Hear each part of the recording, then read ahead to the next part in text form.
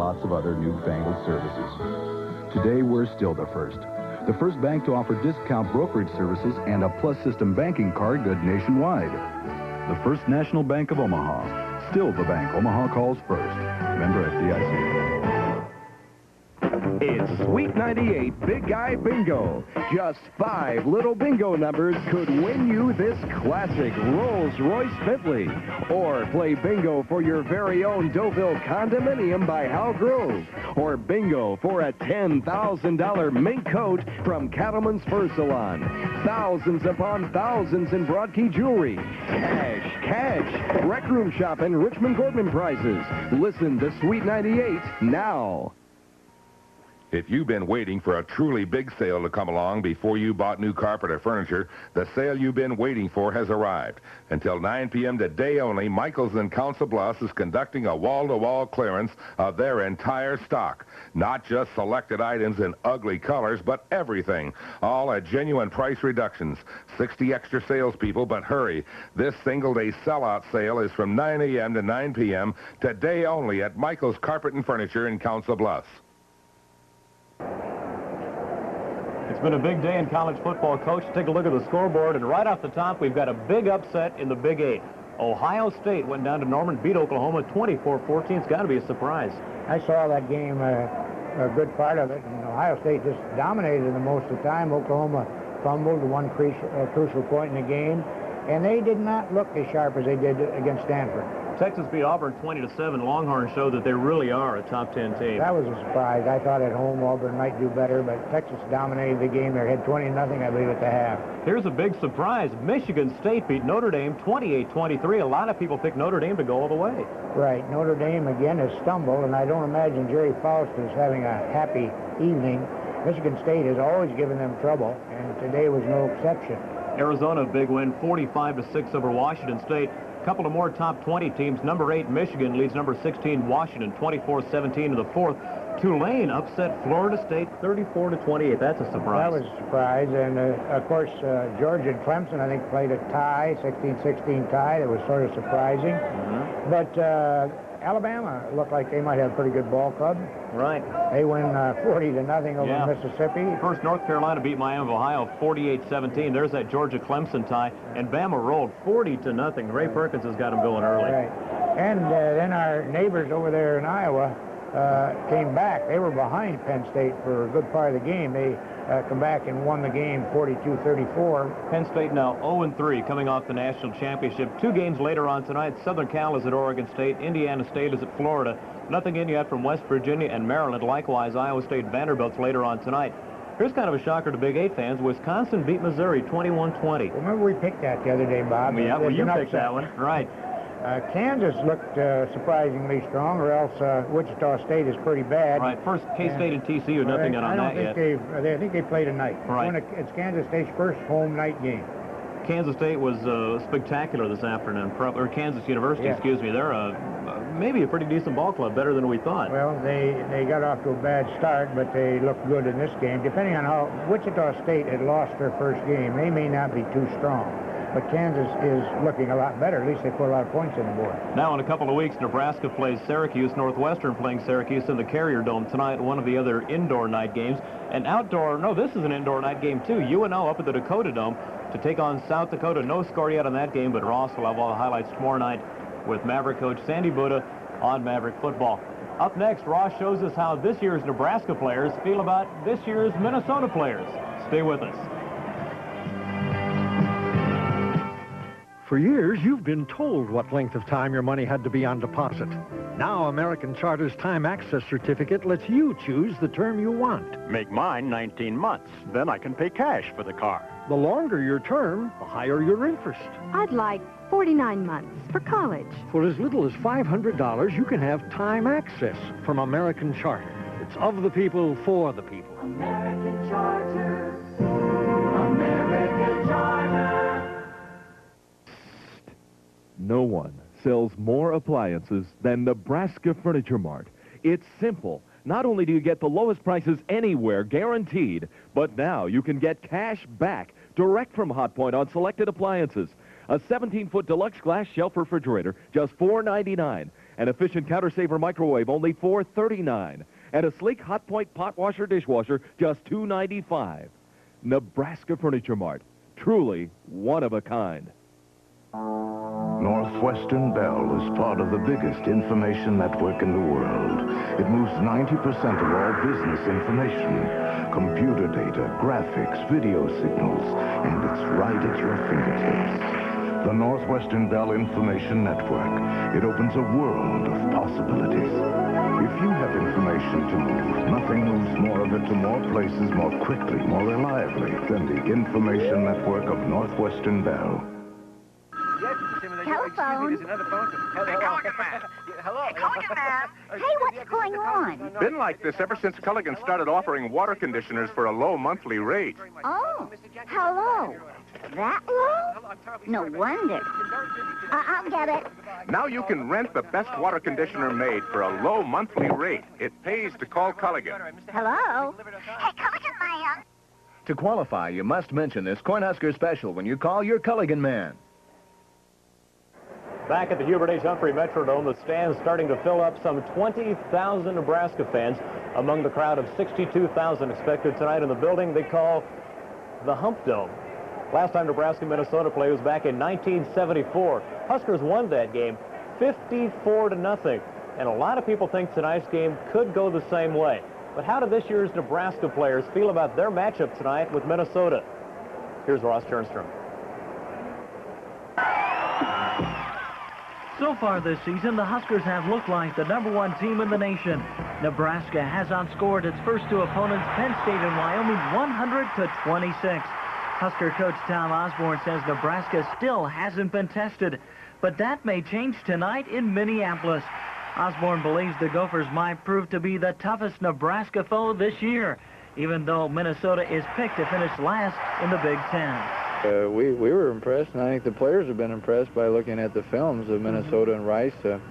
Even though Minnesota barely squeaked it out and had to come from behind to win, they had a lot of unfortunate things, some turnovers, one at their own 2-yard line, one at the 10-yard line, and then another one. So all 17 points that Rice scored were as a result of turnovers and very short drives. One of the reasons the Huskers might be concerned about this game is Minnesota quarterback Greg Murphy. Last weekend against Rice, Murphy completed 10 of 22 passes for 165 yards in a 21-17 come-from-behind win. Nebraska's pass defense has been suspect this year, especially in the second half. Osborne says that concerns him and could be worse if Minnesota is successful in the first half. He's a junior college player, and this was the first game that he had played for Minnesota, and I'm sure bringing them back to win will give him a lot of confidence and give their team a lot of confidence. And so I expect that they'll play very hard and will be a difficult team to beat. Are you going to have to apply a lot of pressure on their quarterback? Yeah, that'll be one of the keys to it. Like, anytime you go against a team that passes a lot, if you don't get the pressure on the quarterback, then it puts a lot of pressure on the defensive backs. We might come with some pressure depending on how we react.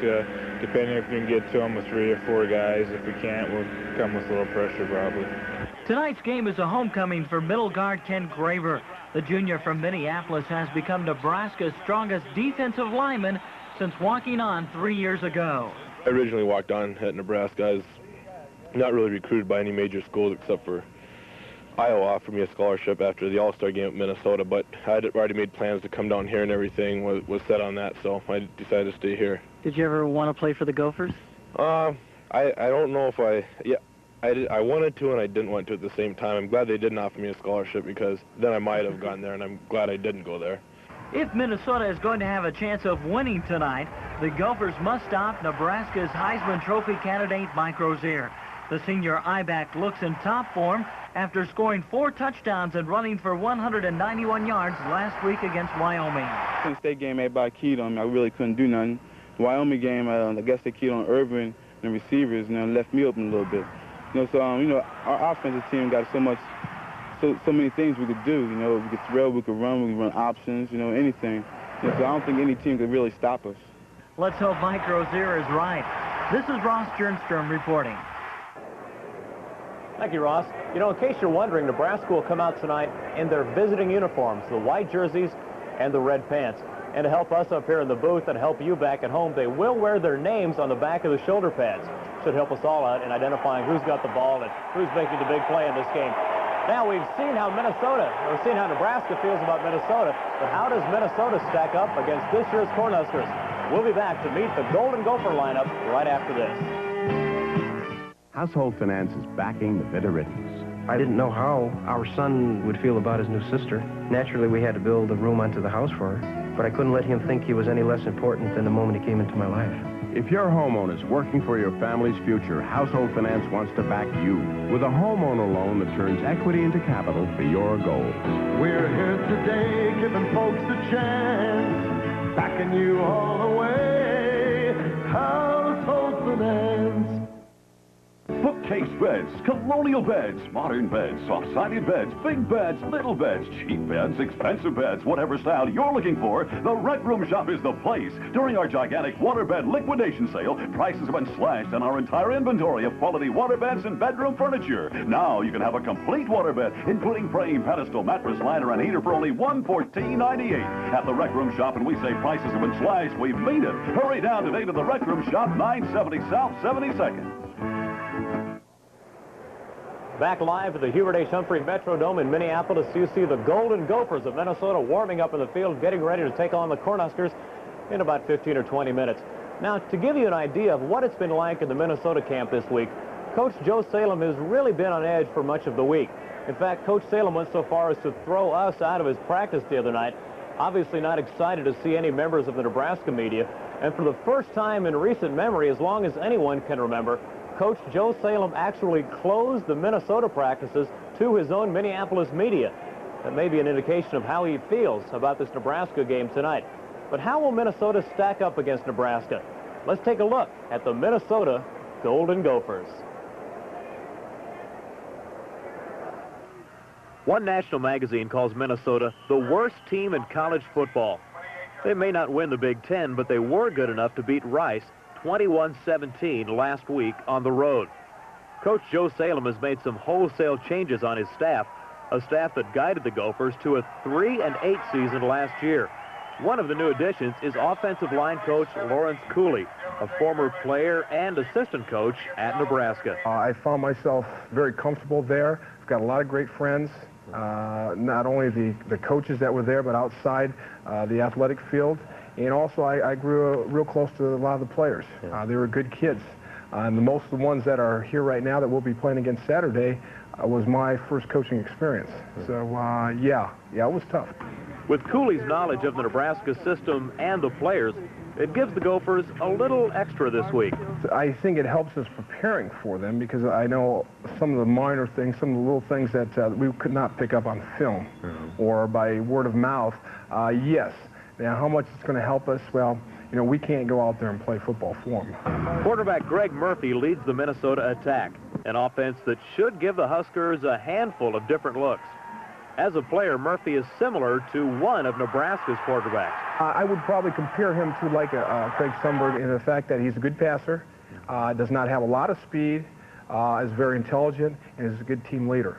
And that is actually why he won the battle at quarterback for us. He came from junior college that won 22 straight games.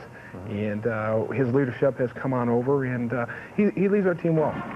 Tony Hunter, who was sick most of two-a-days and who was hurt also, missed most of two-a-day practice. In fact, we just got him healthy for the first game. I think he'll see a lot more action this week. Alan Reed, who broke the trap for a touchdown that won us the Rice game, is just a little fire plug who will give you 110% on every play. He's back from last year. We expect a lot from him. And then Dave Puck, who's our fullback, who picked up 94 yards. He's a big 6'3", 210-pound fullback. They'll just hammer up there. Cooley says that this week there's been one big question on the Minnesota coaching staff. Well, how are we going to stop it? Well, you don't stop them. You stop phases of their offense, but you don't stop them completely. I said, take away some of the things that you can take away. And then go out and play football and hope that your players can rise to the occasion, and hopefully Nebraska will put the ball on the ground. With all his Nebraska ties, Lawrence admits to some mixed feelings as the kickoff draws near. I get nervous right now. Like I said, there's a lot of good friends, not only on the coaching staff, but even within the players. And After this game, I wish them the best of luck. I really do. But we're going to give them all we got. I want to thank Lawrence Cooley for taking the time to talk to us about his Minnesota Golden Gopher team. Up next on the pregame show, we'll meet a former Minnesota resident turned Nebraska quarterback. Ross Jernstrom talks to Dennis Claridge, and we'll look at the Metrodome right after this. This card brings you the best way to bank all over town. Now it also brings you a free gift and a chance to win a Caribbean cruise for two. It's the call of the wild. And Ford answers with Bronco 2, a brand new kick in four-wheeling. The new, smaller Bronco 2 takes rough terrain and snow in stride with four-wheel drive. Inside, there's around-town comfort for four and split-fold seats for extra cargo. And Bronco 2's just the right size for easy maneuvering in tight places. Plus, V6 power no competitor can touch.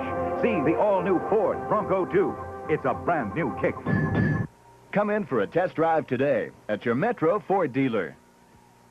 You're gonna like the freedom when a new day is dawning. You're gonna like the freedom. Fresh coffee's here for you. In our neighborhood, we start our day with 7-Eleven coffee. We love the fast service and delicious blend. What a way to start the day. Come on, start today with that great steaming brew at your 7-Eleven. Freedom's waiting for you. Which items are among the hundreds on sale during the Brandeis Super Sale? A. Missy Fall coordinates. 33%. B. Van Heusen sports shirts. $11.99. C. Carter's sleepwear. D. A 20-piece stoneware set. That's for me. E. Jansen crewneck sweaters. F. The entire stock of fall dresses. That's it. Fall dresses. I hope it's a song. It's all of the above and lots more. Super savings throughout the store. Only at the Super Sale at Brandeis. Sale ends Sunday. This plaque was presented to a Carter Lake foster family at the White House last June because the family represents traditional American family values. Nominations are now being sought for the second annual Great American Family Award. If you know a family deserving of this honor, call 345-9118 for a nomination form. The stadium is filling up here in Minnesota as the Golden Gopher Marching Band entertains the crowd before tonight's Nebraska-Minnesota game. This game has special meaning for a man who grew up in Minnesota, but became one of Nebraska's greatest quarterbacks. In fact, Bob Devaney says he may be his greatest quarterback of all time. For a look at Dennis Claridge, here's Ross Jernstrom. 20 years ago, the star quarterback of the Nebraska football team was Dennis Claridge. The former Husker signal caller is now a dentist in Lincoln. Tonight's game against the Gophers has a special meaning for Claridge since he came from Minnesota. Is that right? You're getting yours off? Today, Claridge is a successful orthodontist in Lincoln. When he attended the University of Nebraska, he was Mr. Everything. In 1963, Claridge led Nebraska to its first conference championship in 23 years. He also scored on a 68-yard run in the Orange Bowl to help Nebraska beat Auburn. The Huskers finished the season at 10-1. Those are great memories for Claridge. His office contains several reminders of his days as a Husker quarterback. On his shelf, Claridge keeps the Tom Novak Trophy, presented to the Husker senior who best exemplifies the courage and determination of the Nebraska Center. Claridge came to Nebraska from Minneapolis, but in the fall of 1959, he was thinking about playing football at Minnesota. In fact, I was enrolled there in the fall, had my books, dorm room, everything was all ready to go. Nebraska came up and beat Minnesota the week before school started, and I went down and asked Bill Jennings if he'd still like me to come to Nebraska, and he said yes, so I came back to Nebraska. 4 years later, Claridge went back to Minneapolis to play the Gophers. Minnesota was a national power at the time. It was the Huskers' second game of the season. A sellout crowd was on hand to watch the game. That game at that time was very important to me because there had been some press. The coach up there at that time, Murray Wormuth, wasn't real happy. There were 4 or 5 kids from Nebraska on the team, from Minnesota on the Nebraska team, excuse me. There were some kids there that I had played against that were on the team, Minnesota team. I was really nervous and uptight. Claridge had a good reason to be nervous. On Minnesota's second possession, the Gophers tossed a 45-yard pass all the way down to the 1-yard line of the Huskers. 2 plays later, the Minnesota quarterback scored a touchdown to give the Gophers a 7-0 lead. But Claridge brought the Huskers back. Nebraska drove 37 yards behind the running of Willie Ross and Bruce Smith. Then from the 8-yard line, Claridge rolled left and kept the ball himself for a touchdown. The game was all tied up at 7-all. That's the way the score stood until the fourth quarter. Nebraska had the ball on its own 35. Claridge went back to pass and tossed the ball downfield to Tony Jeter for a 65-yard touchdown. The Huskers held on to win the game 14-7 over Minnesota. It was a real thrill, mainly because I was recruited by Minnesota, and chose to come here. There were a few hard feelings along the way on both sides, I think. Minnesota had gone on and won the national championship, I think, in probably 61. And so all my buddies and everybody in Minnesota said, boy, what a sucker that Claridge is. He could have stayed here and been on the national championship team. Tonight, Claridge is in Minneapolis for the game. And what's his prediction on the outcome? My true feeling is probably about 60 to 65 to 10 to 14. I would like to think that it would be closer than that. I really don't think it will be. This is Ross Jernstrom reporting. And the home of the brave. 62,000 college football fans standing and singing the national anthem, echoing through the cavernous Hubert H. Humphrey Metrodome. This really is quite a place to play football, quite a building from the outside and quite a building from the inside. Let's take a tour inside the Minneapolis Metrodome. The Hubert H. Humphrey Metrodome first opened in the spring of 1982. The building is owned by the state of Minnesota, and construction was financed by a $55 million municipal bond issue. The dome seats 62,000 for football and 55,000 for baseball. But what makes this building different is the roof. 10 acres of Teflon-coated woven fiberglass supported by 20 giant fans within the stadium. The fans literally blow the roof up like a balloon, some 190 feet above the playing surface. This morning, the Minnesota Twins played baseball against the Toronto Blue Jays on this same field. It takes the stadium crew just a couple of hours to restripe the field, cover the bases, and lower the pitcher's mound into the floor. It's an ideal place to watch a game. The fans tell me there is not a bad seat in the house. But how do the Nebraska players and coaches feel about playing in it? It's gigantic. It's, it's a little different than we're used to. It's just, it's so big, and it's going to take a little time, I think, adjusting to it, maybe. Defending on passes, will the roof and the lights cause you any problems? I think it might help, because you might be able to judge the ball and see where really, at the outside, every once in a while with the wind and everything, it varies, but in here there's no wind, so I think it could possibly help us. Well, it's nice looking, but I don't know how easy it would be to play. The lighting seems kind of difficult, and the ground's pretty hard. Does it make a difference playing indoors? Not really. It won't be cold. Yeah? No wind to worry about. No, won't have to worry about the wind. I heard the ball carries real good inside here, so I might be able to get some deep passes. Does it change the way a defender might see the ball? If you've got a ball in the air and a guy's got to look up and judge it against the ceiling, would that change? Yes, I think that will, because, like I say, the ball carries real good in her, and then with the lighting, too, it'll be real difficult to judge the ball. Well, I've been impressed with it. I think it's, I haven't seen it really situated for football yet. I guess they've got a few more seats to fold out, but I would imagine there wouldn't be any real bad seats in the house, and particularly later in the season, I can imagine it would be a real asset because, they can have some cold weather as we can in Nebraska. And so it's real nice, and it appears to be a good playing surface. It's not AstroTurf, which we're used to, but it's the same surface Oklahoma has. So maybe it'll get us ready for Oklahoma. Do you think it presents any problems to your team adjusting to the building? I don't think so. The doors are a little harder to get open because of the air pressure. It looked kind of bad that some of our linemen couldn't get the doors open. We feel like I had to go back to the weight room. We got some coaches that couldn't do it. No problems as far as the lights or the ceiling adjusting to that? No, it's a nice place. So it might be loud. That's the only thing I'm worried about. If we can't hear our snap count, but there's nothing we can do about that. This crowd seems to be split in loyalty. About half of the people here are for Minnesota. The other half are all wearing red, and they're for Nebraska. Coach, what effect do you think the crowd will have on the team tonight? Well, I don't think it'll probably have a whole lot of effect. I think the crowd noise is more amplified in an indoor enclosed stadium like this. So it might make it a little harder for the audibles to be heard by the team. The quarterback will have to call them out a little louder. But I think you're right that the crowd is about evenly divided. Coach, we're about 10 minutes away from kickoff. Tom has got the guys back in the locker room now. What are you telling the team? What are the last-minute things you're going through before you come back out on the field? Well, they're going over a few details that they hope they haven't missed along the way. It's just kind of a summary of things. And the coach this time is thinking back and thinking, now have I covered everything I can during the week and that.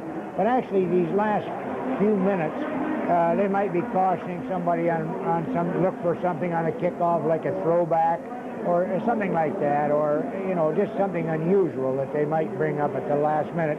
But most of the time, they're just getting them pulled together, unified, ready to go out in the field and hope that they have covered everything that they should have during the week. For player and coach alike, is this kind of a nervous time when you're waiting to get out of the locker room and onto the field? Yes, it is. It's a time when you have the butterflies while you have them then. Do they set up the first play of the game when they're in the locker room? Do they know when they come out of the field what they're going to run on the first play? Yes. Usually the coach will give them the first two plays maybe of a series. And then, of course, the quarterback will have a right to check off in certain situations. And then from that time on, why Tom can send the plays in, or the opposing coach can send the plays in either by a position player, like I think we use our ends a great deal in relaying plays. Other teams might use guards or backs, but they send the play in then, and of course they leave the quarterback. They will let him call some plays, but when they start the game, the quarterback knows what he's going to see or what they believe he'll see, and they have some plays that they'd like to have him try. Now, I know one thing the coach talks about in the last few minutes is what the captains will do with the coin toss. This game being inside kind of eliminates all the variables in that coin toss, doesn't it? Well, yeah, if you win the toss, you better take the football because the wind is no advantage in here. Is Tom saying to these guys, now look, we've got to play Minnesota like any other team, or is he saying we can beat them and we should beat them big? What do you think his speech is? Well, I don't think Tom will say that we should beat them big, Bob. He may down his heart think we have a chance to do this, but Tom is very cautious, and he don't let a team get overconfident. So I think he'll try to go out there and point them for this ball game, saying that they're starting out even and they have to prove who's the better team, because I think the thing he guards about very carefully is overconfidence. How about underconfidence on the other side? Does Minnesota fear Nebraska, do you think? Well, I'm sure that Joe Salem has tried to build that team up to where they think that they can beat Nebraska. And I think those players are going out there knowing that they have a chance, but they know they have to play very well. Coach, the teams are about ready to come out on the field. We'll be back to give you the starting lineups as we anticipate the kickoff, so stay with us. You and your Subaru, ready to take on any challenge in any weather. Experience that confidence in a Subaru from National Auto, where our selection will surprise you. Choose from many stylish Subaru models and colors, and cost not as much as you might think. And when you deal with National Auto, even less. National Auto, 2 blocks south of South Roads, Bellevue. For Subaru selection and deals, come challenge National Auto, the dealer with the right stuff. Last year, 90,000 high school graduates joined the Army. Some came for the challenge, some for the excitement, some for the new Army College Fund. For every dollar they put in, Uncle Sam puts in 5 or more. So after 2 years in the Army, they can have up to $15,200 for college. Call for your free booklet on the Army College Fund. You'll be in good company. In the Army. Yes, I'd like a hamburger with extra tomatoes, no pickle, no onion, and... Step aside. Step aside? Step aside. Please, step aside. Step aside. Kindly step aside. Sir, a step aside. At some hamburger places, when you order special toppings, they say you'll have to wait. Sir. And could you... Step aside. At Wendy's, you can order your hamburger with whatever toppings you want and get it without ever having to step aside. You want something better. You're Wendy's kind of people. Donahue, weekday mornings at 9. Live from the Hubert H. Humphrey Metrodome in Minneapolis, Minnesota, Channel 7 Sports presents NCAA football. From the Big Ten, the Golden Gophers of Minnesota take on the #1 ranked Nebraska Cornhuskers. With exclusive coverage of tonight's game, here are KETV Sports Director Bob Cullinan and University of Nebraska Athletic Director Bob Devaney.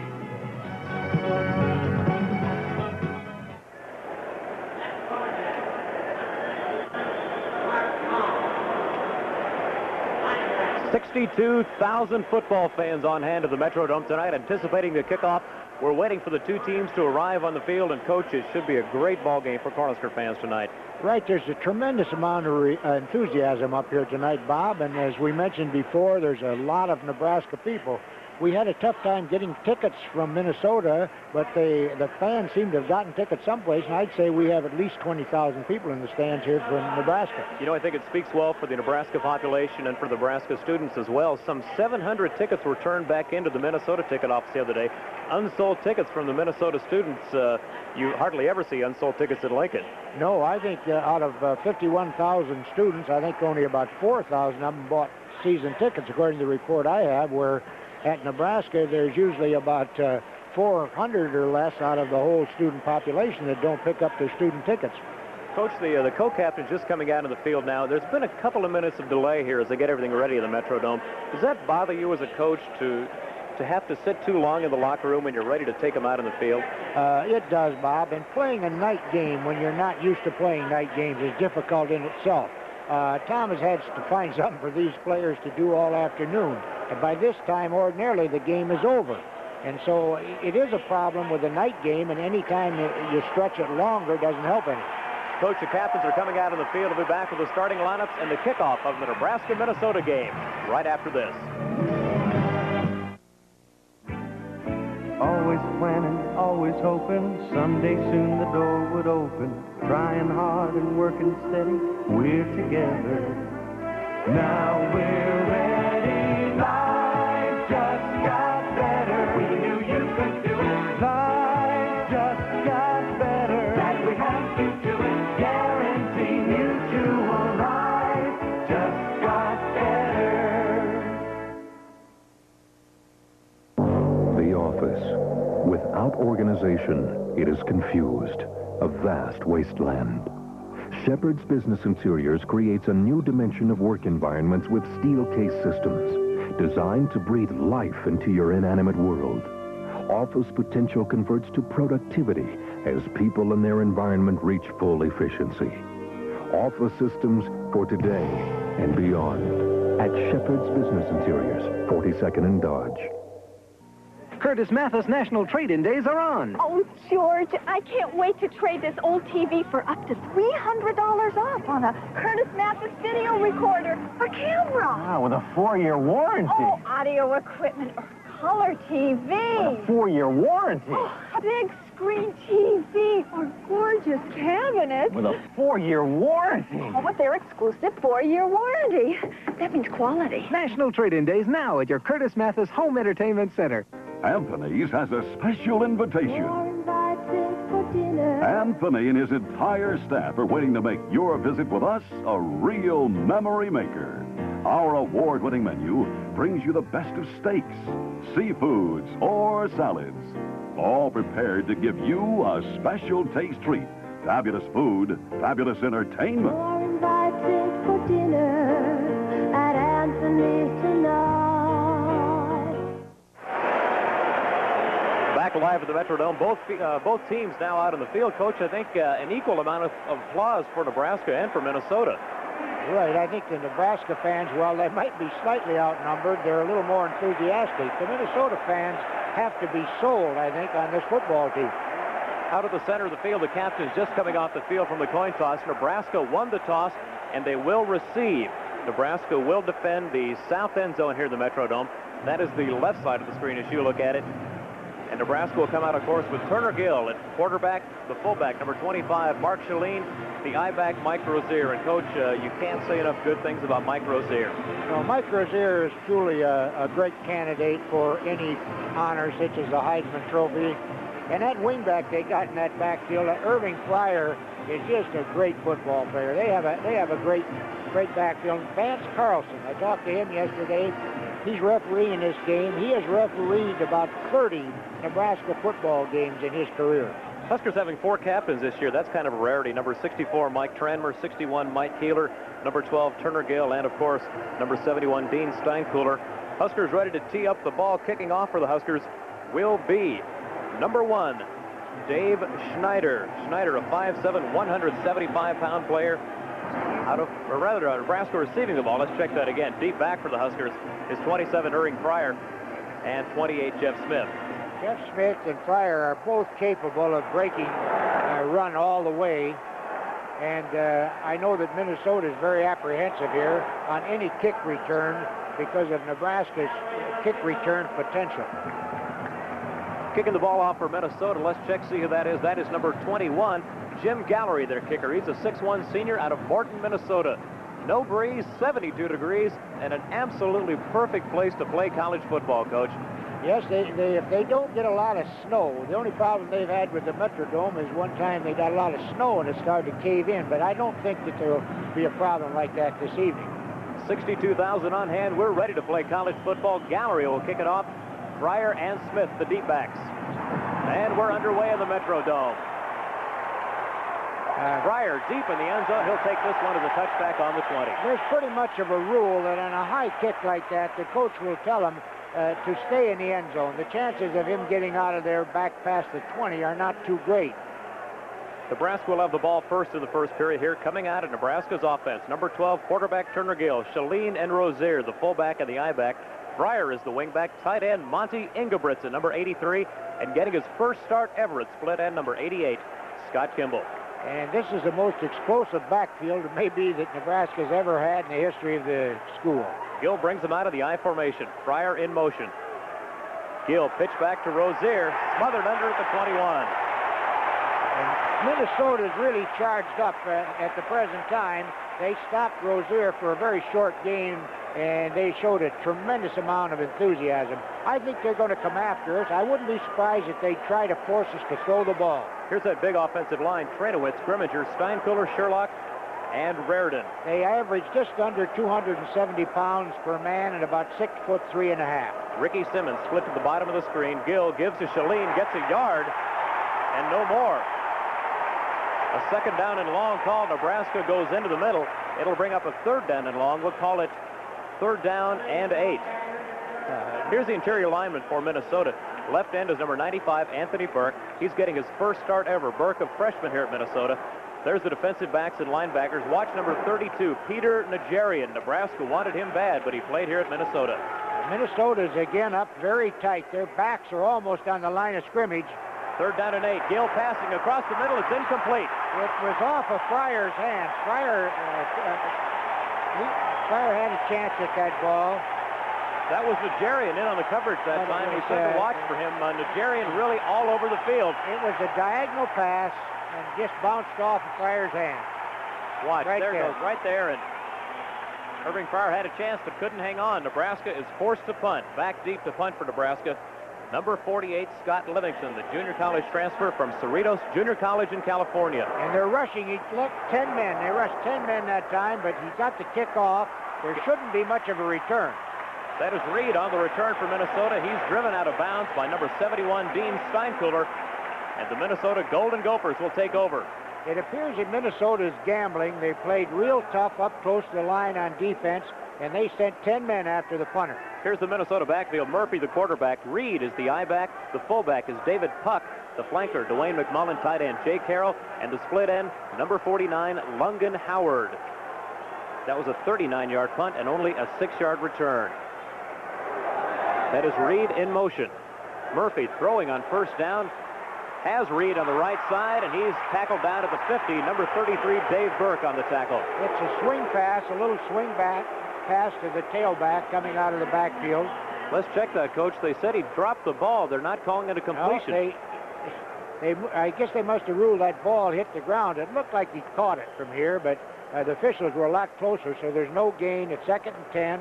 You see the Minnesota line, Rasmussen, the big star of their line. He is a senior captain. His father also played here at Minnesota. He was a great football player, too.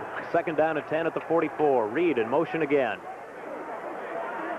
Murphy looking to pass on second down, airs the ball out. He way overthrows number 49, Lungen Howard. He had Howard open, and if the pass had been completed, it might have been a touchdown because he was behind the defender. I tell you, Howard ran a great pattern on that one, beat Mike McCashlin pretty bad, but Murphy just couldn't get the ball to him. It'll bring up a third down at 10 now for the Gophers. Here's the Nebraska defensive line. Bill Weber at left end with Mike Keeler, Mike Tranmer, and Rob Stuckey in the middle. Scott Strasburger is the defensive end on the near side. The linebackers at backs, Dom, Knox, Harris, McCashlin, Clark, and Burke. Third down and long for the Gophers. Obvious passing situation. Murphy, a deep drop, looking over the middle. Gets it away and throws it away. It was good coverage that time. Nebraska was playing the pass. They dropped off 8 men, and they covered the pass very well. The pass was overthrown, but the receiver was well covered. Intended receiver on that one, tight end Jay Carroll. So Minnesota will be forced to punt the ball away. Fourth down and 10. They get nowhere on their first drive. Coach, Nebraska's defense has to be proud of this. Yes, and now you're going to see something that Fleet Fisher has been watching for a long while. You're going to see a punt return, and they think that either of these two fellows, Burke or Smith or Fryer, can go. But this is a great kick. It's way up in the air. It goes to Jeff Smith. He gets 5, maybe 6 yards on the return. That punter did a great job. He hung the ball up there a long while. He gave Minnesota a chance to cover the punt. It's going to be hard to get a good punt return if he keeps the ball up there in the air that long. A 42-yard punt by Blanchard. No score of the ball game. 13:21 left of the first. We'll be back.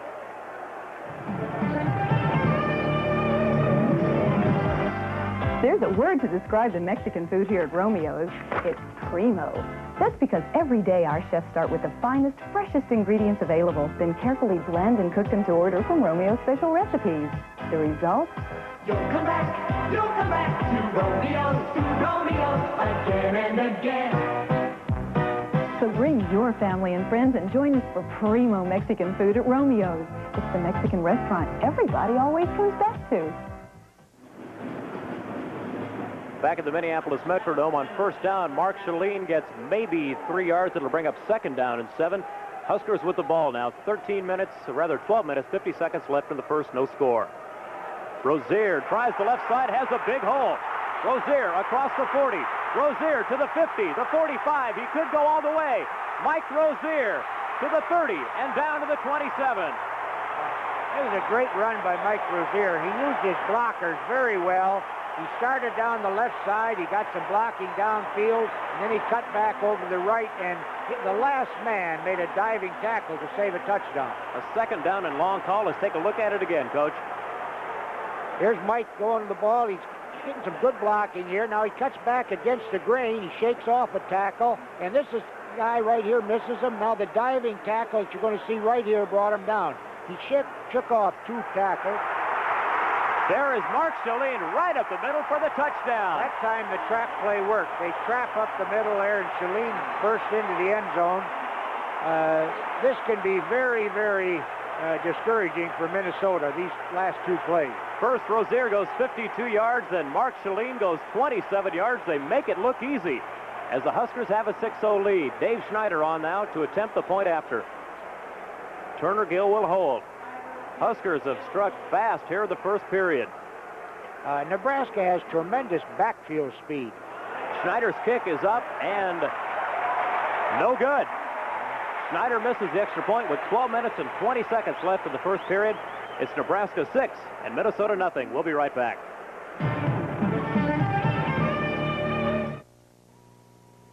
Coming soon to a mailbox near you. The Envelope, saving you money with coupons and bargains good all over town. Watch for The Envelope in your mailbox this week. At MP Dodge, our sales power gets results, period. Hi, Kim for John Kraft Chevrolet. Shopping for a new car or truck? Stop out at John Kraft Chevrolet and save, where the customer is always number one.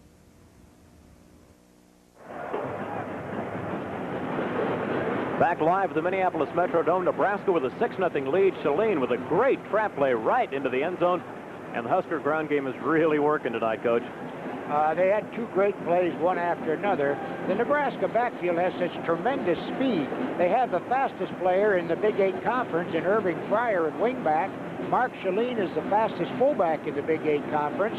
And Mike Rozier is certainly one of the fastest. And Turner Gill is the fastest quarterback in the Big 8 Conference. So they've got quite a combination of backs in there running the football. You know, nobody touched Shaleen. He blew right through that hole. And the kid is fabulous. Runs like a fire plug. And that offensive line that is supposedly, they're inexperienced. They only have one starter back, Dean Steinkuhler. But that offensive line in the games we played so far have been tremendous. Number 48, Scott Livingston, will tee it up. Deep back for the Minnesota Golden Gophers. He is number 24, Alan Reed.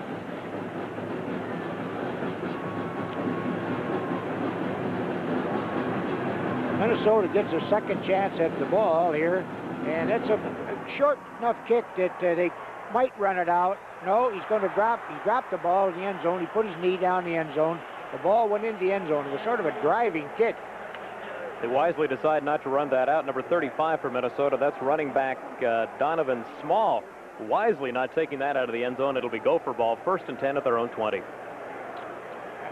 Now I think we'll be interested, Bob, to see if they come out throwing like they did the first series of downs. They threw 3 passes in a row. We may see some tricks out of Joe Salem tonight. I think he knows he can't beat Nebraska one-on-one.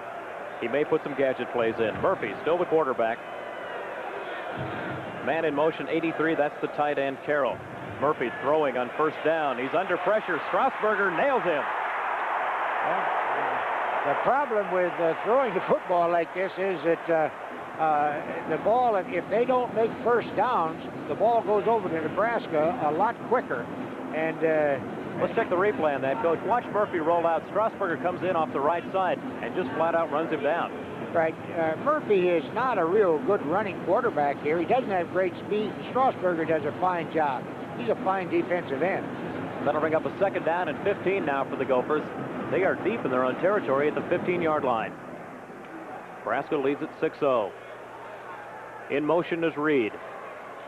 Murphy throwing on 2nd down. Has Reed in the flat. Out to the 18 and dragged down by Dave Burke. And that is now 6 passes in a row they've thrown, or 5 passes in a row they've thrown. Boy, you talk about tendencies. Minnesota all the way with the pass tonight. You wonder when they'll try to run the ball. I think they're going to try to throw it, and of course they've got 3rd and long yardage again here. It'll bring up a 3rd down and 10. They're back at the original line of scrimmage. Split wide at the bottom of the screen is Dwayne McMullen. Murphy, the quarterback. Single setback is Puck, the fullback. They're running what we would call almost a spread formation. Here's a draw play. That's Puck out to the 26, and he's tripped up there by Knox and Burke. Number 44, linebacker Mike Knox slowed him down, and Burke put the nail on him. The first running play gained about 6 yards, but they had a long ways to go, so they'll be forced to punt. Minnesota's got their players spread all over the field in almost a spread formation with just one setback in some plays. I think they've got to generate a little running game, however. 4th down and 3 now. Paul Blanchard back to punt. Interesting story about Blanchard. Blanchard is inflicted with Hodgkin's disease, but he still wants to play football, and he's put in a gallant effort for the Gophers this year. Right. He's the son of John Blanchard, former Yankee baseball player. Gets off a good kick. Fryer with the return at the 30-yard line. Breaks away from a tackler and maybe out to the 40. Number 38, Bob Sudler on the tackle. Irving Fryer, a return of 6 yards, a 39-yard punt by Blanchard. Huskers will take over with 10 minutes and 9 seconds left in the first. Nebraska leads 6-0. And every time Fryer gets his hands on that ball on a punt return or a pass or anything, there's always a danger of him going all the way. Turner Gill brings him out at the 40-yard line.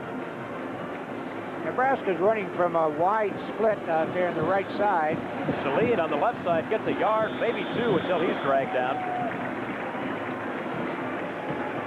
You know, it's interesting, Coach. Minnesota's throwing almost entirely tonight, and Nebraska keeping the ball on the ground. You generally find teams that win the big games and are consistently good are running teams. That's right. I think that in college football, you have to have a good basic running game in order to be consistently successful, and Nebraska has done this. Give Shaleen 2 yards, 2nd down and 8 for the Huskers. Gill looking to pass, has time, has a man open. and overthrows Irving Fryer. Gill went back, and Fryer was running a down-and-out pattern. He might have had a step on the receiver, but he was fairly well covered on that, and I think that Gill probably wisely threw it over his head there. Number 7, Phil Sutton, the left cornerback on the coverage. He's a 6-foot, 191 senior out of Inglewood, California. Irving Fryer, what can you say about him that hasn't been said already? Maybe one of the best players in America. 3rd down now and 8 for the Huskers. Nebraska's in a wing formation. That is Rozier alongside Shalene, and Gill passing. Looking for Rozier, now going downfield and overthrows his man. I think perhaps, Bob, there was a mix-up in that pass pattern. I don't think Gill and the tight end, Ingebrigtsen, I don't think they were together on that pass play because Ingebrigtsen ran right straight down the field and Gill kind of threw a diagonal pattern. So there might have been a mistake there. 4th down and 8, Livingston on the punt. Huskers ball at their 42. Livingston will hit it from about the Nebraska 30-yard line.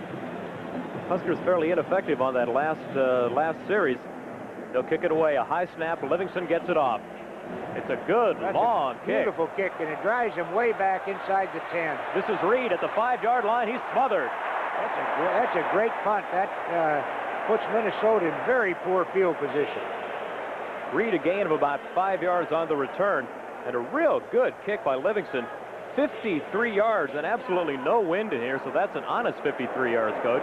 Yeah, that was a great punt. It hung up there in the air. It gave the coverage men great time to get down there, and Minnesota's pinned right back their own end of the field again, and it's interesting. It'll be interesting to see if they come out throwing now because they're in very poor field position. Yeah, the Gophers way back at their own 7-yard line. Murphy brings them out with a single setback. David Puck behind Murphy. Murphy taking a lot of time, maybe checking off at the line. Man in motion. That is Hunter. He gives it off to Puck right through the center line. There's a flag on the play. It might be backfield in motion because I think the man that was going sideways in motion might have started toward the line. We'll see here. David Puck. No, I think the penalty's against Nebraska. It's a face mask penalty on the Huskers. You know the Gophers will take this one deep in their own end zone. They want all the breathing room they can get. This will, if it's intentional, they can give him enough for a first down. They either will give him 5 or go on further. Looks like Vance Carlson is stepping off 5 yards against the Huskers. Right. Let's get the call. Nebraska, first down. It's 1st and 10 for Minnesota. They're out on the 15-yard line, I believe. 1st and 10 now for the Gophers. Graber in now at middle guard for Nebraska. Graber, the lone Minnesota native on the Nebraska roster. Now they're out on the 20. Murphy brings them up 1st down and 10. Single setback. Tight end in motion. Murphy looking on the right side, has it complete to the tight end, Jay Carroll, and out of bounds, driven out by Mike McCaslin. That was very great coverage by McCaslin. He'd have been just a step closer. He'd have picked that off for a touchdown. Minnesota's going to have to watch throwing that pass out there to flat because they were lucky that time it wasn't picked off. Let's see how close that was, Coach. Right.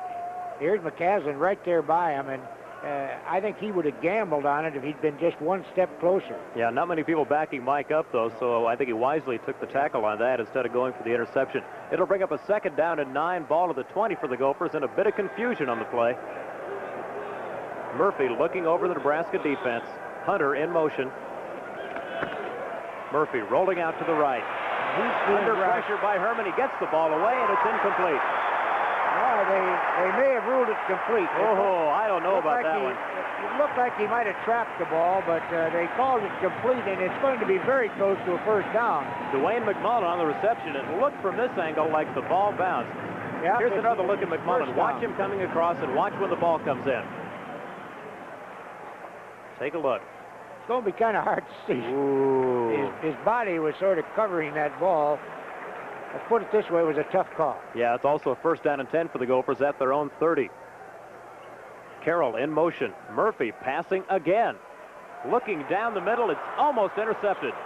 Again, it looked like there was a mix-up there in the Minnesota pattern. Number 11, Neil Harris, almost picked that ball off. It looks like it might have been intended for 83 Carroll, the tight end, but Murphy threw the ball somewhere that the man wasn't. Watch it on the replay.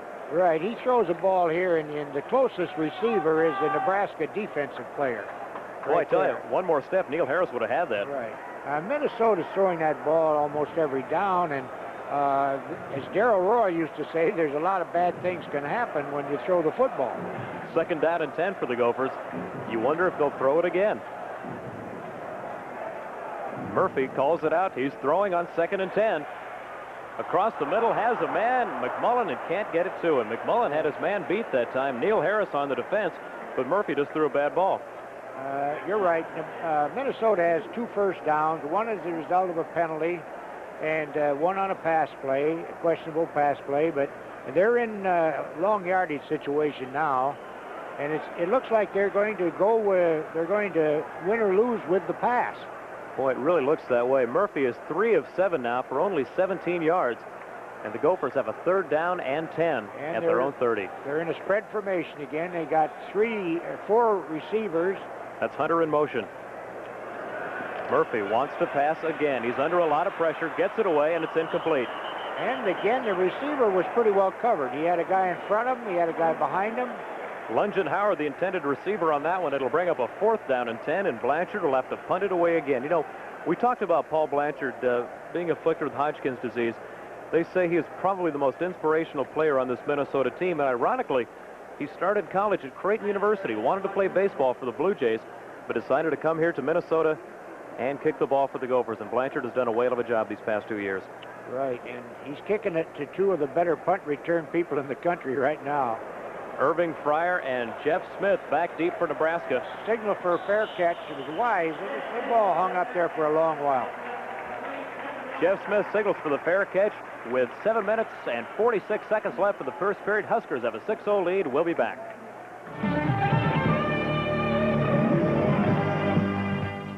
When supermarket hassles get you down, Oh, is this the express lane? reach for the freedom of 7-Eleven. Like the freedom. Milk is in aisle 6B4, right behind 127A. Like the freedom. And even when your supermarket's closed, look for these signs at 7-Eleven for prices that will match or even beat supermarket prices. So why put up with supermarket hassle? At your 7-Eleven, freedom's waiting for you. This season's forecast for ice and snow is unknown, but at Tires Inc. we fear no forecast with the Explorer, Kelly's newest all-season radial. And we fear no competition because the Explorer starts at just $28.50. Tires Inc. remains #1 because we offer you the highest quality at the lowest price. Before you buy any type tire, shop Tires Inc. last. We won't be undersold. Good shot of Tom Osborne on the sidelines. His Huskers have a 6-0 lead. A 43-yard punt by Blanchard. Turner Gill will bring him on 1st down at 10 at his own 27. To give inside to Saline. He gets a yard, maybe more. Minnesota is gambling very much on defense also. They're right up on the line of scrimmage. They have their entire team within a couple of yards of the line of scrimmage, and they're trying to force Nebraska, it appears, to throw the football. But, of course, when they have them all up so close like that, if you break a run like Rozier did, you might go a long way. So far, Rozier unofficially 2 carries, 53 yards. 2nd down and 9. The give to Rozier on the left side, across the 30 and driven out of bounds. Mike Rozier, the all-purpose running back. They've got to be keying on him all night, Coach. Right. Mike can run inside. He can run outside. Unlike Marcus Dupree, who runs great outside but doesn't run very well inside, Mike Rozier can run up the middle. He can run over people. If he has to block, he can do that. He's a great all-around football player. Runner, passer, pass receiver. 3rd down and 5 for the Huskers. Shalene, the lone setback. Rozier in the slot to the right side. Fryer out wide to the left. He throws it to Fryer. It's complete. That's to the 50. All the it's way. off to the races. It is goodbye. Touchdown. There was nobody anywhere near Fryer.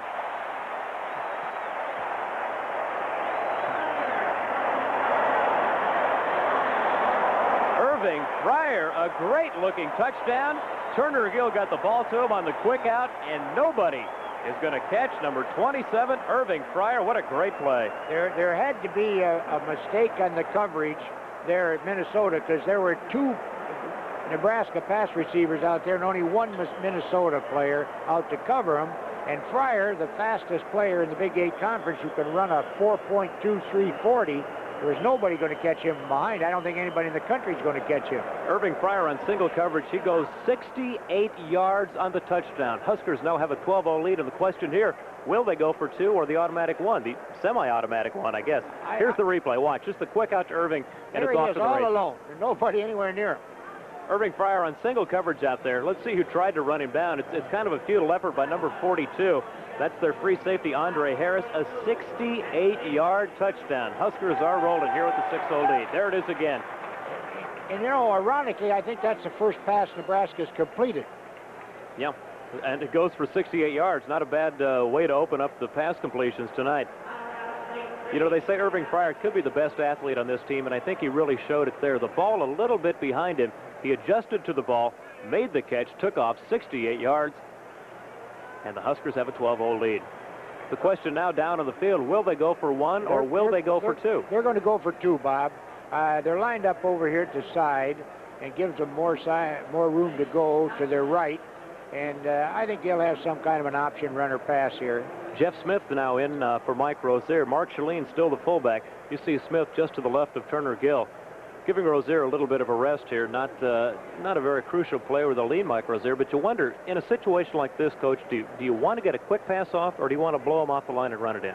Well, they're set up so they got a wide side of the field over there to their right, and I think it'll probably be some type of a rollout action type of pass, or they could try to run it, but the chances are that they're going to try to use that wide side now. Of course, there's always a chance that they might try to hit the tight end over here on the left, too, on a quick pass. But usually when the long side of the field's over there, the quarterback will roll out, and he'll either throw or run, or else he'll pitch out to the I-back and see if he can't sweep in there. Let's see if we called it. Nebraska now going for the 2-point conversion in the I. The wide receiver to the right is Kimball. Shalene and Jeff Smith behind Turner Gill on the 2-point try. Gill rolls out to the left and throws it. It's complete. They got it, Irving Fryer. Right. Nebraska did not overload to the wide side. They switched to the short side of the field where they lined up, but they lined up in a balanced formation, and Turner Gill rolled out to his left. Irving blocked. He released. He's all alone in the end zone. Turner lobs it to him, and the Huskers have a 14-0 lead. Unofficially now, we have played 8 minutes of football. Nebraska has gained 159 yards, and Minnesota has gained only 25. And as long as Minnesota keeps throwing that ball, that clock does not run, and Nebraska's going to have plenty of opportunity, I think, to play offense. Coach, I look around at the stadium here. Easily half of this stadium, the red-clad Husker fans, Nebraska people really turned out for this game, and I think it says a lot of good things about the team. The Nebraska fans are the greatest fans of any fans in the country. They've shown that many times, and this is an illustration here. We could have sold probably 15 or 20,000 tickets, but Minnesota wouldn't give us only 6,000. But somehow or other, some Minnesota people might have sold their tickets. There's Irving Fryer and Turner Gill. Livingston will kick it off for the Huskers. 7 minutes and 2 seconds left in the first period. Huskers have a 14-0 lead. It's a good boot, drives the man back into the end zone. Well, there he decides on a delayed decision to run it out, and that usually is bad. Bringing it out for the Gophers is number 35, Donovan Small. He should have taken that one in the end zone, Coach. You never saw the 20. Right. He had little chance, but then he hesitated for a fraction of a second, which cut down his chances. Tom Osborne talking to the offense on the near side here. Osborne diagramming a play. We might see something like this coming in. It's hard to tell just what it is, but right now it seems Nebraska can do no wrong. Whatever they try seems to work. Tom Osborne has a great offensive mind in football, and he'll take advantage of every opportunity that he has. A team can't afford to make a defensive mistake, or he'll pick them apart. Minnesota 1st and 10 at the 16. Murphy looking to pass. He falls down, tosses it to Reed. Graber tackling him down. He misses him, and it's Dave Burke on the tackle, and Reed gets maybe a yard. Right. I think they probably figure they've got to mix that run in a little bit. They don't have a good enough passing attack to throw that ball every down. Doesn't look like the running game is much better either. They're going to have problems moving the ball on Nebraska, I believe. You see Coach Joe Salem on the far sidelines. He's had kind of a restless, sleepless week, I can imagine, having to face the #1 team in America. Second down now for the Golden Gophers. Give them 3 yards on that one. Second down and 7. Murphy looking over the defense and passing on second and long. Well, on the right side, has a man open. Great catch. It was a great catch and a great throw. Number 4, Clark Johnson, the second-string flanker. He's a 5'10", 173-pound sophomore out of Roseville, Minnesota, a suburb here in Minneapolis. Take another look at that one, Coach. Right. And now this play wasn't all that badly covered by Nebraska. He was up there pretty close, but not quite close enough. Brett Clark and Dave Burke, but a great catch. Give credit to number 4, Clark Johnson. And the Golden Gophers have a big gainer. That's their biggest play of the night so far. Right. That took them out of their territory, right out into the middle of the field now. And they have a chance for the first time to get into Nebraska territory. First down and 10 for the Gophers at their own 48-yard line. That had to stun the Nebraska defense a little bit. It may turn out to be a good thing, though. It woke the Nebraska team up. Right. That was the best pass that the quarterback Murphy has thrown. That was a well-thrown ball. Over on the near sideline, Joe Salem talking to Murphy. You know, they've shown a lot of pass tonight. That's the first one that's really worked. And in Salem's defense, he's put a lot of confidence in Murphy. He's a junior college transfer out of Sacramento, California. He came in last year and challenged for that first string job in spring ball. He won it outright, and Salem said, he is my man for the year. There is no question in this camp that Murphy is the quarterback of the team, and Salem has showed a lot of confidence in the kid. Murphy, I think, is a pretty good quarterback, but so far there's been, he hasn't thrown the ball real well until this last throw, and we'll see now if that's given him enough confidence so he'll do a better job throwing. Murphy with the single setback at the double wing. In motion is Hunter. Murphy loses the ball, fumble. Who's got it? I think Minnesota, I believe, recovered there. Gophers recover their own fumble. Let's see who got the ball. I think Murphy got the ball back. Just a bad exchange between Rasmussen and Murphy. Joe Salem watch the snap. Let's see what happened. I think Murphy just pulled away too soon before he had the ball. He pulled out before he had the football. He's lucky to recover it. Yeah, Mike Knox almost got in on that one. I think Joe Salem has mentioned that he thought they could throw against Nebraska because Nebraska doesn't have great speed in their defensive backfield. It'll bring up a second down and 9 for the Gophers. Now a gain of 1 on the fumble. Murphy, again, draw play. This is Reed. He is dragged down by Graber. That's real fine coverage there. Middle guard Ken Graber, the Minnesota native, so far playing a very fired-up ball game. He just blew right past his man and nailed Reed on that one. Graber probably one of the real, I guess you could call him a free spirit type of player. Graber is a good football player. I think that he was kind of disappointed that he wasn't recruited by Joe Salem. Right. I think he's a Minnesota player, and I think he was not recruited, I don't believe, by Minnesota. Give them a loss of 8. It'll be third down and 17 for the Gophers. The defense loves a situation like this. They know they're going to pass. Murphy under a lot of pressure. He's nailed at the 31. Number 96 in on the defense for Nebraska. Let's check. That is Jim Scow out of Omaha, Roncalli, and linebacker number 51, Mark Dahm, nailed Murphy way back. Here is Mark Dahm. Watch him blow right through the line. In 3 plays, Minnesota lost a total of 18 yards there, and now they're forced to punt from back in their own territory, about the 32-yard line. Dahm hit him low, and Scow hit him high. And the Gophers will have to punt. 4th down and 27. Blanchard in for the kick. Gets a good snap, gets the ball away, receiving for Nebraska. A little lower kick this time. Irving Fryer takes it at the 32, gets up to the 40, and he's driven back to the 38-yard line. 3:44 left in the first. Nebraska with a 14-0 lead. We'll be back. Newcomers to Omaha back in 1863 found a rough and tumble prairie town. And they found us, the First National Bank from Omaha West. Our first president founded Creighton University, and through the years, we've always been first in serving our community. Today, we're still the first, with a Plus System banking card good nationwide, discount brokerage services, variable rate loans, and more. The First National Bank of Omaha, still the bank Omaha calls first. Member FDIC. From the furnaces at Ford, it's Mustang GT, the boss for 1983. Hot new styling. New 4-barrel carburetor, a 5-liter high-output engine. The Boss, the 175-horsepower Mustang GT. One hot piece of American steel. Come in for a test drive today at your Metro Ford dealer. 3 minutes, 44 seconds left in the first period. Nebraska with the ball and a 14-0 lead, Coach, and you wonder if they get the ball in on this drive, it might demoralize Minnesota pretty bad. You're right, Bob. Minnesota didn't get off a real good punt. Nebraska's out in good field position. Gill gives to Rozier right through the middle. Gets maybe 2 or 3 yards across the 40-yard line.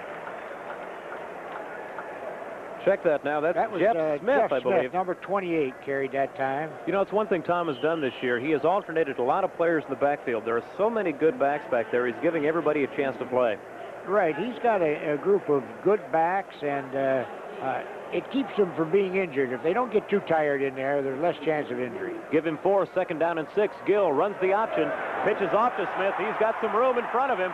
Jeff Smith to the 20, the 10, touchdown! Look at him go. Nobody's going to touch him. There's a flag back here. I don't know what, but there's a flag back on the 45-yard line in Nebraska.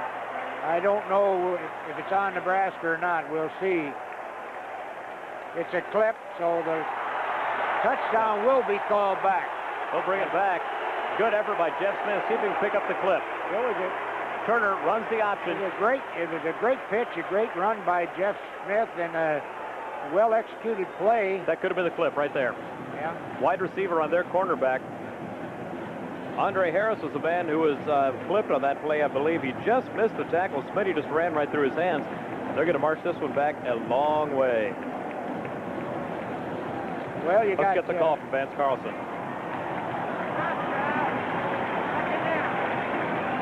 Flipping on the Huskers will bring up a 2nd down and long for Nebraska. 2nd down and 25. Jeff Smith's resting now, and you have Mike Rozier back there. Now let's watch. Here's Turner on the option play. Fakes it to Rathman, goes down the line, pitches at the last minute to Smith. And I don't think we'll see the clip on that one. 2nd down now and long. Gill passing. Delay pattern. It's incomplete, intended for Irving Fryer. Number 8, right cornerback Kerry Glenn, the junior out of St. Louis. Good defensive play that time. He was all over Irving. I tell you what, Turner Gill has mixed things up here pretty well. Of course, I think Coach Osborne's calling a lot of the plays from sending the split receivers in, alternating the 2 wide receivers there. 3rd down and 18 now for the Huskers from the 30-yard line. Mike Rozier in at I-back. Gill looking to pass. Over the middle. Irving Fryer is open to the 40, to the 30. He's gone. I don't see, there's no flag there. That's a touchdown. Fryer again was wide open. Irving Fryer, a 70-yard touchdown from Turner Gill. And the Huskers go up top 20-0. Take a look at it again. Minnesota has forced Nebraska to throw the ball by bringing their people up so close. They gambled, they plugged there, and now they had a one-on-one coverage, and you can't cover Irving Fryer one-on-one. Phil Sutton, the last man to have a shot at Fryer. Irving just flat out ran away from him. Schneider on now to attempt the extra point. It's up and good. With 2 minutes and 50 seconds left in the first period, it's Nebraska 21, Minnesota nothing. We'll be back. The new WOW radio will make an American dream come true for one of our listeners, perhaps you. WOW radio has built a dream home that you could win, valued at over $90,000. You can tour this dream home and register to win it in Rose Garden Estates at 168th and Pacific. For more details, just listen to WOW 59 Country or 94 FM Country. The magnificent win-a-home from the new WOW. There's more in store for you at Brandeis. Look! Come and see what you'll find. There's more for you. We're having good times. Come on! You'll like what you see. We got it all. So that I can be me. For you and for all that you do.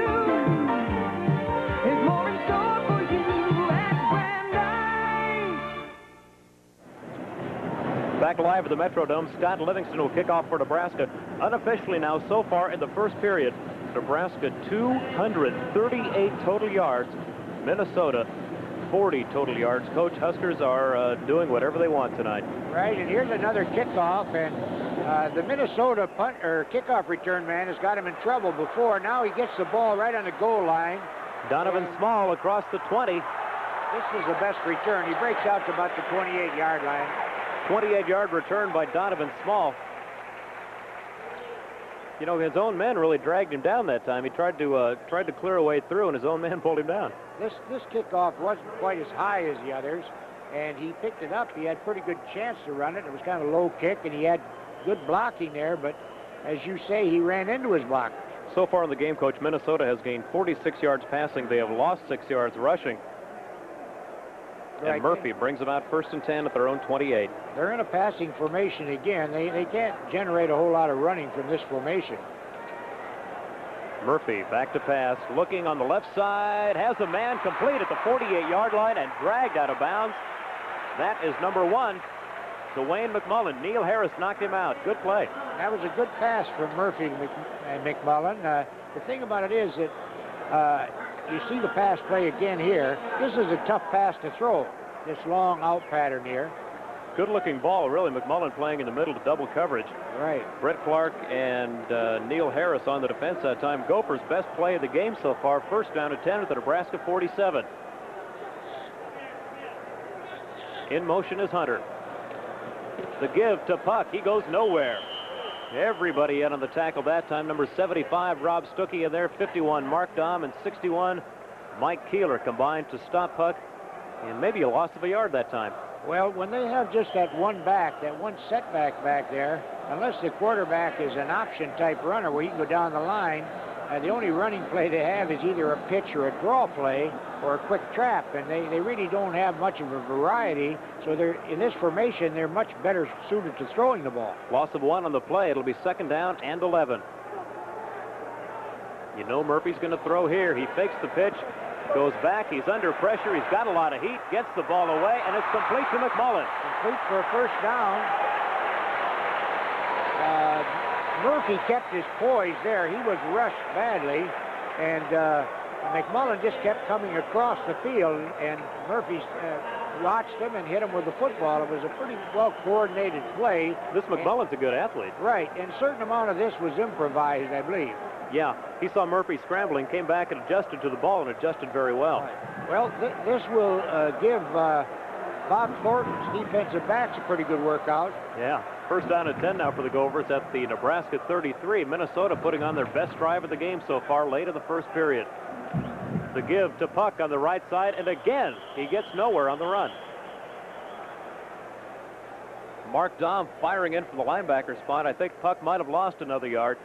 Mark Dahm and Mike Knox are 2 fine linebackers. They don't have great speed, but they're strong, and they really tackle very well. You know, you and I talked about it this afternoon. Nebraska not known for fast linebackers. I believe Geddes may have been the only good fast linebacker you had, but these guys are big, and they get the job done. Right. They're good linebackers. They're good, steady linebackers, and you know, Mike Knox used to be a fullback, and he did intercept one pass for a touchdown.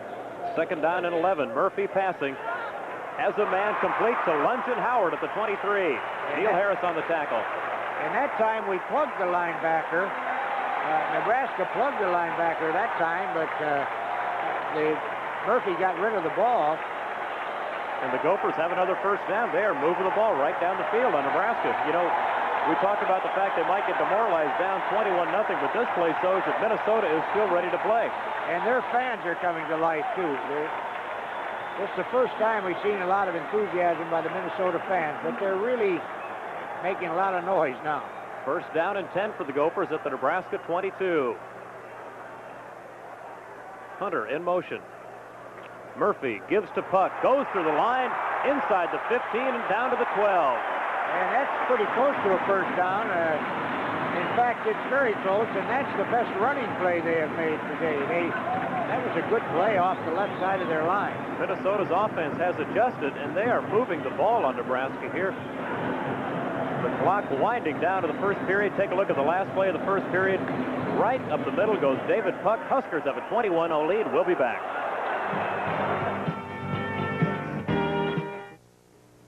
It's Sweet 98 Big Guy Bingo. Just 5 little bingo numbers could win you this classic Rolls-Royce Bentley. Or play bingo for your very own Deauville condominium by Hal Grove. Or bingo for a $10,000 mink coat from Cattleman's Fur Salon. Thousands upon thousands in Broadkey jewelry. Cash, cash. Rec Room Shop and Richmond Gordman prizes. Listen to Sweet 98 now. At some hamburger places, somewhere, back there, hamburgers are cooked, put in boxes, then put under a heat lamp, where they spend some time, somewhere, back there. At Wendy's, every hamburger is served immediately, hot off the grill so it tastes fresh and hot and juicy. Wendy's hamburgers never spend time, back there. You want something better. You're Wendy's kind of people. Fremont, Nebraska, a nice town and home to a lot of special people. People like Bill Rump. I've lived in Fremont all my life, and I've seen a lot of changes take place. In a lot of ways, though, it's still the same town it always was. Fremont is the name of Bill's bank, too, Fremont National Bank. I've always done my banking at Fremont National. Why not? It's good enough for my father, it's good enough for my sons. Fremont National Bank, Fremont's bank for more than a century. Bookcase beds, colonial beds, modern beds, soft-sided beds, big beds, little beds, cheap beds, expensive beds, whatever style you're looking for, the Rec Room Shop is the place. During our gigantic waterbed liquidation sale, prices have been slashed on our entire inventory of quality waterbeds and bedroom furniture. Now you can have a complete waterbed, including frame, pedestal, mattress, liner, and heater for only $114.98. At the Rec Room Shop, and we say prices have been slashed, we mean it. Hurry down today to the Rec Room Shop, 970 South 72nd. Back at the Metrodome, Minneapolis, Minnesota. Minnesota with a 2nd down and 1. Murphy rolls out looking for the first down. He has it inside the 5. He's near the goal line. The ball pops loose, and wait a minute. They call Murphy down at the 1-yard line on a 2nd and short call. He keeps the ball, and the Gophers are coming right at him. Murphy very wisely kept the ball. He rolled out. He didn't have a receiver open. He did a pretty good job running the football, and right now they're in a position to score a touchdown here. I think they got first down and goal to go on the 1-yard line. Minnesota is taking it right to Nebraska. The Gophers down 21-0, but they're not giving up. Hunter and Puck behind Murphy. First down and goal. Carroll in motion. Murphy to Puck on the left side. The touchdown. Touchdown.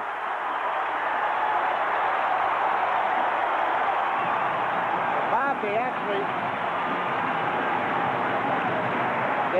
made that look pretty easy, pretty methodical, that touchdown. That whole drive very impressive by the Gophers. Watch Murphy give it up the puck. They just power it right ahead. Well, it'll be interesting to see just how their defense reacts to this now. Minnesota's on the board. They're back in the ball game, so to speak. And now we'll see if they can stop Nebraska, because their first quarter, they did not do much in the way of stopping the Huskers. Coach, unofficially in the first quarter, Nebraska with 238 yards on the ground. Minnesota only 99, and most of those yards late in the first period. On now to try to the extra point, Jim Gallery. Minnesota crowd has come to life, too, as has the team. Gallery's kick is up and good. And with 14 minutes, 21 seconds left in the second period, it's Nebraska 21 and Minnesota 7. We'll be right back. Dad, there's a piece on my pancakes. For that little extra care. He said 3 eggs, but it looks like 5. That Village Inn extra something that makes you declare. Nobody treats me quite like Village Inn. For the taste of a special treat. A real German apple pancake. That bring you back again. Nobody quite stacks up to Village Inn. Visit Village Inn in Omaha, Lincoln, Council Bluffs, Bellevue, and Fremont. The race was hard, but now it's through. You're hot and dry and dusty too.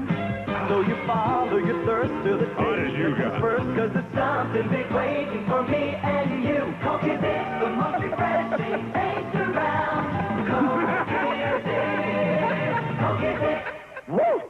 And now enjoy new caffeine-free Coke. The can is gold. The taste from Coke. Coke or new caffeine-free Coke. Either way, you'll say Coke is it.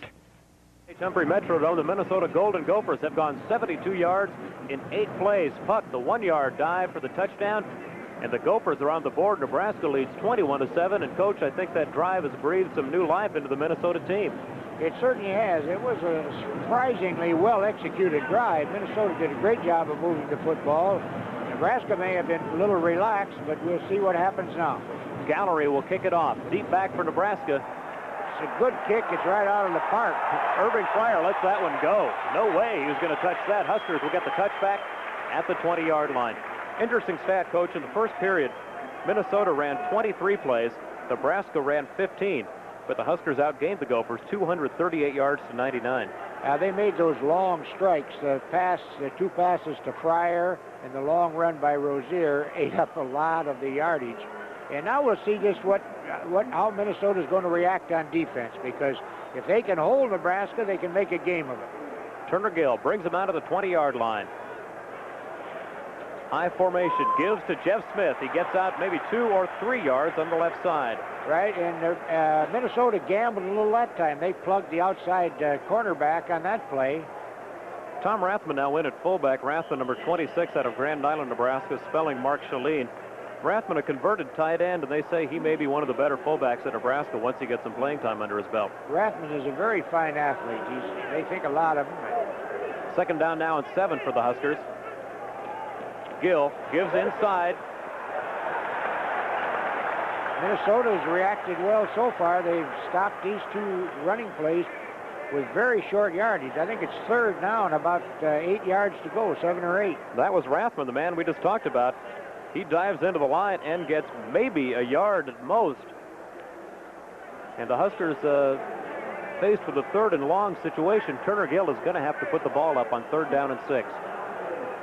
He's got him spread out. He's got some wide receivers. There's a swing pass. Mike Rozier at the 20, and he's nailed.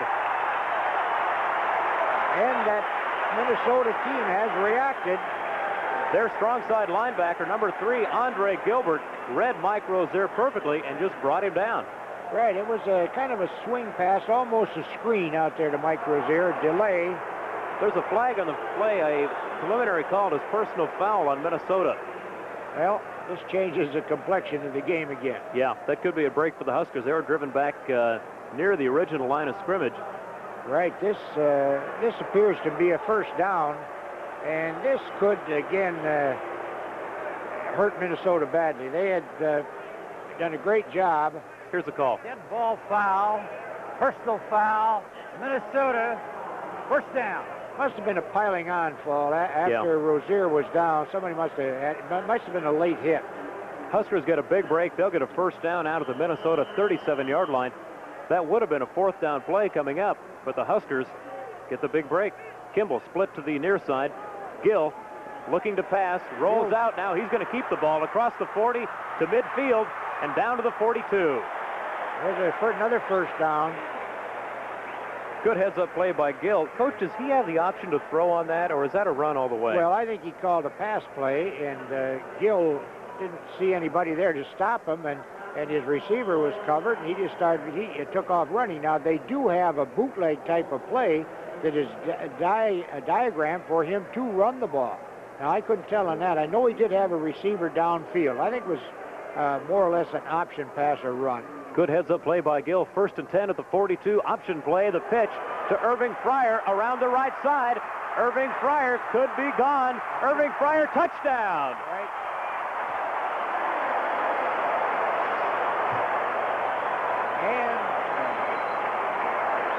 And Irving Fryer goes 42 yards. His 3rd touchdown of the night. Huskers are up 27-7. And on that play, there was the option. They ran the option to the wingback coming around. Instead of running the option to the I-back, they ran it to Irving Fryer coming around from the wingback position. And Gill pitched to Fryer, and Fryer gets some good blocking downfield and just outruns him.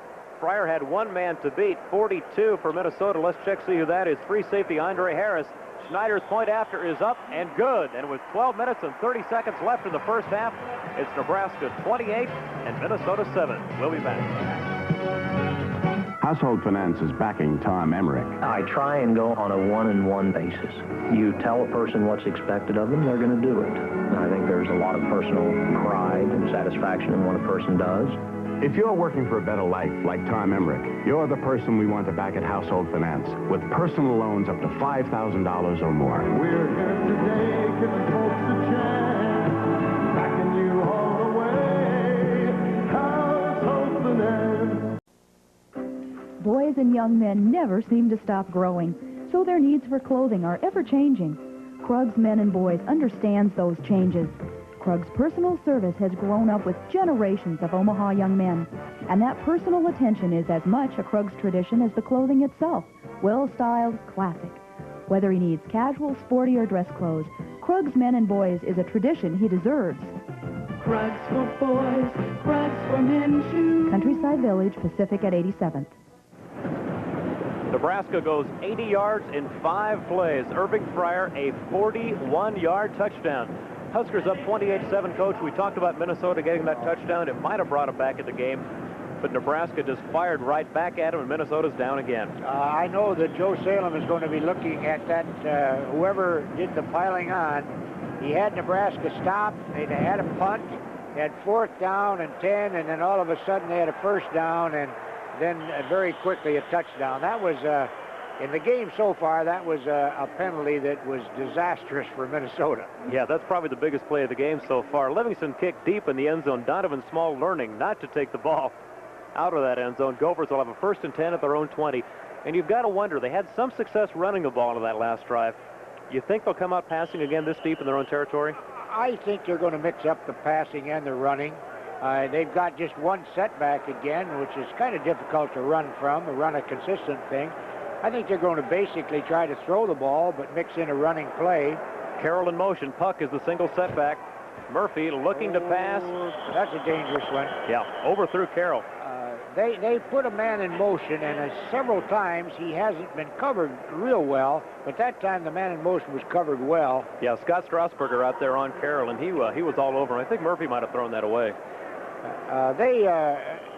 It was interesting. The last drive Minnesota had offensively, they looked like a different football team. Now they're 2nd and 10, and they're still in a passing formation. There's an injured man on the Minnesota sideline. We'll try to check, see who that is. 2nd down and 10 for the Gophers. Murphy passing on 2nd down. A lot of heat by Keeler, but he gets the ball off. And let's see, is it intercepted? No, it's incomplete. Intended that time for number 4, Clark Johnson. And he threw it into a crowd. There were 2 Nebraska players there that probably had a better chance to catch the ball than the Minnesota receiver. Kind of an ill-advised pass, like you say. Right. Murphy throwing right into double coverage. Right in there. Ooh, Nebraska almost picked that one off. Lucky that wasn't intercepted. Yeah, it'll bring up a 3rd down and 10 now for the Gophers. An obvious passing situation. Huskers can tee off on this one. I think you're going to see a little pressure on the passer here. Murphy rolls out. A lot of heat on him. Cranmer almost gets him. He gets the ball away, and it's incomplete. It'll bring up a 4th and 10, and the Gophers will have to kick it away. Right, and the momentum seems to have changed back toward Nebraska after that one Minnesota drive. Nebraska's come back now and seems to have things pretty well in hand. Let's watch on the play now. Jeff Maritko got a good block on Tranmer right there. Allowed Murphy to get the time to throw the ball away, but he couldn't connect. And the Gophers have a 4th down. And the receiver was pretty well covered, too. Yeah, Blanchard now back to kick the ball for the Gophers. Let's check, see some confusion on the field. They don't have enough players. Yeah, Minnesota wisely takes a timeout. We'll take a timeout, too. 12-13 left in the first half. Huskers are up 28-7.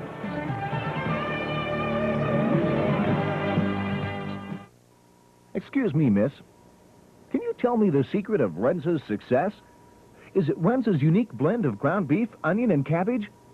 Is it because Renza hamburgers are always fresh, never pre-cooked or frozen? Or maybe it's Renza's old-fashioned onion ring, sliced, double-dipped, and breaded by hand. Come on, you can tell me. What's the secret? Renza's tastes good. Discover the secret of Renza's success at the Renza location nearest you.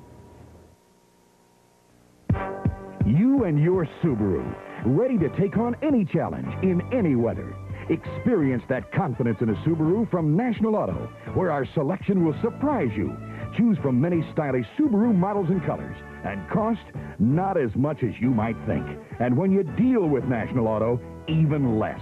National Auto, 2 blocks south of South Roads, Bellevue. For Subaru selection and deals, come challenge National Auto, the dealer with the right stuff. 4th down and 10 for the Gophers. They've got to punt it away. Minnesota now 0 for 5 on 3rd down conversions.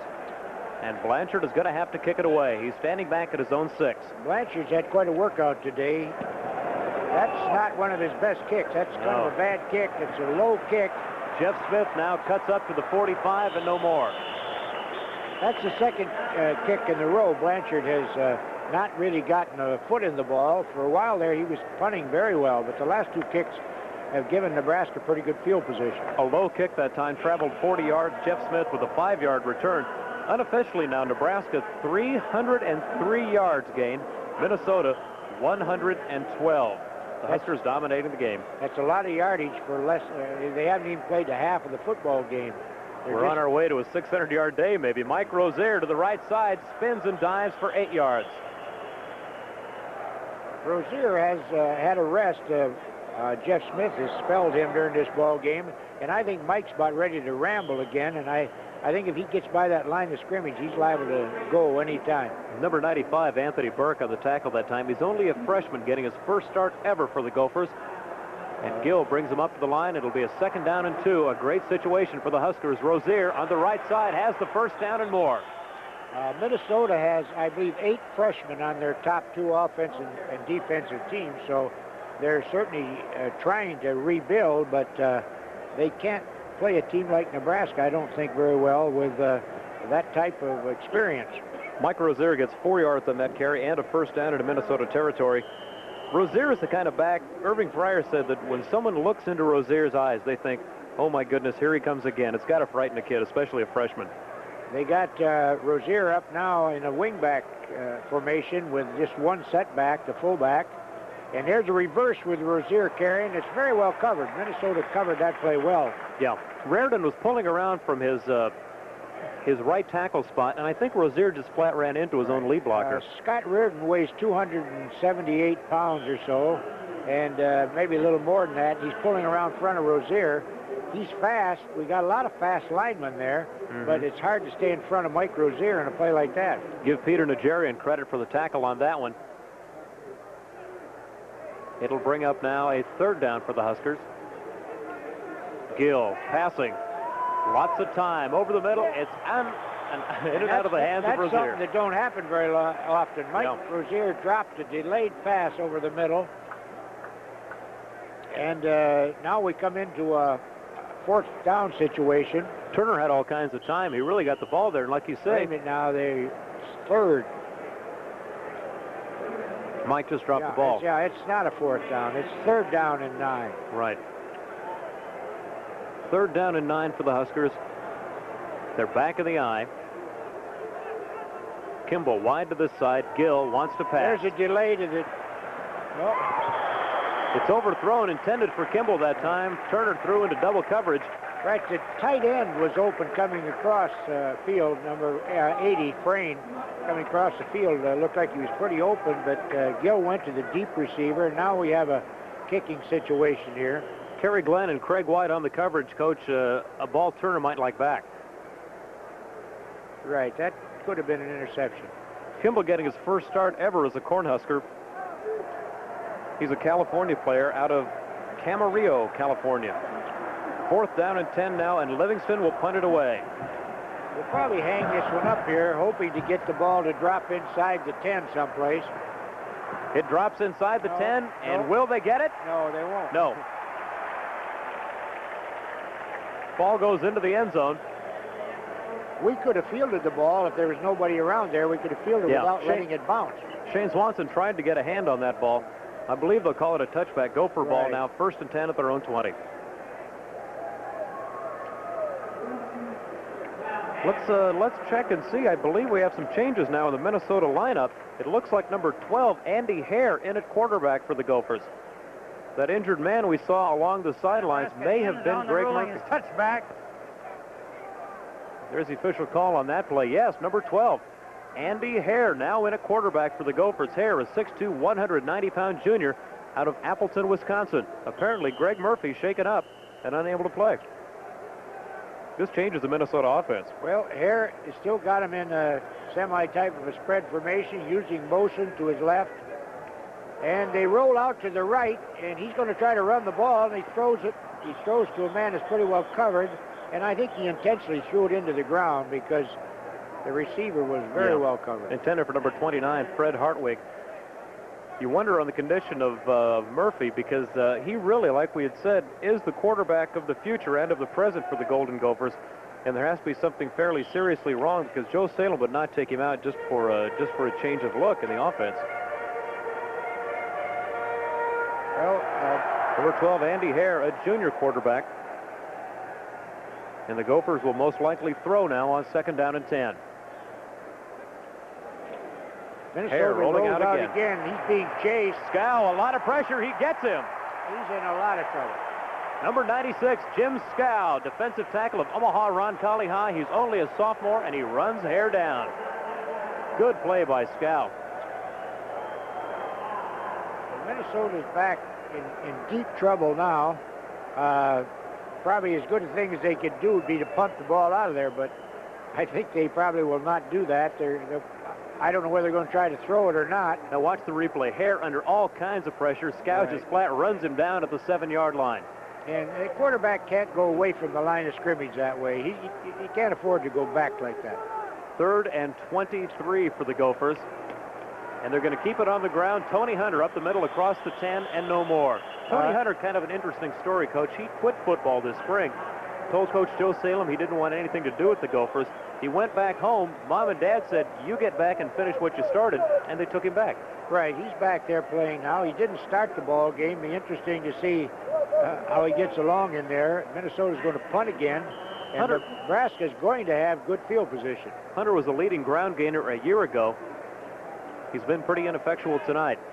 4th down and 19, and Blanchard will kick it away from his own end zone. Deep back for the Huskers. That's a good kick. He gets off a good kick, but he could get a run back here. This is Jeff Smith. There it is.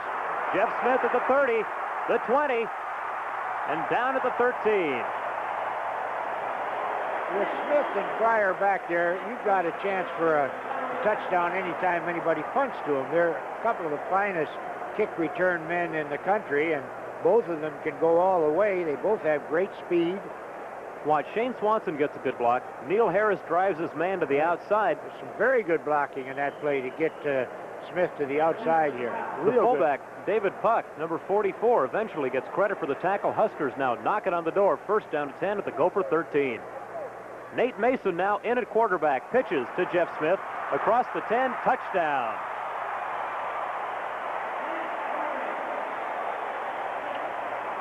Well, you've got 8 minutes and 34 seconds to go, and Nebraska is now 34 points on the board.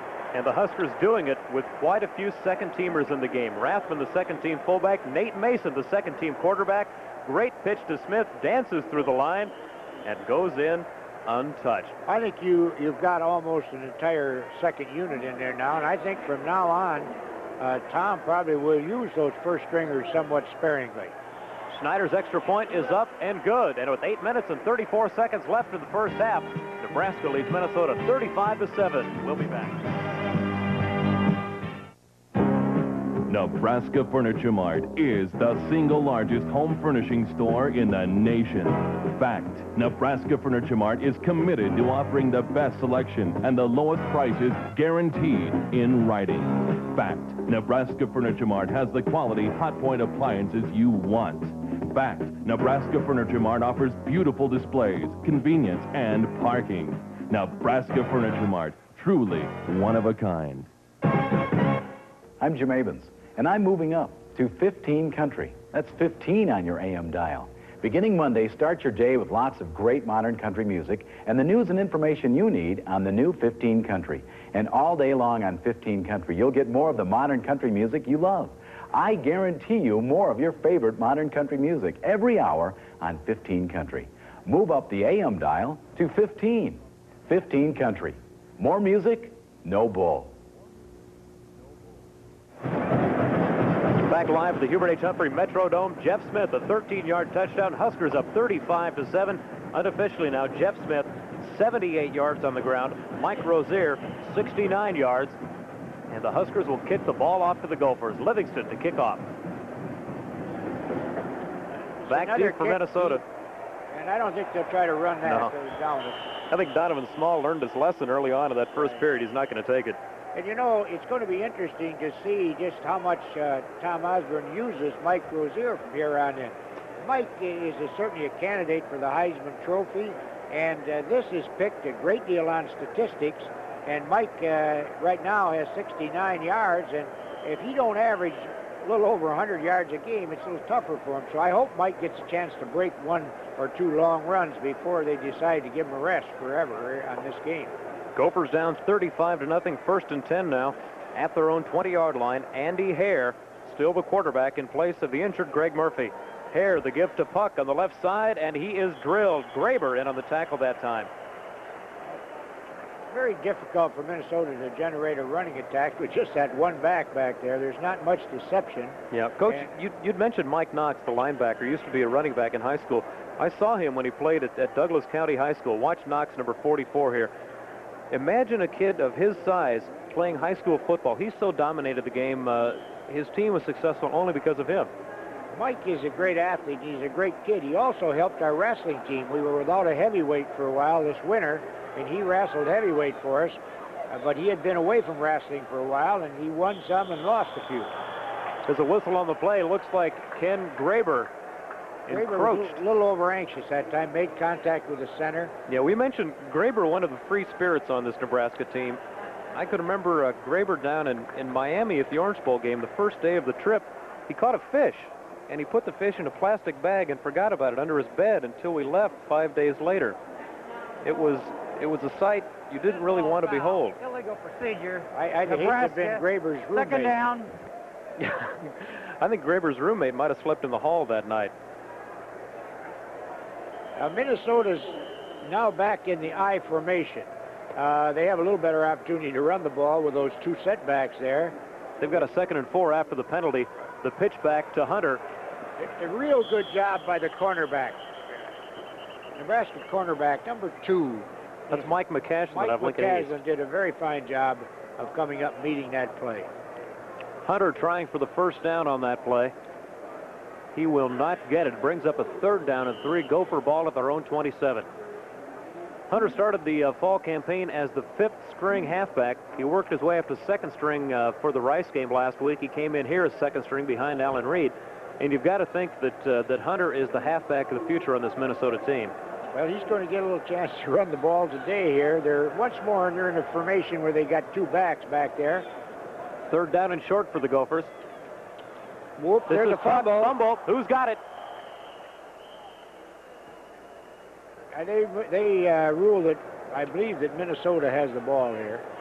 Yeah, David Puck lost the handle on that ball. I think he fell right on top of it. Let's check. Puck, the lone fullback here. The spin and the give. He never had it. Never had the ball. Luckily, he did have it when he hit the ground. Very lucky that time to recover it. Now we see Blanchard get another chance to punt. They say Blanchard has lost around 15 pounds in this fall camp because of Hodgkin's disease, but still, he has not missed a practice, not missed a workout, and he's doing a pretty good job tonight. Gets away a good kick. He's getting a good workout. There's a fair catch. Irving Fryer calls for the fair catch, and Nebraska will take over. Yeah, good punt by Blanchard that time.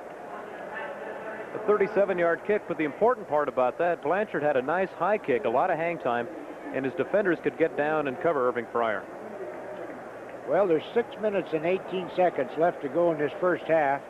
It'll be kind of interesting to see just what kind of attack Nebraska will try to do here. They've got Nate Mason in at quarterback, and Nate may keep the ball on the ground a little more. First down and 10 to the 33. Nate runs the option. He'll keep it up to the 40 and down to the 45. Nate Mason's a pretty good option quarterback. He's developed into a fairly good passer, but he is a very fine runner. A lot of second-team Nebraska players in now. Second-team center Brad Muelding is in. And I believe also right tackle number 65, Tim Roth. Here's Mason, though, getting that one all on his own.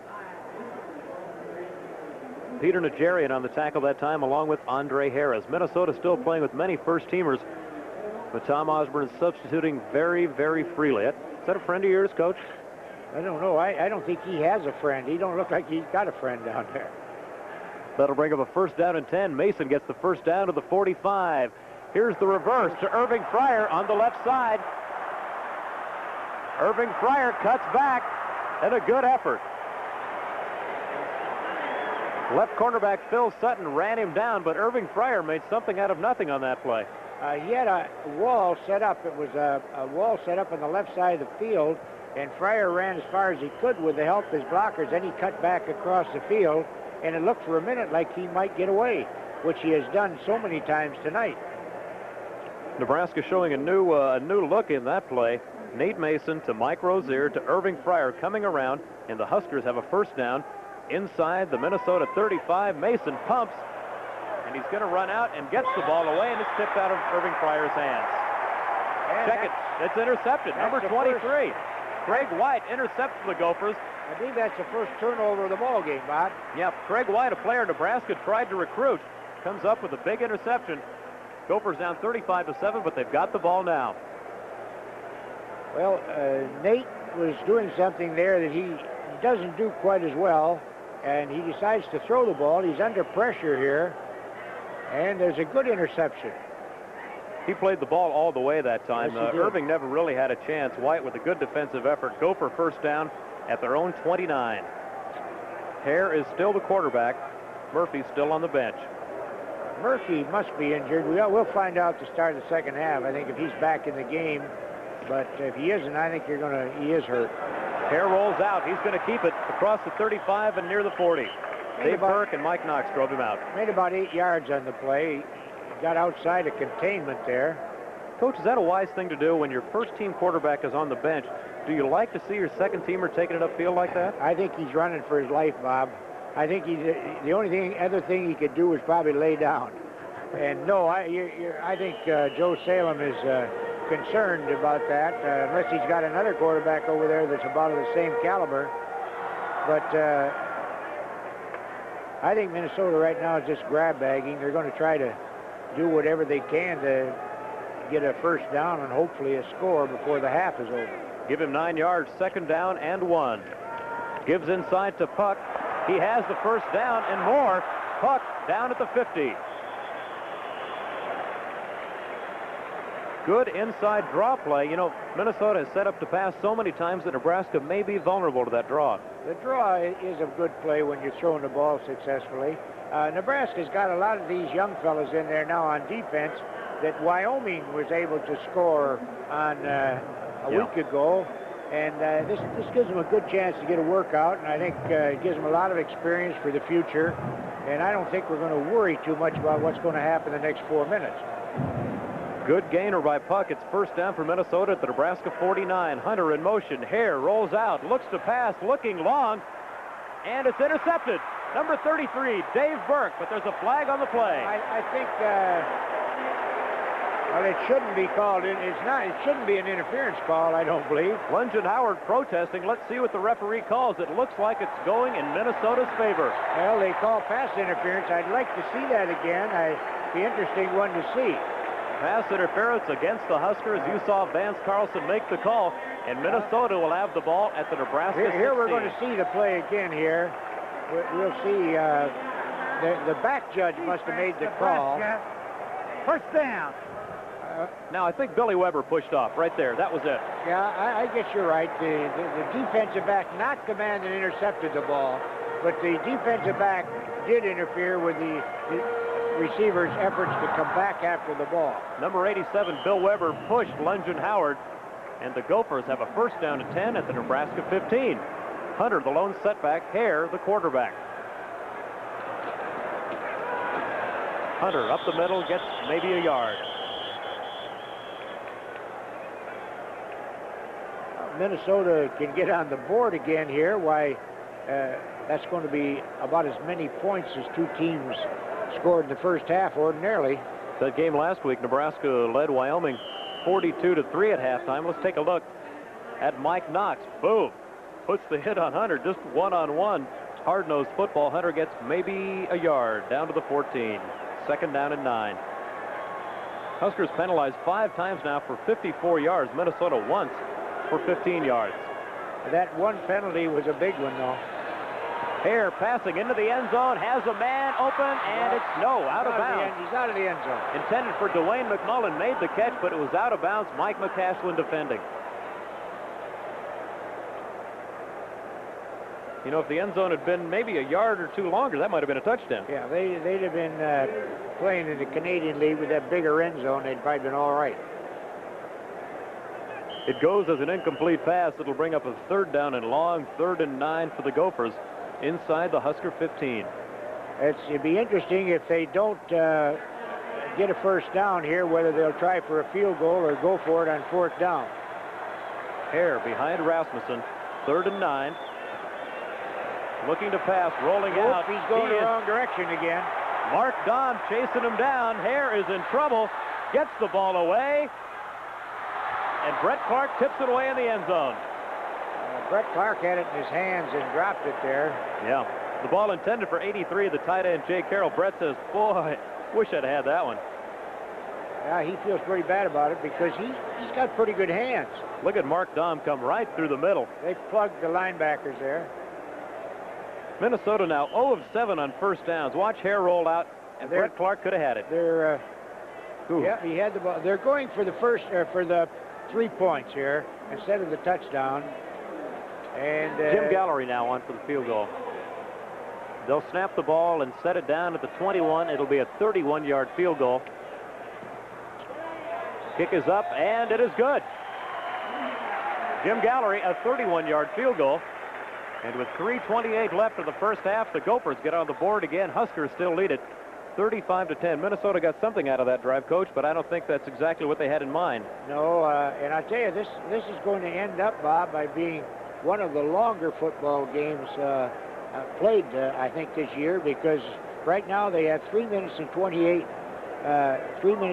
seconds to go. And they are still got, that's still the first half. Yeah, we have played football for about an hour and 20 minutes, and there's maybe 15 minutes left. Right. When you throw the ball around a lot like Minnesota has been doing, the time goes very slowly. That scoring drive, Minnesota goes 40 yards in 5 plays, and they get on the board with the 31-yard Jim Gallery field goal. 3:28 left in the first half. And they were aided by an interference call on Nebraska that ate up a big chunk of the yardage. Yeah, I think Nebraska would love to have that play back. Gallery will kick it off at the 40-yard line. A perfectly still, motionless night inside the Hubert H. Humphrey Metrodome. Boy, I tell you, this is a great place to play football. Gallery gets off a good kick. It'll go into the end zone. And Irving Fryer will not return it. Huskers get it 1st and 10 at their own 20.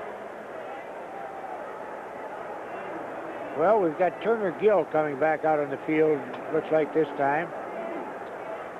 Let's check the offense now for Nebraska. Kimball is the wide receiver. Shane Swanson, the wingback. The tight end is number 80, Todd Frayne, a sophomore out of Trainer, Iowa. Nebraska on the 60-man travel limit, I believe, for this game. Right. Last week against Wyoming, Coach Tom Osborne played 85 players, but only 60 here, and these 60 will get a workout tonight. Gill passing on first down, pump fakes. They're looking for the screen, and Gill throws it away. He had to throw it away, and Minnesota covered that screen very well that time. Defensive tackle Craig Paulson in, really pressuring Turner. He tried to get it to Mark Chalene, but I think he threw it away. Yes, I think he threw the ball into the ground. I think the closest person was an ineligible receiver. It'll bring up a 2nd down and 10 for the Huskers.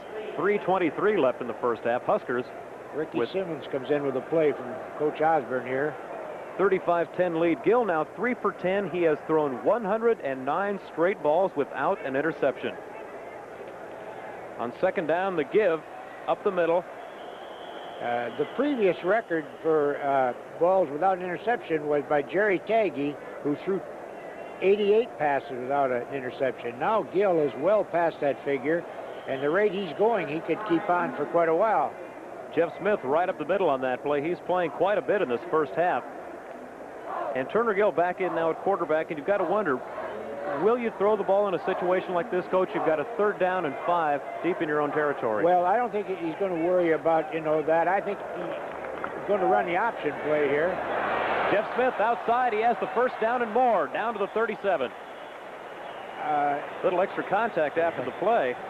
This option play they run with Gill carrying the football is potentially a long yardage play. It could break for it is probably about as good a chance of making big yardage as a forward pass. Number 93, Ivan Zubar, on the tackle that time. He's Minnesota's defensive tackle. Ivan Zubar said a lot of things about Nebraska, and he personally really wanted to take it to the Huskers, but so far, 2:37 left in the first half. The Huskers are taking it to the Gophers. Gill passing now on 1st down, letting it loose. To Simmons. Intended for Ricky Simmons, and the Nebraska fans want a flag, but they don't get it. I think that the ball was over Simmons' head. I don't think that was an interference call. The guy did grab him, but the ball had gone over his head. You see a replay of that. Kerry Glenn defending on the play. I think you see that the ball is out of reach. He's not going to get that. Questionable call. The fans watching that on the replay monitor here in the stadium. They don't like it. It's Nebraska fans at this end. It's almost like a home game here, isn't it? Yeah, it sure is. 2nd down and 10 after the incompletion. Gill rolling out to the right. He's going to keep it behind Trainowitz. Outruns his blockers across the 50 to the 40. Turner could go, but they drag him down at the 15. Number 20, Larry Joyner, 2nd-string defensive back, brings down Turner Gill. Trinovich got a very good block on that play. He come around and picked the guy off.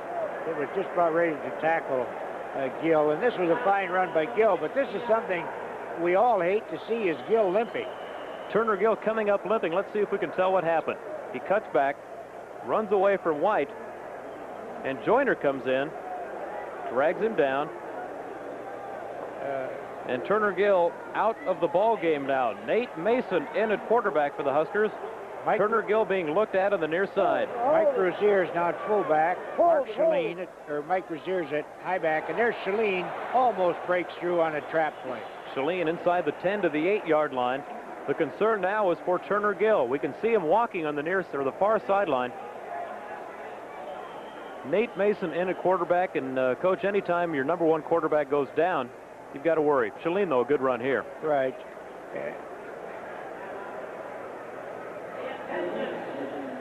Shalene gets inside for a gain of 9 to the 8-yard line. It'll bring up a 2nd down and 1. They sent a trainer out after number 20, John Joyner. Right, Larry Joyner. Larry Joyner. They sent a trainer out, 2 trainers to get him off the field. They must have, some of the players must have indicated that maybe he had his bell rung a little bit. Ironically, Joyner, the man who put the hit on Turner Gill to send him out of the game. So, Nate Mason, 2nd down and 1 at the 7. High formation, the give to Mike Rozier, touchdown.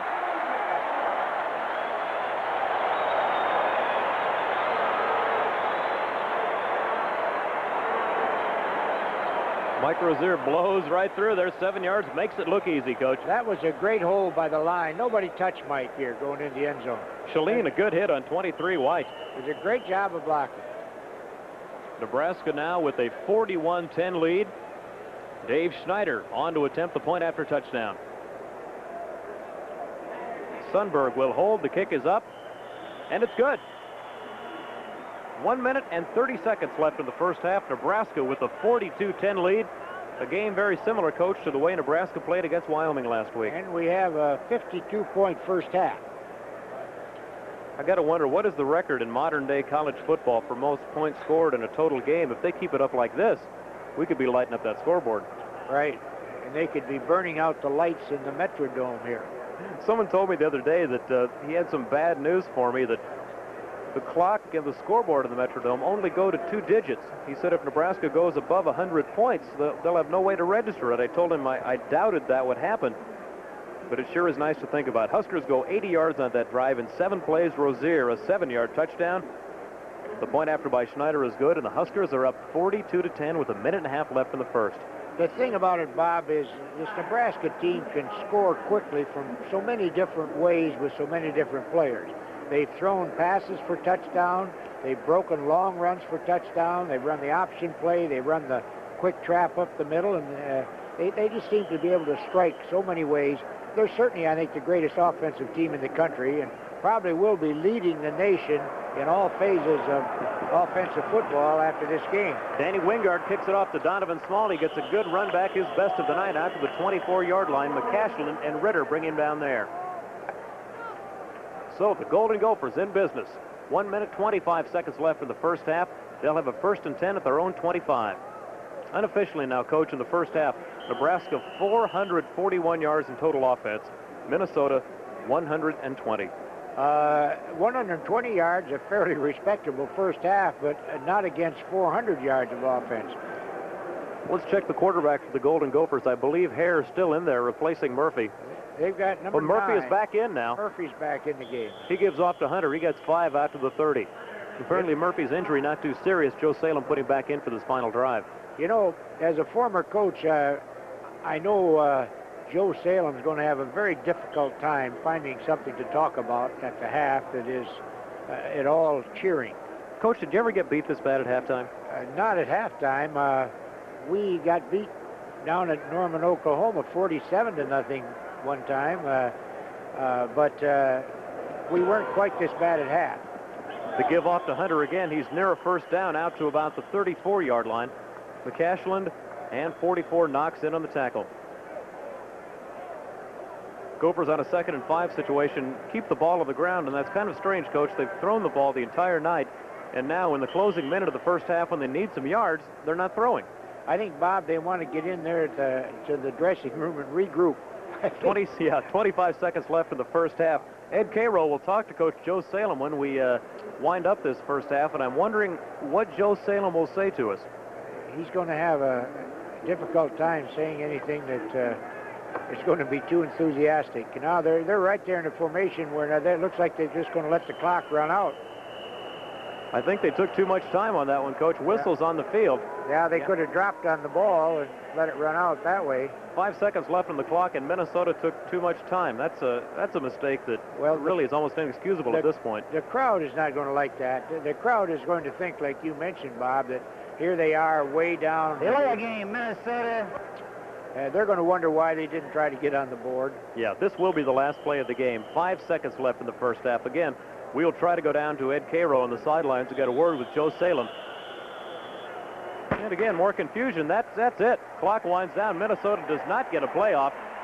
And the Golden Gophers go to one side. The Huskers go to the other side. And it'll be a happy Nebraska locker room. Nebraska with a 42-10 lead at halftime. Yeah, this is the kind of a game that the Nebraska coaching staff are going to be a little bit relaxed in the half. They're going to try to point out some mistakes that have been made, but it's going to be pretty hard to be too critical at this point. Yeah, 42-10. Nebraska has done a few things wrong, but most things they have done have been right. Now, Joe Salem down to the sidelines. Let's go down to Joe Salem and Ed Cairo for a comment on this first half. We're here at halftime on the sidelines with Joe Salem, coach of the University of Minnesota. Joe, your guys are obviously down, but they certainly haven't let up. Well, I don't know. You know, they're just a much better football team than we are, and it's just a situation where we can't stop them. We had to gamble and do some things that we hope might give us a break or whatever. But I said before the game that if they execute and do what they wanted to do, we weren't going to beat them. And it's obvious we're not going to beat them. I mean, we just got to come back and get regrouped and try to make some plays and try to do something second half. But we probably won't have anybody left here in about half an hour. Will you come back and try to do the kinds of things you did in the first half, the peripheral stuff? Well, we'll try to stay with what we said we'd do to come in. But, they're beating us every way you say. They get the long run. They're getting the easy play. That's one thing we said we can't give them. But we'll come back and stay with what we've been doing in the first half. Hopefully execute a little bit better and get some yardage to do something. But, we just got a thing now getting our act back together and not worry about winning the game at this point. Joe, thanks for being with us. See you later. That's it, Bob. Back up to you. Thank you, Ed. Nebraska with a 42-10 lead at halftime. We break for the halftime as the bands come out on the field. Let's go back to Omaha for a special edition of Newswatch 7 right after this.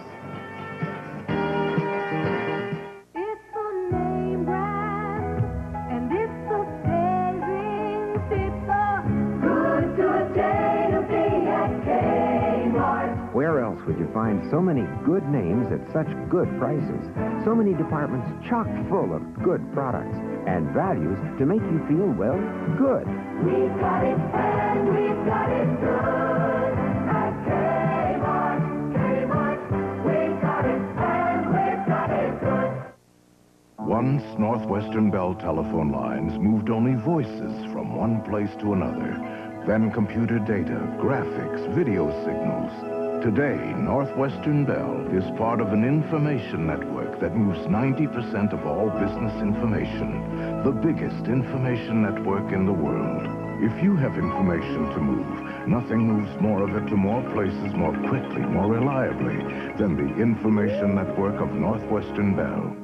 Life-saving transplant operations, once only a faint hope, are now performed regularly. Pioneering work at the University of Minnesota has made it possible for critically ill patients to return to productive and happy lives. Kidney, pancreas, inner ear, cornea, bone marrow, and heart transplant techniques have been greatly advanced at the Health Sciences Center, the University of Minnesota, providing a healthy return on investment to the nation and the world. Little House on the Prairie, weekdays at 4.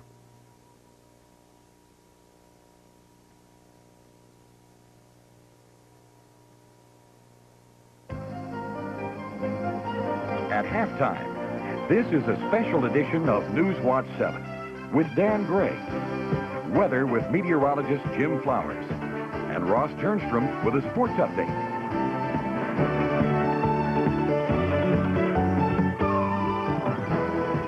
And good evening, everyone. My partner, Carol Schrader, is ill tonight. U.S. Agriculture Secretary John Block says there likely will not be a continuing pick program, at least for grain crops.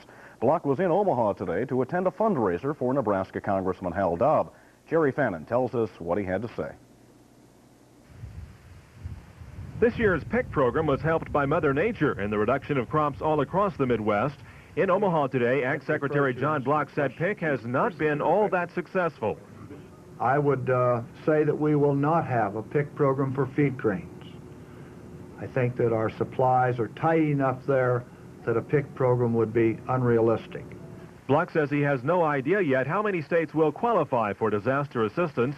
In Nebraska, 12 southeastern counties will apply for the low-interest loans from the Farmers' Home Administration. Block says he expects that most will qualify. Qualification meaning at least 30% crop loss in a given county. On another subject, that of using a grain embargo to punish the Soviets for shooting down the Korean airliner. It really was not given major consideration. I would concede there are those that might like to do it. But overall, when you get to the president, and I have full confidence in his understanding of the situation, it's just not the thing to do. For Newswatch 7 at halftime, I'm Jerry Fannin. And in other news, Soviet Foreign Minister Andrei Gromyko today canceled his scheduled trip to the United States. Gromyko had planned to attend the United Nations General Assembly meeting next week. According to the Soviet news agency TASS, the trip was canceled because U.S. officials refused to guarantee Gromyko's safety. However, the State Department says it was prepared to make all the necessary arrangements.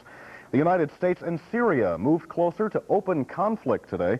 After the home of the American ambassador in Lebanon came under attack today, U.S. warships fired on Druze artillery positions in the area east of Beirut.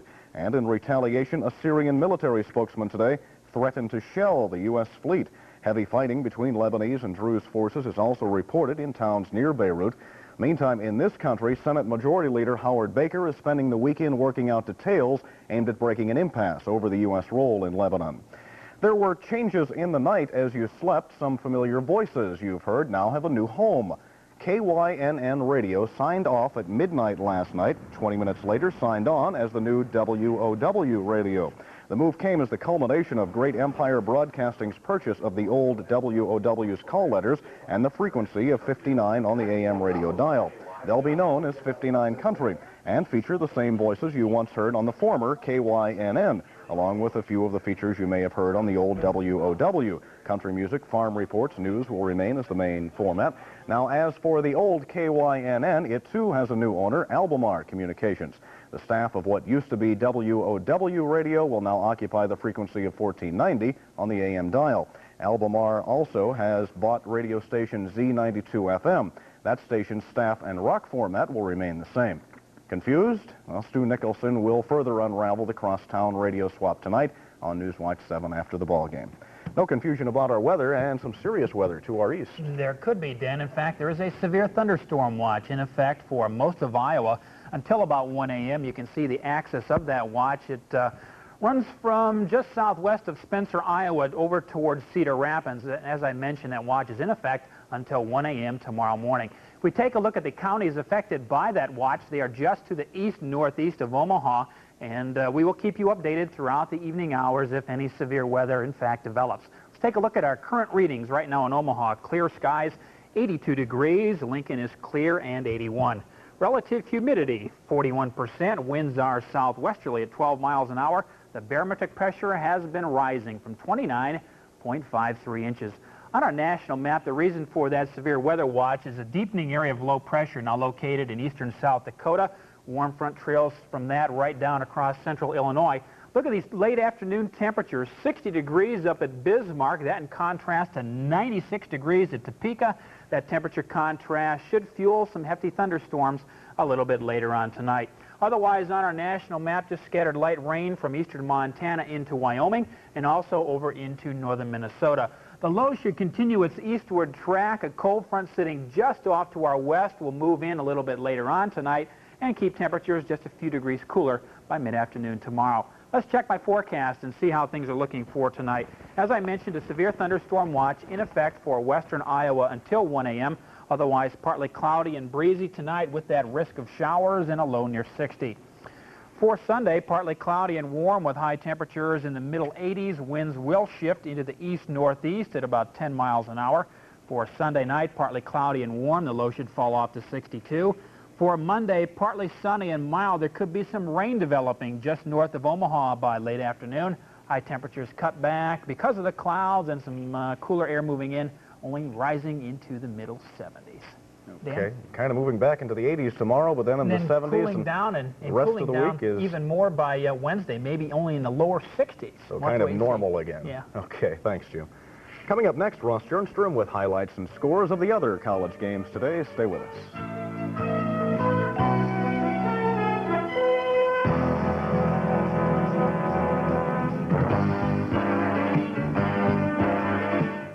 Bookcase beds, colonial beds, modern beds, soft-sided beds, big beds, little beds, cheap beds, expensive beds, whatever style you're looking for, the Rec Room Shop is the place. During our gigantic waterbed liquidation sale, prices have been slashed on our entire inventory of quality waterbeds and bedroom furniture. Now you can have a complete waterbed, including frame, pedestal, mattress, liner, and heater for only $114.98.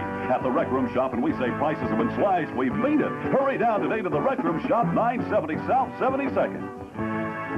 Last year, this tough Ford 4x4 pickup clawed its way up this monster mountain of boulders. And here's the 84 Ford 4x4 about to climb the same mountain, but this time with a 3,500-pound competitor on its back.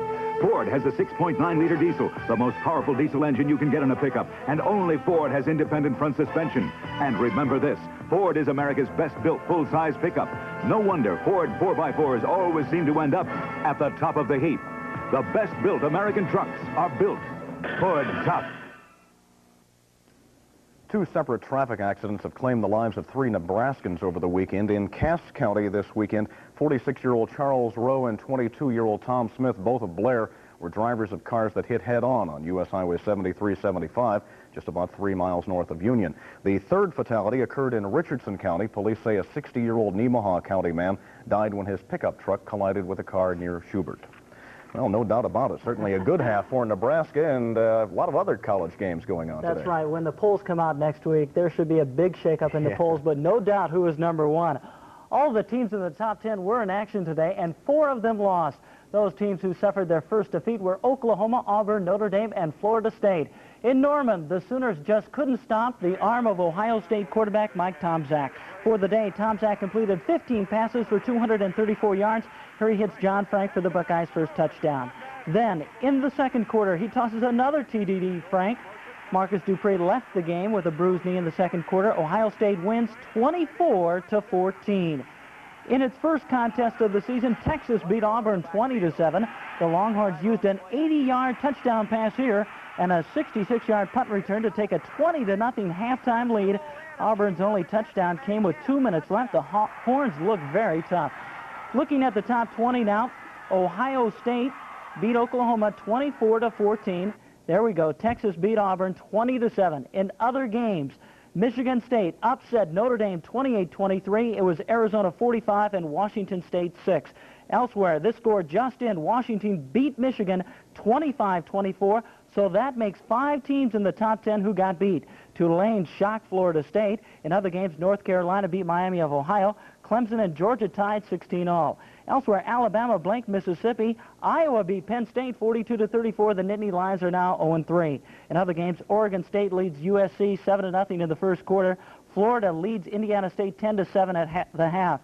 Elsewhere, West Virginia and Maryland, it's Maryland 10 and West Virginia 3 in the second quarter. Iowa State leads Vanderbilt 17-0 at halftime. In other games, Wisconsin beat Missouri by 1 point, 21-20.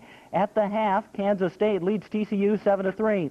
Elsewhere in the Big 8, Kansas beat Wichita State 57-6, and Syracuse, Nebraska's opponent in 2 weeks, leads Northwestern 21-0 at the half. And UCLA, Nebraska's next opponent, is losing to Arizona State 23-10 in the third quarter. UNO leads South Dakota 10-3 in the third quarter, too. Okay, I know Bob Cullinan had predicted a 65-14 win for Nebraska tonight. That's not out of the question at this point. That's right. I don't think they can get 14, though, unless they get 2 safeties. That's true. Okay. Thanks, Ross. Coming up on Newswatch 7 after the game, more on the comments today by Agriculture Secretary John Block, as well as the latest on the controversy surrounding Korean Flight 7. You can join Jerry Fann and Ross Jernstrom and meteorologist Don Novak after the Nebraska-Minnesota game. And, of course, Bob Cullinan and Bob Devaney will be up next with all the second half action. Thank you for joining us. Have a good night.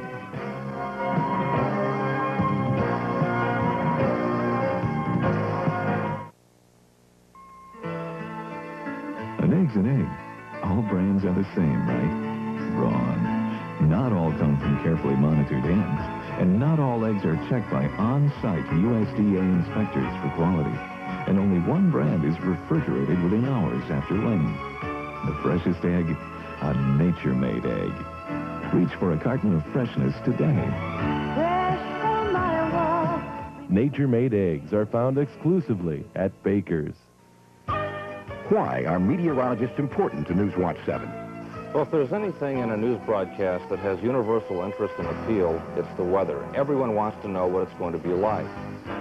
We feel very strongly that meteorologists are in a better position to give you accurate, timely information that you need to make decisions on what you may be doing over the next few days.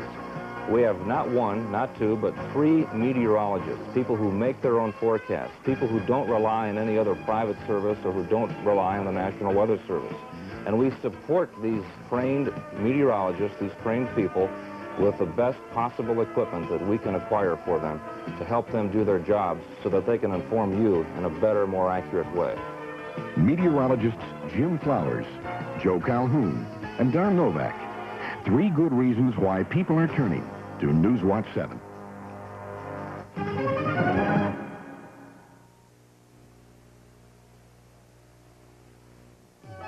Airline, hotel, restaurant, and fast food outlets need fresh meat products with shape, weight, composition, and price control. Here at UNL's Institute of Agriculture and Natural Resources, we have pioneered the manufacturing and processing technology to tailor-make a product to a particular market for the future. We're the University of Nebraska, Lincoln, making a good life better for you.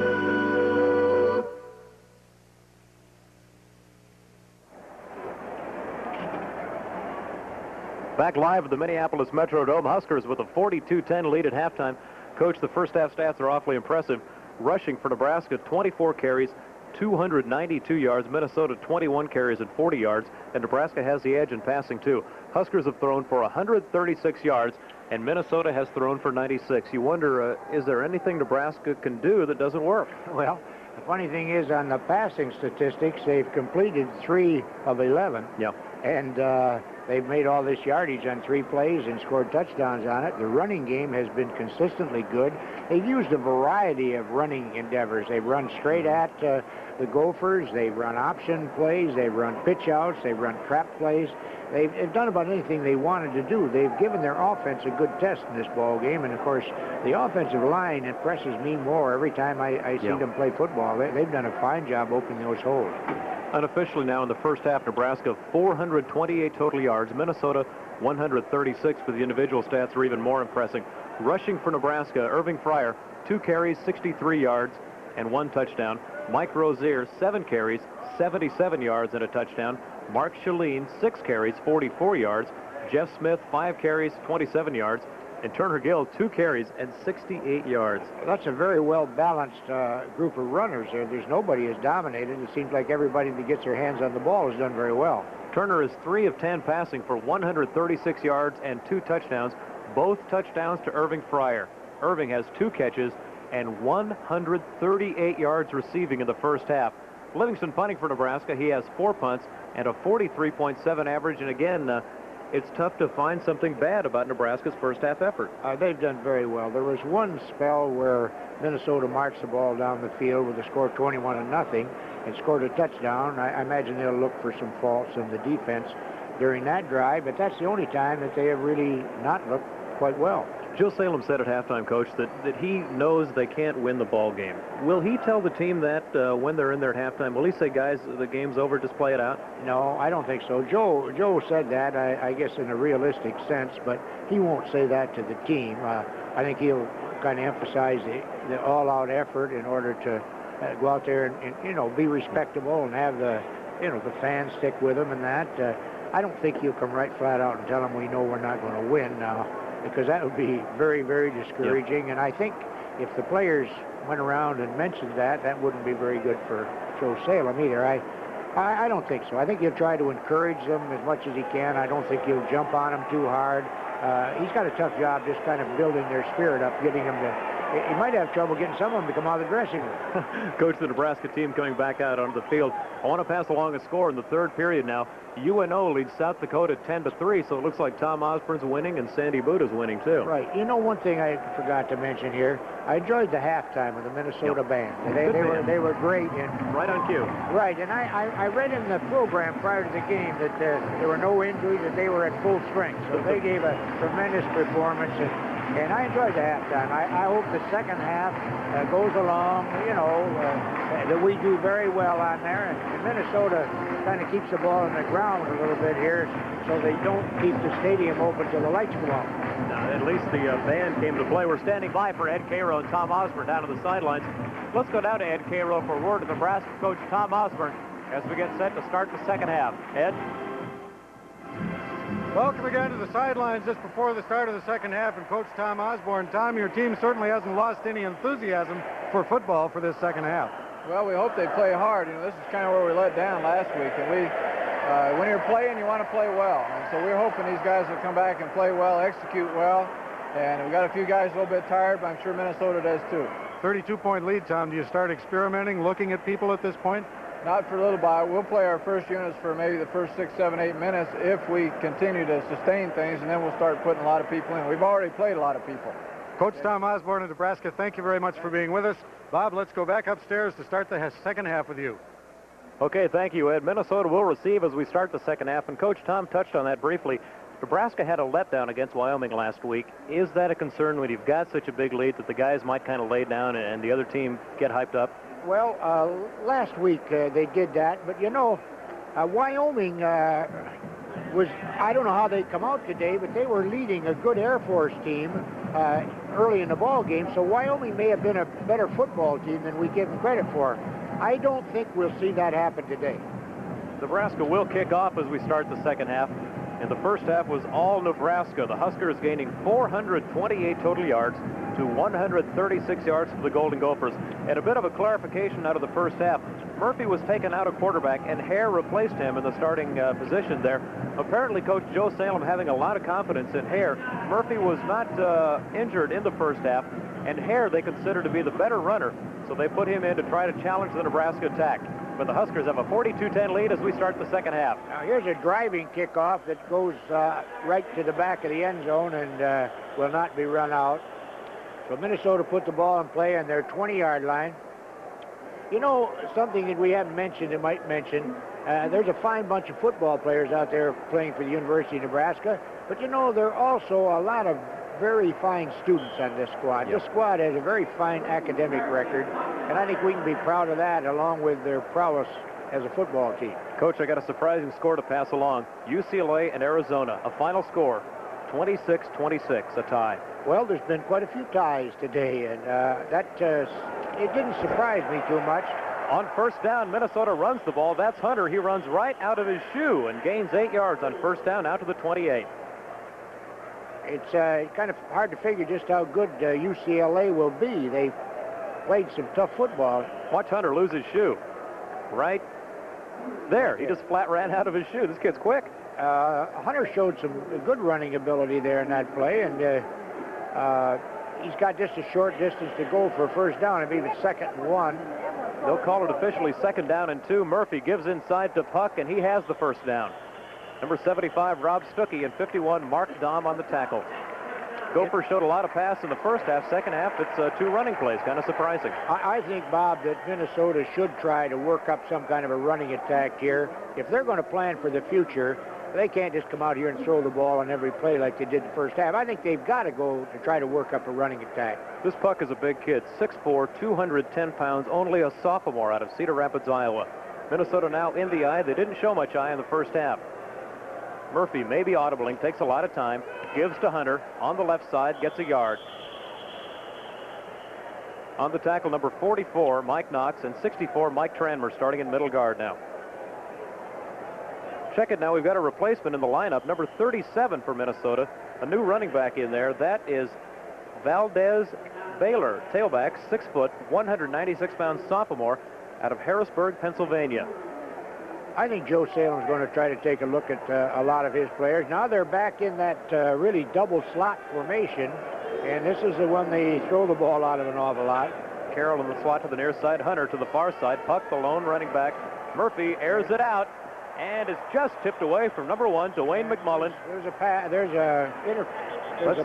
on the play.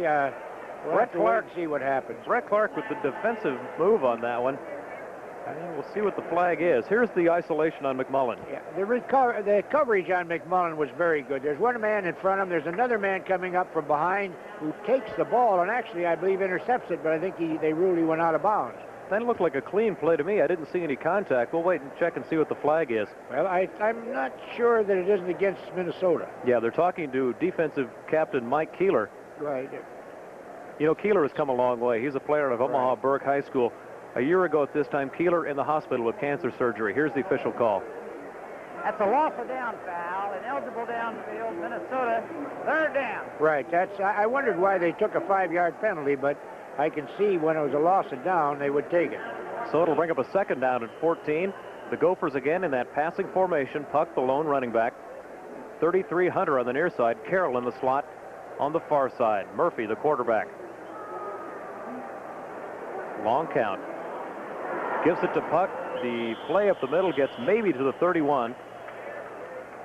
Maybe across the 30. We'll check. And now it's coming up 4th down and 15. Here's the first half stats officially, Coach. Huskers rushing for 292 yards. Total yards, 428. The only place Nebraska losing in penalties. 4 penalties for 59 yards. Minnesota 2 for 20 yards. The fumble situation, Minnesota fumbled twice, but they did not lose the ball. And Nebraska had 1 interception. Blanchard will kick it away to Nebraska. Deep back for the Huskers. Smith and Fryer. Let's check, see who it is now. Tom Osborne also substituting freely. Irving Fryer on the return that time. A 7-yard return out of Blanchard's punt. And the Huskers will take over. 1st down and 10 in their own territory.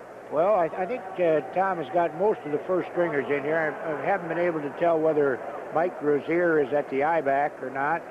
Good stick on Irving Fryer that time. Mike Rozier is at the I-back. Mike Rozier, Shalene, Fryer, Gill. Turner Gill, 1st down and 10 at the 41-yard line. Rozier off the right side, gets maybe 4 to the 45.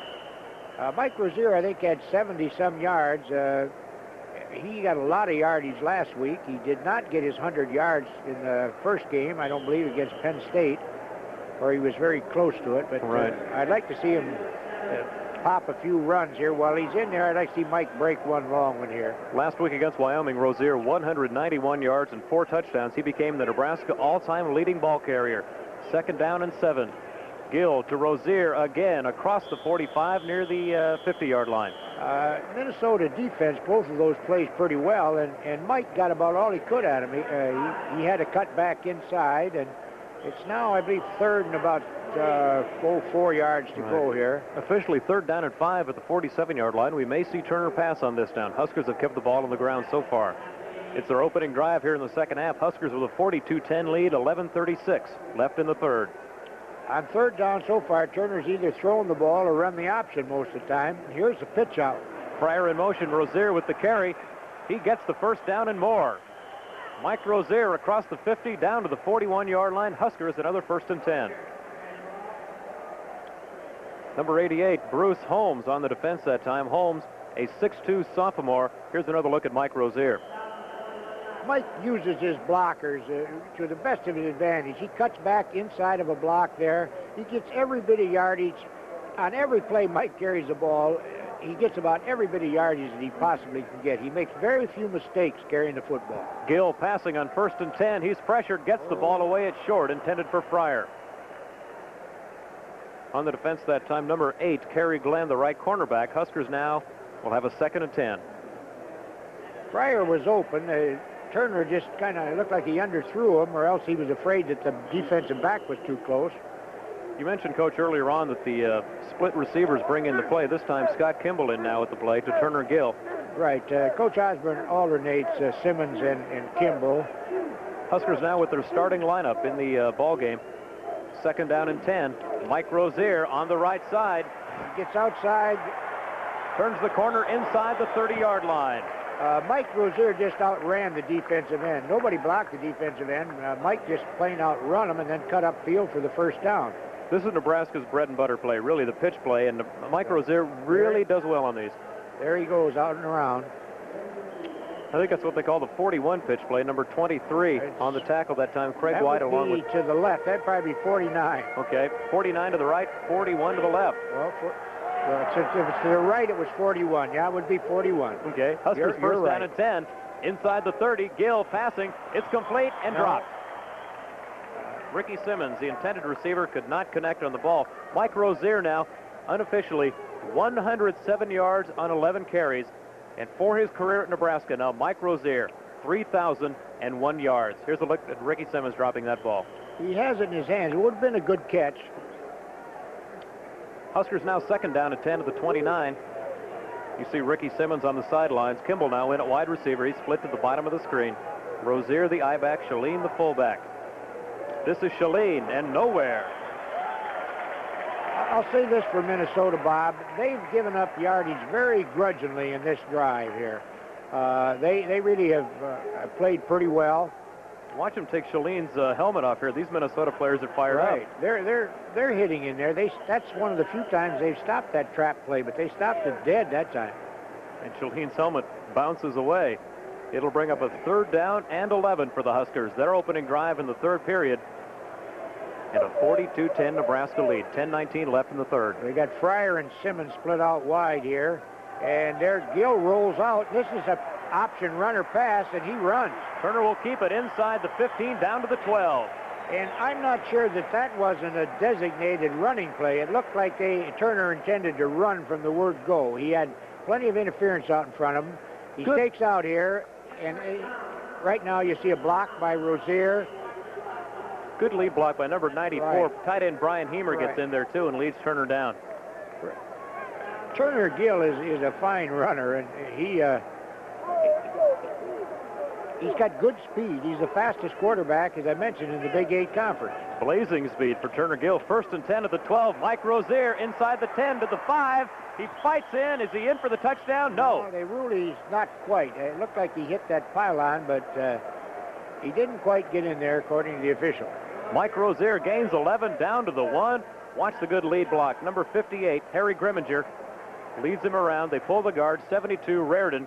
Mike sets off one tackler, and he carries that other one almost into the end zone. Here he comes again, right at you, Mike Rozier.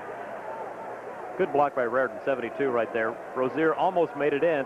It'll be a 1st and goal at the 1. You've got to think Rozier on this play. Double tight end, Turner Gill calls the signals. Rozier over the top, touchdown. And Rozier is now turning what was sort of a mediocre day into a real good one again. We'll check the stats on Mike Rozier. Unofficially now 119 yards on 13 carries, and this is 2nd touchdown of the day. Mike goes up over the top here. He just launches. Huskers now with a 48-10 lead. Livingston on now to try the extra point. Turner Gill will hold. You know, an interesting thing, Bob, on the runs that Rozier made to the outside, we have these great big interior linemen out in front of him. That's a remarkable job of blocking. Livingston's PAT is good with 9:41 left in the 3rd. Nebraska leads 49-10. We'll be back. For years, you've been told what length of time your money had to be on deposit. Now, American Charter's Time Access Certificate lets you choose the term you want. Make mine 19 months. Then I can pay cash for the car. The longer your term, the higher your interest. I'd like 49 months for college. For as little as $500, you can have Time Access from American Charter. It's of the people, for the people. American Charter. American Charter. McNugget Mania After Dark. Night falls, and across the nation, McDonald's Chicken McNuggets take on a whole new meaning. Dinner! Now, McDonald's introduces the new, even bigger McNuggets 20-piece size. McNuggets enough for dinner by candlelight, moonlight, even flashlight. McNuggets, McDonald's and you. A Nebraska football game is the perfect time to enjoy 20-piece packs of Chicken McNuggets. Have them at home when the game's on TV, or stop by McDonald's on your way to the stadium. Back at the Minneapolis Metrodome, the Golden Gopher making friends with the Husker crowd, some 20,000 strong here among the crowd of 62,000. Huskers have a 49-10 lead, 9:41 left in the ball game. Dan Wingard now will kick off for Nebraska. This kid came out of Westside High originally as a quarterback coach, and he's come on to be a pretty good kicker. Right, he has. And Donovan Small is back for about the 7th or 8th time receiving a kickoff, and he's going to try to run this one out. He'll bring it out to the 10, to the 15, 25. He gets a block, and he's nailed. He goes out to 24-yard line there before he stopped that time. Brett Clark on the tackle. A good hit by Brett Clark. Dan Wingard trailed that kick into the 2 yards into the end zone, and the Gophers will have a 1st down and 10 at their own 24-yard line. Let's check Donovan Small again. He's made some good runs, and he's made some bad ones. This probably his best effort of the night. Right, he used pretty good judgment here. That ball was right on the goal line, and he had a fair chance to run it out. Look at Wingard. That was him on the tackle. Wingard and Brett Clark. Good effort by the kicker. Murphy gives off to Hunter. Tranmer drills him, and the linebackers bring him down. Probably a gain of about 3 or 4 on the play, and Minnesota has changed their tactics, definitely. They've... that guy looks like he's big enough to play right there. I think Tom ought to put a helmet on and put him in. But, well, somebody's hurt on the Minnesota team here. Yeah, let's check, see who's down. That is number 33. That is Hunter down on the field. We'll take a break with 9:22 left in the 3rd. Nebraska leads 49-10. We'll be back.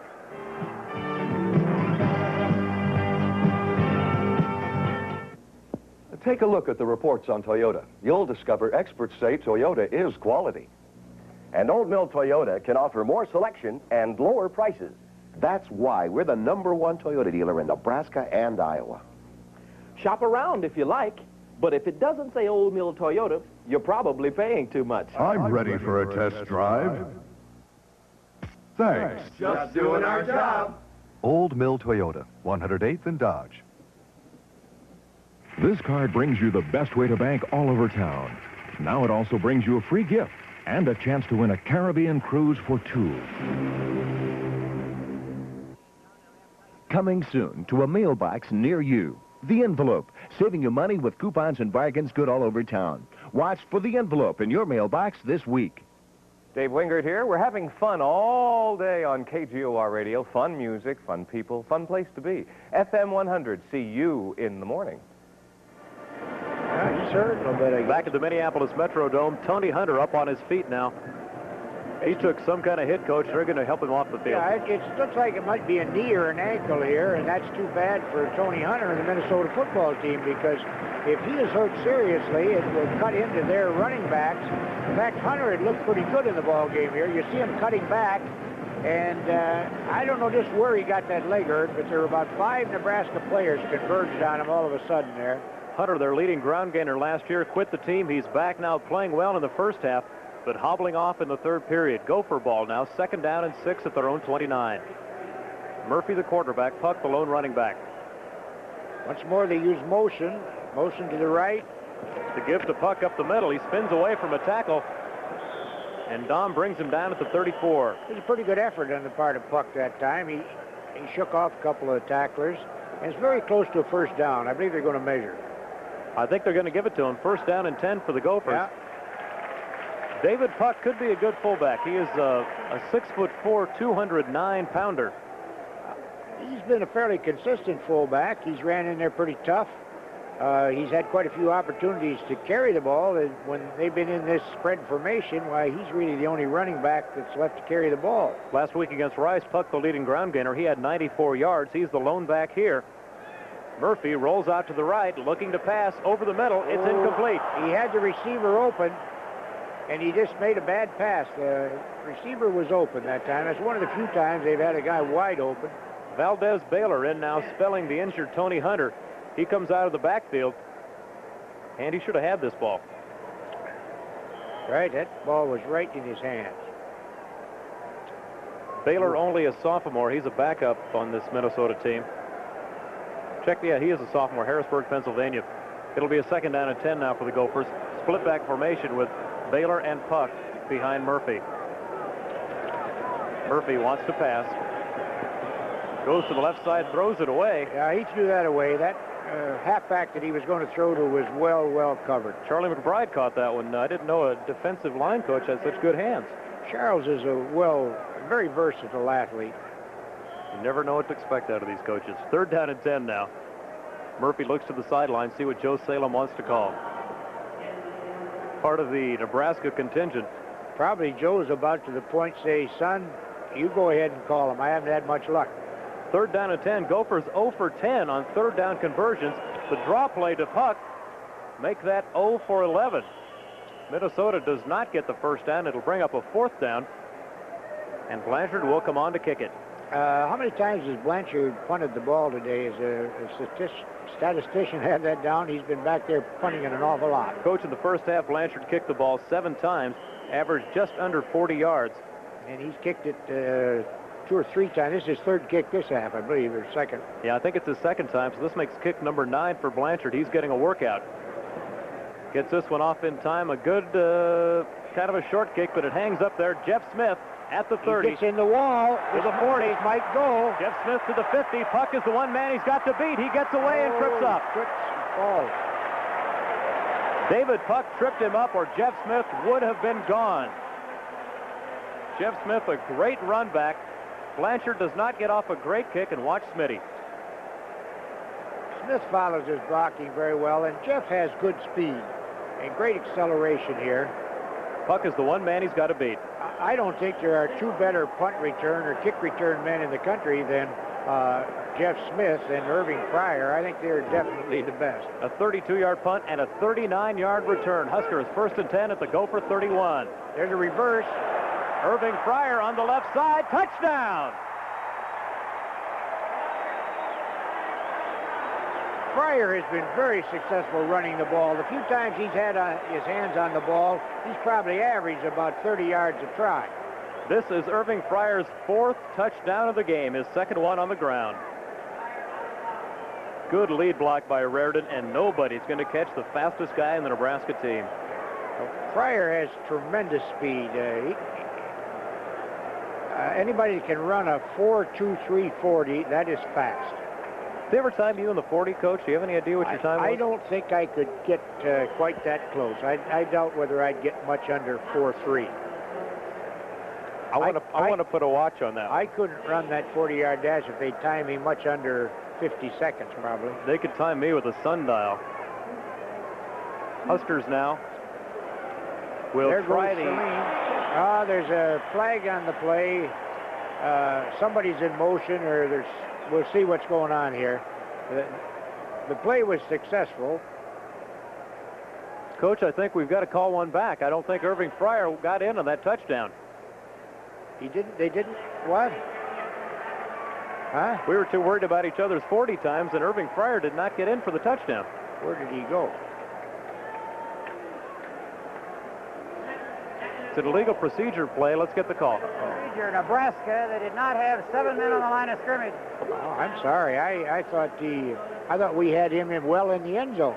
Boy, look up at the scoreboard, and it's still 49-10. Huskers trying to get in now. Well, somewhere along the line, they called that one back with a penalty. We apologize for not catching that. Maybe the Huskers can put it in here.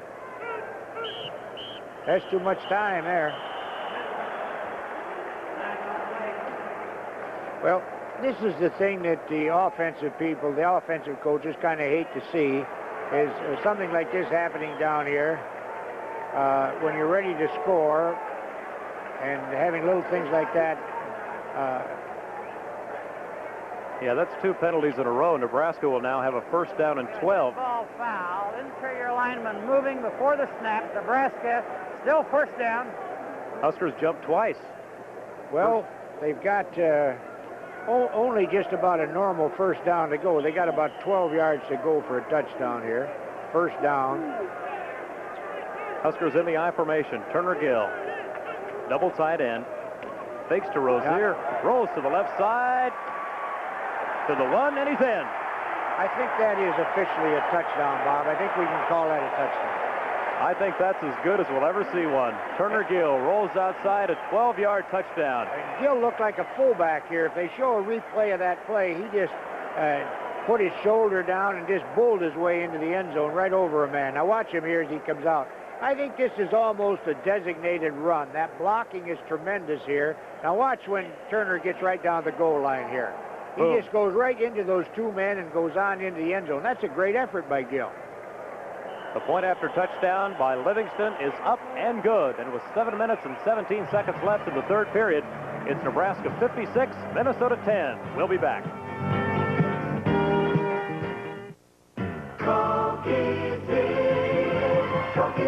The most refreshing way to make the most of every day. And wherever you go and whatever you do, there's something big waiting for me and you. Coke is the biggest taste you've ever found. Coke is the one that never lets you down. Coke is the most refreshing taste around. Coke is it. Why do 100,000-mile flyers choose United? When I travel, I don't like stops any more than the next guy. Neither does United. That's why United has more non-stop flights to the coast than any other airline. For a little extra, you can enjoy your meal, do some work, and arrive a lot earlier. Take a United non-stop to the coast.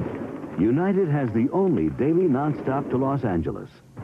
Life already has enough ups and downs. People who fly for a living fly United's friendly skies. Yeah, that's Irving. That's Irving. Now let's see what happened to him here. Back live at the Minneapolis Metrodome. Here's the touchdown by Irving Fryer that was called back. Watch his left foot. Uh-oh. The right foot stepped out. They really stepped out of bounds. I couldn't figure. I knew nobody tackled him. The right foot stepped out of bounds at the 3-yard line. Irving just lost track of where he was on the field there. He didn't need to step out of bounds. Nobody forced him out. I think he just lost track how close to the sideline he was. At this point, it's academic. Turner Gill ran in for the touchdown himself, and Huskers are up 56-10. Wingard will kick it off again, and Small will take it at the 2. He's got to run this one. Small to the 10, to the 15, and down to the 19. I tell you, Irving Fryer fooled me on that one, Coach. It looked like he was in easily. Yeah, I couldn't figure it out. I think it's sort of inexcusable that I didn't see him call that back. I don't know any reason why he would have stepped out of bounds, except that he just must have lost track of where he was on the play. Yeah, it might be a loss of concentration on his part. A lot of substitutions now. You see the first-team offensive line for Nebraska taking a rest. The first-team defense is getting a lot of rest, too. Holloway now in at linebacker, number 43, Tony Holloway out of Bellevue. Along with him, 46, Chad Daffer. Murphy brings him out of the I, 1st and 10 to the 20. The give to Baylor. He gets a couple. Billy Weber brings him down. I think for the rest of the ball game, you're going to see Tom Osborne substituting very frequently and very freely. I doubt if we're going to see a whole lot of that first-team offense or defense in this ball game anymore. We see Mark Shalene enjoying the Nebraska crowd on the sidelines along with Reardon. Right. You have the lineman there, and you have Mike Rozier sitting there on the bench quietly. 2nd down and 8 for the Gophers at their own 22-yard line. They're down 56-10. The pitch to Baylor along the right side. Finds a hole, has an opening. He's tripped up at the 37-yard line. On the tackle for Nebraska is number 3. Let's check, see who that is. We're seeing a lot of different players here in the second half. That time it was Gary Schneider, a 5'11", 185-pound sophomore. The safety out of O'Neill. Schneider, a good breaker saver right here. Right. Schneider is actually a 185-pounder, all right, and he has not played a whole lot, but I think they think quite a bit of him. They think he's a pretty good prospect, and it's a good thing that some of these younger fellows get a chance to play. It really helps them as the season goes along. Because excuse me, Coach. One of the first-team players get hurt. You put a fellow in there that hasn't had much opportunity to play, and he's under a lot of pressure to make some mistakes. Tell you, even the sisters are on our side tonight. Yeah, everybody's happy from Nebraska. The Minnesota people are sitting there wondering and might be thinking some bad thoughts. Murphy's pass incomplete on 1st down. Ricky Green broke it up. It'll bring up a 2nd down and 10 for the Gophers at their own 38. Split backs. Baylor and Puck behind Murphy. Murphy, the draw play to Puck, and he gets nowhere. Holloway on the tackle. If the passing attack is working real well, they have a little better chance on the draw play.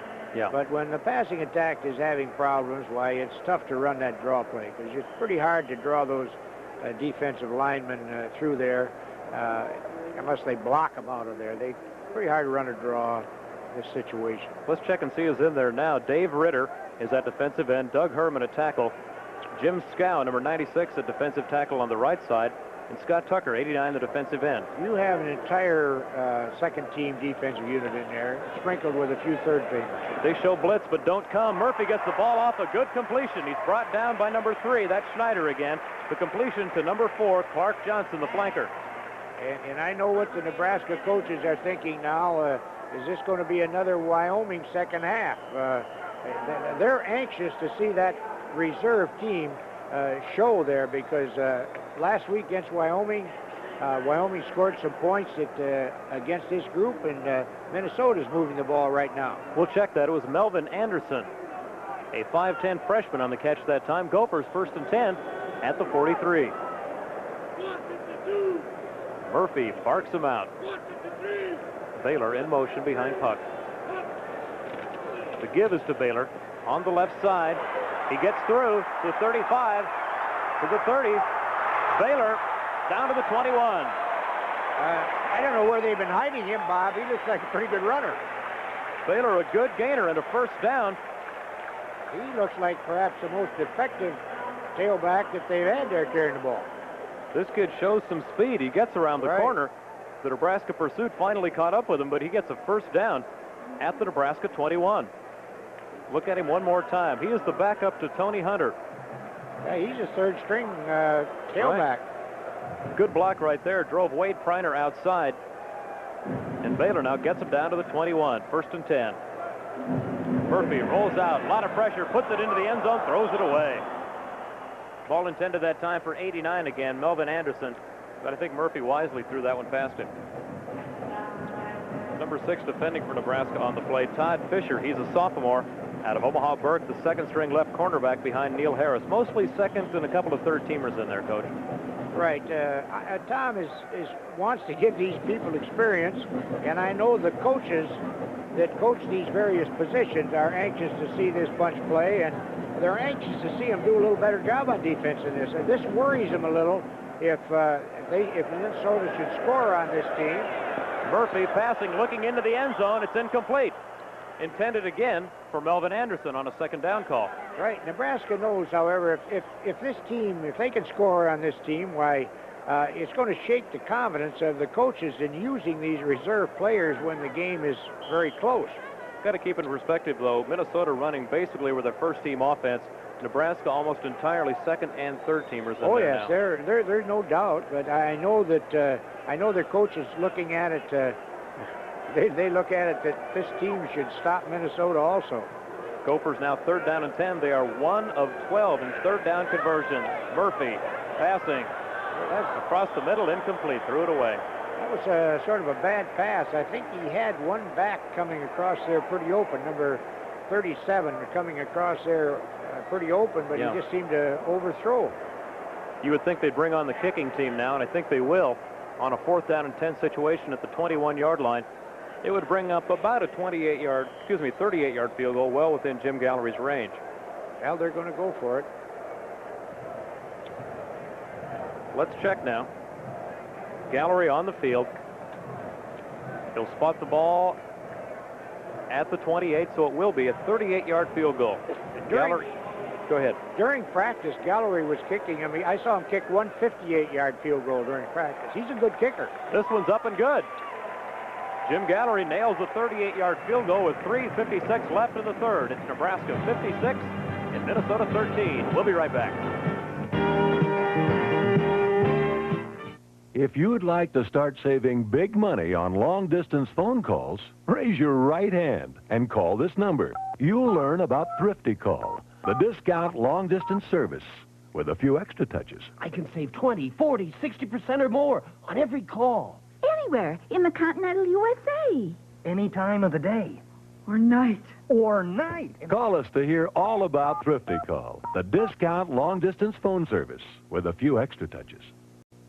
Listen to the deals the Price Maker is making for our spectacular September sale. Radigan Road in Missouri Valley lets you pick a Chevy Celebrity. Was $11,315. Your choice, only $94,75. An old Sierra was $12,202. Your choice, only $10,236. A Pontiac 6000 was $11,262. Your choice, only $94,038. Or Buick Centuries was $12,079. Your choice, only $10,100. Year-end closeout prices on over 500 GM cars, trucks, and vans with 10.9% financing on selected models. Radigan Road in Missouri Valley.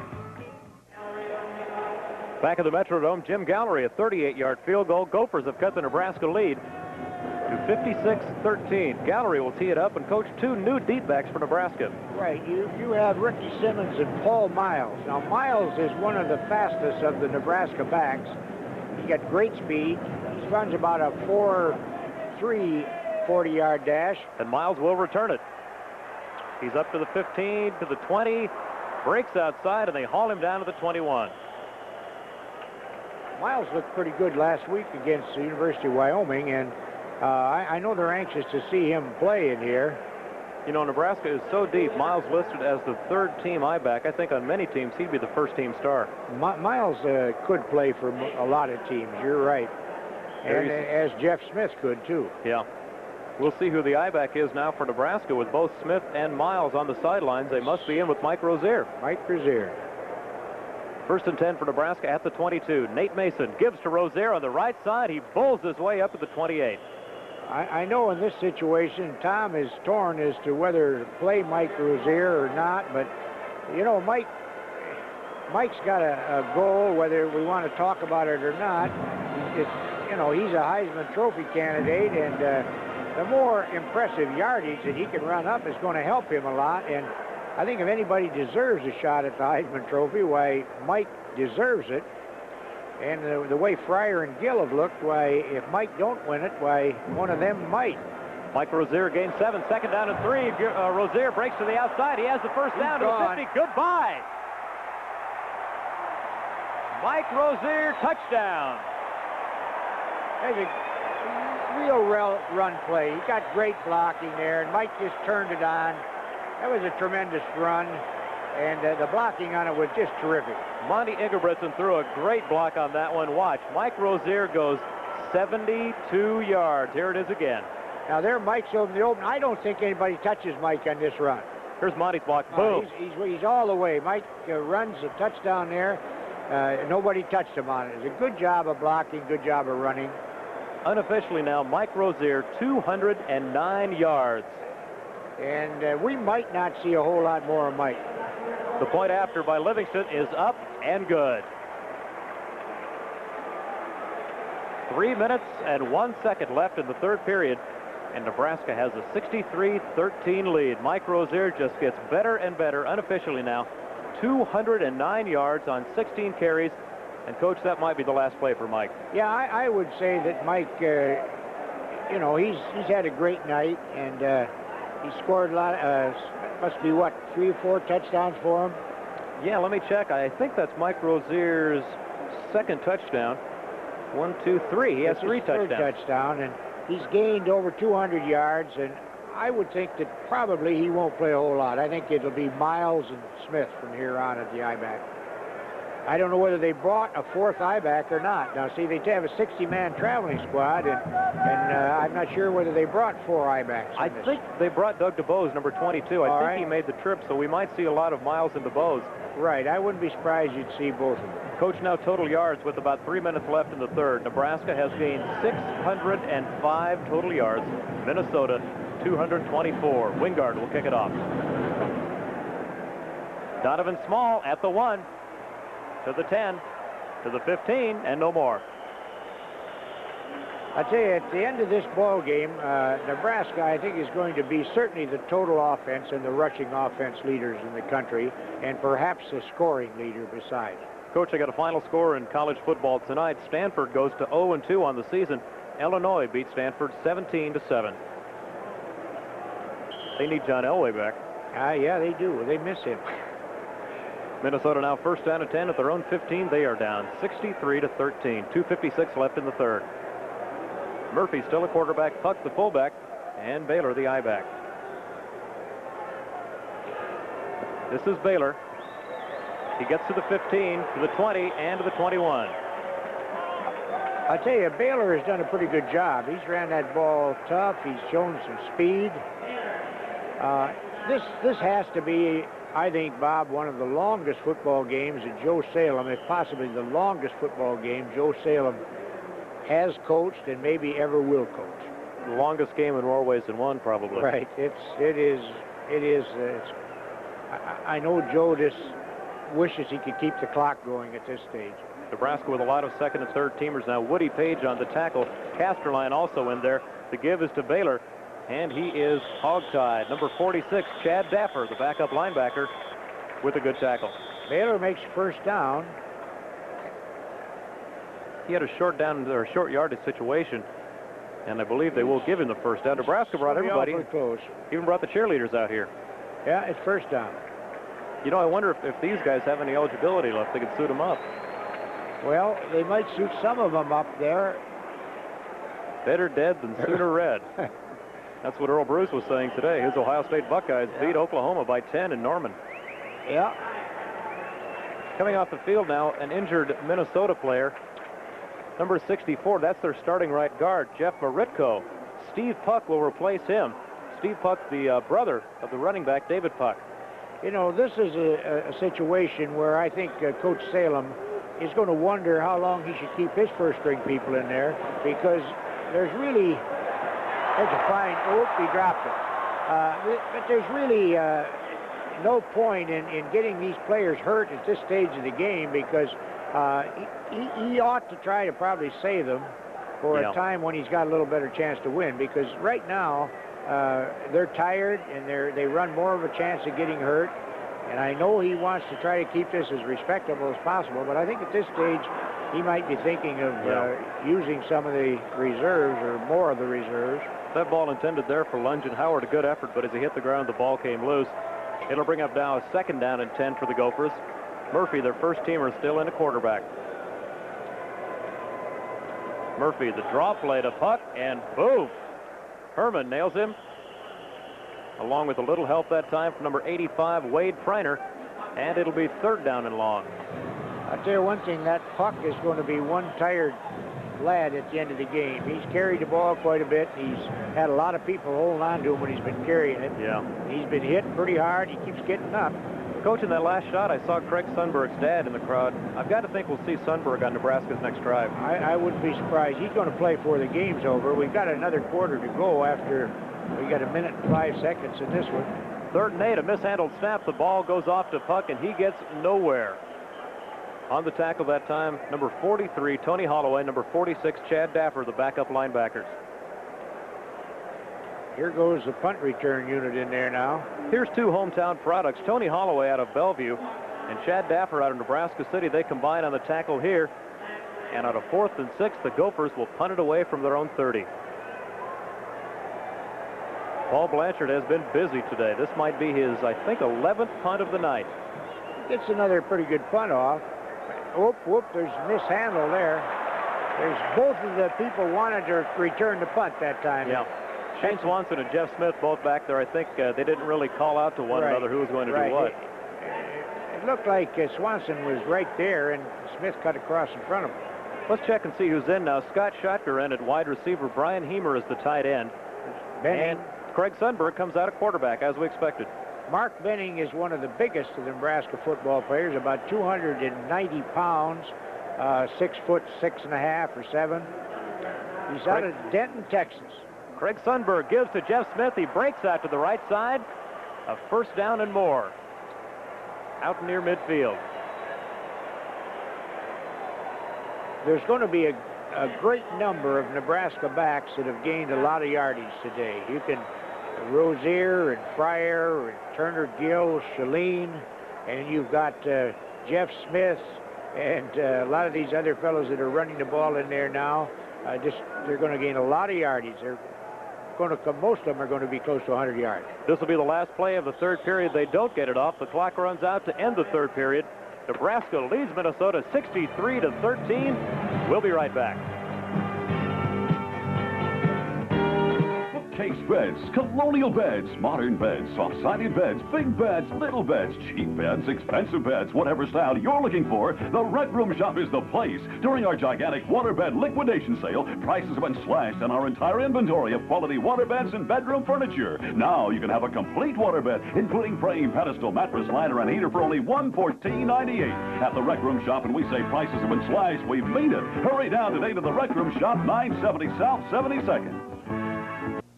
If there's anybody out there who's never tried pan pizza at Pizza Hut, boy, are you missing something. If you missed pan pizza at Pizza Hut, Look at the cheese.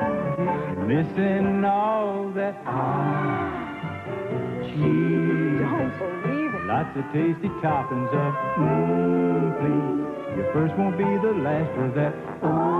So give it a try at your hometown Pizza Hut. Northwestern Bell is part of the biggest information network in the world. It moves 90% of all business information, computer data, graphics, video signals, and it's right at your fingertips.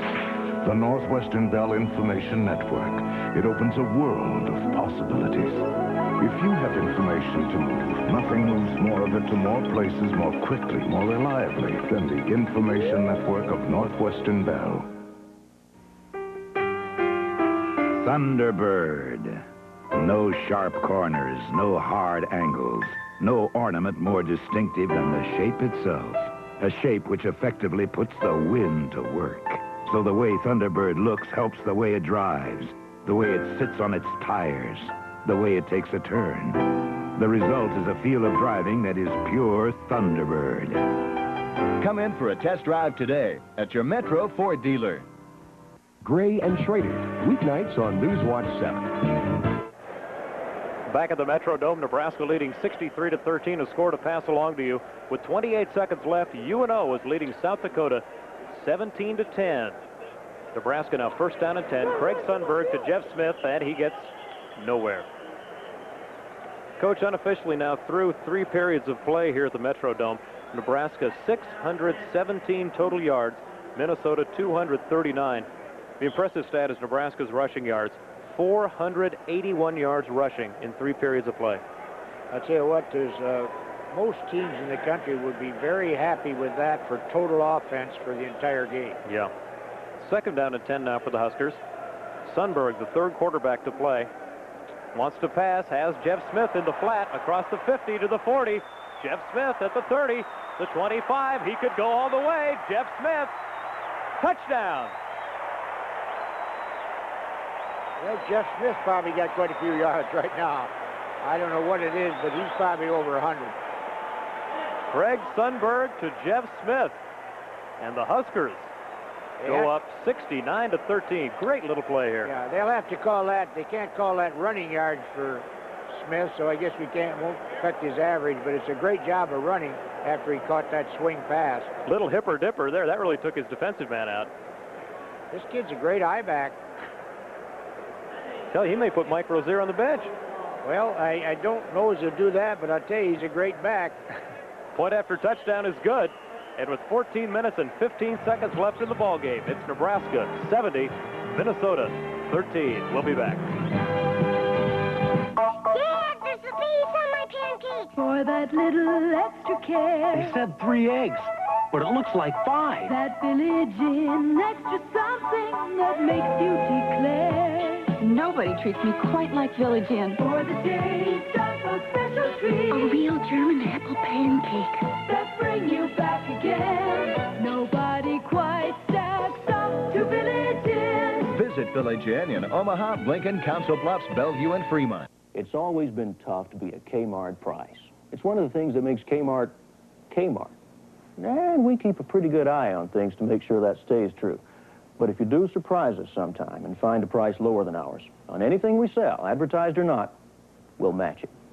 We simply won't be undersold. Kmart, we've got the quality, we've got the selection, and by gosh, we've got the price. Kmart, we've got it, and we've got it good. The Minnesota fans starting to file out and go home, and believe it or not, even a few Nebraska fans are leaving their seats because with 14 minutes and 15 seconds left, Nebraska has a 70 to 13 lead over Minnesota. Dan Wingard will kick it off deep back in the end zone. Number 35, Donovan Small, has been a busy man tonight receiving kicks. Right, and he doesn't quite make it to the 20-yard line here. He hasn't had a great deal of success running these kicks because the kickoff man has hung him up there real well. You know, I know how Tom Osborne's starting to feel about this time. I remember back in 1972, we played Army over at West Point. Yep. And you wondered how to hold the score down. I think it got up to 77 points. Yep. And that's a lot of points. And I know Tom don't want to, he don't want to rub this in at all. It's a tough job for him. He can't tell the players not to run hard. He can't take a quarterback that he's trying to take a look at and tell him not to throw the ball at all. It's very difficult. Andy Hare now back into quarterback for the Gophers. We may have seen the last of Murphy. Hare, the better runner of the two, rolls out and gets a couple of yards across the 20 to the 21. Number 43, a good play that time by linebacker Tony Holloway. He drove him out. Even the cheerleader's taking a timeout, Coach. Right. My producer tells me she is wounded. Cheerleaders are resting. Boy, I tell you, it's a dirty, thankless job, Coach, but somebody has to do it out there. Well, I tell you that that Minnesota team keeps coming out of the huddle every time, and they give a pretty good effort, but they've got to be tired and they've got to be awfully discouraged. 2nd down and 7 for the Gophers at their own 21. Small in motion. He's been busy tonight returning kicks. Hare rolls out, pressured. He's nailed. He throws the ball away. It's intentional grounding. That was a attempted bootleg pass, I guess, but the blocking broke down. And they're going to call him down instead of an incomplete pass. They're just going to call him down back there. Yeah, he didn't get the ball off in time. Jim Scow, the good pressure on that. Great defensive effort by this sophomore out of Omaha, Roncalli. 2 of the 20,000 Husker fans on hand tonight. Let's watch Hare again, Coach. They say he's the better runner of the two, but this time he couldn't get away from Scow. It's a very poor bootleg fake, and nobody blocks the end at all. And so Minnesota now is, let's see, 3rd and 18 or 19. Right, 3rd and 18 at their own 10. They're going to put it up here. Hare, drop play, no. 85, Wade Preiner stops Donovan Small on a 3rd down and 18. Great play by Preiner. Well, I think the Nebraska reserves are playing a lot better now, too. They're making it very difficult for Minnesota to generate any offense. They're going to punt again. Nebraska will have good field position, and I don't know what will slow them down. Some of the other fans watching the game waving high. 4th down. 21 to go for the Gophers. Blanchard will kick it again from his own end zone. Gets off a wobbly kick. That's Jeff Smith again. Smith to the left side, cuts back up the middle, and they bring him down. Coach has scored a pass along now in the 4th period. Kansas State is leading TCU. K-State 13, TCU 3 in the 4th. Good. That was a 37-yard punt. Jeff Smith ran that back 8 yards. Well, we mentioned this may be one of the longest football games in record. We started at 7:05. It's now 9:49. That's, if my math serves me right, 2 hours and 44 minutes of football, and we still have 12:16 on the clock. It's going to be a long night, and the only thing, any consolation, Bob, that if we think it's long, Joe Salem and that bunch of Minnesota players over there are going to think it's forever. Yeah, and it's something you mentioned before, too. They've got the whole Big 8 season ahead of them. They're not picked very high in the Big 10 race, and I don't know who they might beat. They might have a chance to beat. I don't know who they might beat at the present time because... Coach, there's a penalty here on this one. Yeah, Let's see what it was. We got a clipping penalty. Right. That'll drive the ball back a little bit. But Nebraska keeps the ball on the ground on a 1st down and 10 at the 40. Let's see who the running back was on that one. Looks like Tim Brungard, number 32. Brungard is a senior out of Norfolk, Nebraska. He's a converted I-back. Brungard was an I-back last year and a fullback this year, and he's doing a pretty good job. Yeah, I think Minnesota might have a chance against Purdue. Yeah. But I don't know who else, possibly Indiana. But the rest of the Big 10 seems to be fairly good. Jim Thompson now the wingback, Brungard the fullback, and this is Paul Miles the I-back. Spins inside on a 2nd and 6, and he gets 4. You know, we saw Brungard running that ball a couple of plays ago. Every time I see Tim, I kid him about what happened in the Orange Bowl. Nebraska ran a fake kick, and they threw the ball to Brungard. He was open at the 1-yard line against LSU, and he dropped it. Right. And that's one I'm sure he'd like to have back. Right. Tim has had a little disappointing career. He hasn't advanced too far. He was been a 2nd string back, and right now he's a 3rd string back. Chance to show off now. Paul Miles on 3rd down and 4. He gets to the 50, and he might have the 1st down. They give him the 1st down. 1st down and 10 for the Huskers at midfield. As you mentioned, Coach, a very sad Minnesota bench. Yeah, you look over there, and they all look pretty down. Yeah. It is 70-13. 10 minutes and 51 seconds left in the ball game. Minnesota plays Purdue in the Dome here next Saturday night. And Purdue played a great game this afternoon, I believe, and they could give Minnesota some trouble. Well, I think probably, Bob, anybody Minnesota plays could give them trouble because they're lacking in top personnel.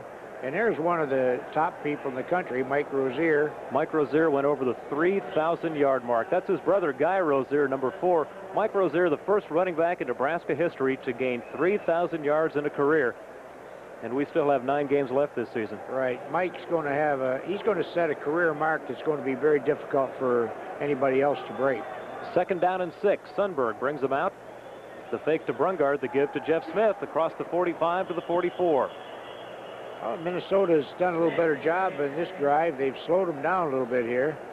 Coach, some more substitutions now in the game. Anthony Thomas in at guard for Nebraska. He's a big kid, 275 pounds out of San Francisco. And more substitutions. Anthony is a young man that they try to keep him, to get him to keep his weight down because he is one of the few that is inclined to get overweight. Yep. Nebraska is a big team, but there's not much fat on him. 3rd down and 4 for the Huskers at the 44. Sundberg on the option, has the 1st down. Good lead block. Sundberg with Mueling ahead of him. Sundberg is in for the touchdown. Well, I think Tom Osborne told him to keep the ball on the ground, and he just ran it in for a touchdown. Greg Sundberg, a 44-yard touchdown off the option play. Great blocking. Brungard takes a man right here. And it's Sundberg and Mueling out there alone, a pair of high school teammates. These two kids played together at Lincoln Southeast, and Sundberg makes it look so easy. Livingston on to try the point after touchdown as more fans head for the parking lot. Kick is up, and it's good. With 9 minutes and 19 seconds left of the ball game, it's Nebraska 77, Minnesota 13, and we will be back. The Pony Express stopped in Omaha back in 1863, and we were their first depository. We were their first then, and we've been first ever since. The first bank with an installment loan department. First to transport money by plane, issue credit cards, and offer other new services. Today, we're still the first, with our First Investors Money Market Fund, variable rate loans, and a Plus System banking card good nationwide. The First National Bank of Omaha, still the bank Omaha calls first. Member FDIC. Announcing for Big Red fans only. 20% savings at the Brandeis Red Raid shops. Go Big Red! 20% off Big Red t-shirts. Go Big Red! 20% off Big Red jerseys. Go Big Red! 20% off Big Red sweaters. Go Big Red! 20% savings now on Big Red fashions for the whole family. But hurry, these Big Red savings are for 1 week only. Go Big Red! Go Big Red and go right now to the Red Raid shop. Go Big Red! Only at Brandeis. Turner Gill surveying the situation of the Metrodome. Huskers kick off to Minnesota with the 77-13 lead. This is Donovan Small returning a kick again and again, getting nowhere. Coach has scored a pass along now in the fourth period. Vanderbilt leads Iowa State 23-22. Well, Iowa State is playing a little better football, evidently, than they did last week against Iowa. Vanderbilt has a pretty decent football team. I thought perhaps they would get beat more than that. Unofficially now, Coach, with about 9 minutes left of the ball game, Nebraska has gained 728 yards in total offense. Minnesota 228. Nebraska has 541 yards rushing. This is about the most yardage I've ever heard of, I guess, in a football game. Yeah, it makes me want to maybe dive into the record book. Minnesota first down and 10 at the 13. Well, I think the worst part about it is, as far as Minnesota's concerned, Nebraska has just good football players here. They don't have anybody else to put in except some good, enthusiastic football players, and they're going to keep making it tough. There's Scott Kimball and Ricky Simmons waving hi, Mom. I'm curious, what is the total offense record? Maybe we can find out how many yards Nebraska has gained. What's the most ever in a game? What if we can look that up? We'll try to get back to you on that. Gophers got nowhere on first down. It'll bring up the second down and 10 at the 13-yard line. Yeah. The quarterback now in for Minnesota is number 12, Hare. Scored 77 against Army. Huskers on a second down and 10. Excuse me, the Gophers on second and 10. The give to the fullback. That, I think, is number 25, Demetrius Chisholm, and he's racked up at the line of scrimmage. Well, I tell you what, Donovan Small has received probably as many kickoffs as any kickoff return man in the business. Yeah. You know, I wonder if Joe Salem would put her in. Well, I think Joe is wondering right now. Good look at Ken Graber. He's the only Minnesota player on the Nebraska team. He was not recruited by Minnesota at all. He walked on in Lincoln, and I think he's got to think he made the right decision. I'm sure he does. Third down and 12. Hare rolling out, in trouble in his own end zone, gets it away. Almost intercepted by Ricky Green. If he'd have thrown it just a little bit farther, Green would have had it, but he underthrew Green a little bit. Yeah. Ricky was in good position to intercept. Threw into triple coverage that time. Yeah. So it'll bring up a fourth down and 12 at the 13. Watch this. Ricky Green, number 5, playing it all the way. The ball was a little underthrown, turned the man around. Ricky had it right in his hands.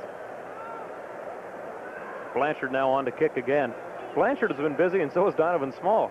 Those have been two very busy Minnesota football players, and I know they'll be glad when it's over. That's a good punt. Another good punt. Real good punt.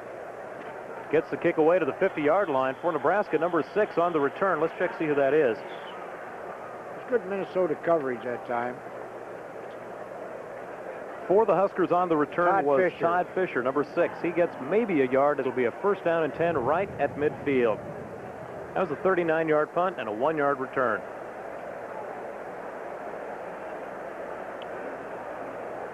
First down and 10 for the Huskers. Next week, Minnesota plays Purdue, but they lost. I was wrong about them. They lost 35-0 to Syracuse. Nebraska plays Syracuse in 2 weeks. Well, I'll tell you what, Minnesota has got a chance then against Purdue. Sundberg on the option, keeps it, rolls to the left, pitches out, and the ball is on the ground, and Minnesota recovers. I think they rule it. They may rule out a forward pass. Yeah, there's a flag on the play. We'll check, see what it is. There's a couple of flags there. They may have ruled that he threw that ball forward. Yeah, let's check and see. He might have been beyond the line of scrimmage. We'll see. Coach, I'm going to dive into If he didn't throw it forward, then it's Minnesota's ball. I guess that's right. I'm going to dive into the record book here for a minute, Coach, and see if we can find the most record or most yards for Nebraska. Let's get the ruling on this play here, too, because I thought it might have been an illegal forward pass, but there must have been some other type of a penalty, and Minnesota recovers the ball on a loose ball, and they have an opportunity now outside of their own 20-yard line, which they haven't had for quite a while. First down and 10 at the 46. Hare, the quarterback, single setback with Small in motion. Hare passing. It's in and out of Small's hands. They're having a hard time catching the ball. They're having a hard time throwing it, and they've got a lot of players that they've used in this ball game now. They've got quite a few different I-backs they've used. And, Hare, I don't think, is quite as good a passer as Murphy. He's probably a little better runner, but I don't think he's quite as good a passer. Coach, the Nebraska record, in case you're curious, for rushing in a game, 677 yards against New Mexico State last year. We're not close to that yet, but we may with 8 minutes left. How about total yardage? Let me check on that. It'll be a second down and 10 for the Gophers here. The draw play, and they get nowhere. Total offense was also in that New Mexico State game last year, 883 yards, and I'm wondering how close we are to that now. Well, we've got to be getting fairly close to it. Probably not quite, but we still got 7 minutes and 37 seconds to go. Number 31 for Minnesota carrying the ball that time. Let me check my chart. That is Kevin Wilson, a freshman out of Aurora, Illinois. Third down and long for the Gophers. Third down and 11. Hare, the pitch back to Small, has a lead block, but they nail him. They're either going to call Nebraska for encroachment going across the line too fast, or they're going to call Minnesota for lineman moving on that play. It was a third down and 11 call. Small did not get the first down yardage. If it's a penalty against Minnesota, I'm sure Nebraska will refuse the penalty. Yeah, here's Vance Carlson. Let's check the call. They refuse it. Minnesota's going to have to punt again. Blanchard, the busiest man in the field, will kick it away to Nebraska. Deep back for the Huskers. That looks like Fisher, number 6. And I believe Paul Miles, number 21. The Minnesota cheerleaders not a lot to cheer about tonight. No, I'll tell you what, there's not many people left to cheer for Minnesota here. Yeah, the ones that are here all wearing red. Blanchard gets off maybe his best kick of the night. Woo, this one takes him way back inside the 10. That is Shane Swanson up to the 15, and he's down there. That was a great kick. 6 minutes and 55 seconds left of the ball game, and there's a flag on the play. Looks like roughing the kicker on the Huskers. Watch Blanchard. Gets the kick away. Here it comes. Guy Rozier ran into him. They could call it. They could call it running into the kicker. Yeah.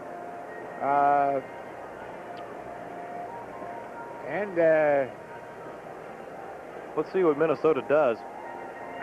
That was by far, I think, the best kick tonight by Blanchard, a 45-yard punt. I'd be inclined to take the kick, unless it's a first down. Well, if it's a first down, then they have to accept the penalty. Yeah. Vance Carlson trying to explain to the team on the field exactly what to do and what happened. At this point, it's somewhat academic. Huskers leading 77-13 with just under 7 minutes left. Here's Vance Carlson. Running into the kicker on Nebraska. That's only a 5-yard penalty. Minnesota refuses the penalty. First down. That's what I thought. They wouldn't take the penalty unless it was a first down. And they do have the ball back here pretty deep in Nebraska territory. Nebraska's got 85 yards to go to make it into the 80s. Let's see who's in there now for the Huskers. On a 1st down and 10 at the 15, I believe it is Sundberg still a quarterback. Paul Miles, the I-back in the slot. Brungard is the lone running back. Right. Shane Swanson split to the top of the screen. This is Brungard across the 15 to the 17. A reminder for you, Newswatch 7 follows the game tonight. Jerry Fannin will have all the news. Meteorologist Don Novak has the forecast. And Ross Jerstrom will show you all the highlights of tonight's game. And we will be back in Newswatch 7 for live interviews from the Hubert H. Humphrey Metrodome here in Minneapolis. I think that the quarterback here, I would think... Did you see this, Coach? Miss Nebraska, one of the 10 finalists in Miss America tonight. Yes. I was just going to say that I don't think they'll throw the ball much anymore when Sundberg completed a pass to Swanson out here. I'd like to know how we got that Eric Horn to do that. Here's Sundberg throwing out to, I believe it's Ricky Simmons. Ricky hauls it in. 1st down and 10 for Nebraska at the 26-yard line. Porter now in at fullback, and I believe Paul Miles at I-back. The reverse play, Shane Swanson across the 30 to the 35. You know, Shane Swanson is a pretty good wingback. If he wasn't playing in the shadow of probably the best wingback in the country, in Irving Fryer, he'd be a regular on a lot of football teams. Yeah. Shane Swanson has really come on to be an excellent player. He got some time last year behind Irving, but I think Gene Huey is putting Shane in a lot more this year, and Shane is responding. 2nd down and 1, the kind of situation a quarterback loves. Craig Sundberg surveys the Minnesota defense. The give to Porter inside. He has the 1st down and more. 1st down and 10 for the Huskers. They keep the ball on the ground. 5 minutes, 23 seconds left in this ball game. Scott Porter is the fullback that carried the ball there. He's a 6'1", 225-pound junior. Nebraska City, I believe. Right. His sister was a cheerleader last year. Right. His sister was a cheerleader, and his brother was a football player who was injured some years ago. Huskers now 1st and 10 at the 40. Ball's on the ground, and Sundberg falls on it. And there's a flag on the play.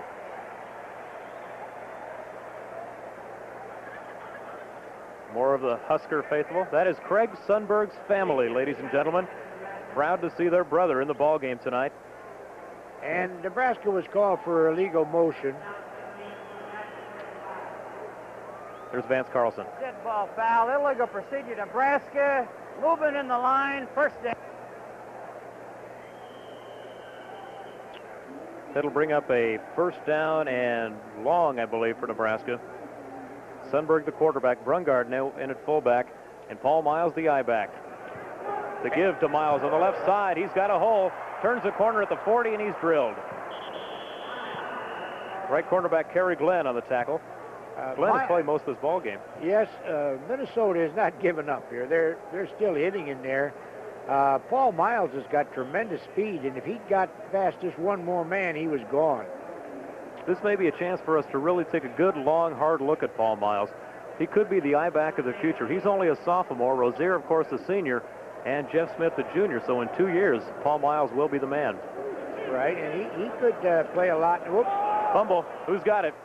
I think Minnesota might have the ball here. It's very... I don't know what Sundberg got on now. Minnesota has it. Minnesota picks it up. Looks like number 69 recovered the ball for the Gophers. This has been a kind of a bad exchange between the center and the quarterback. That was a bad exchange there. Scott Tessier recovered the ball for Minnesota. They'll have a 1st down and 10, but they trail 77-13. We'll be back.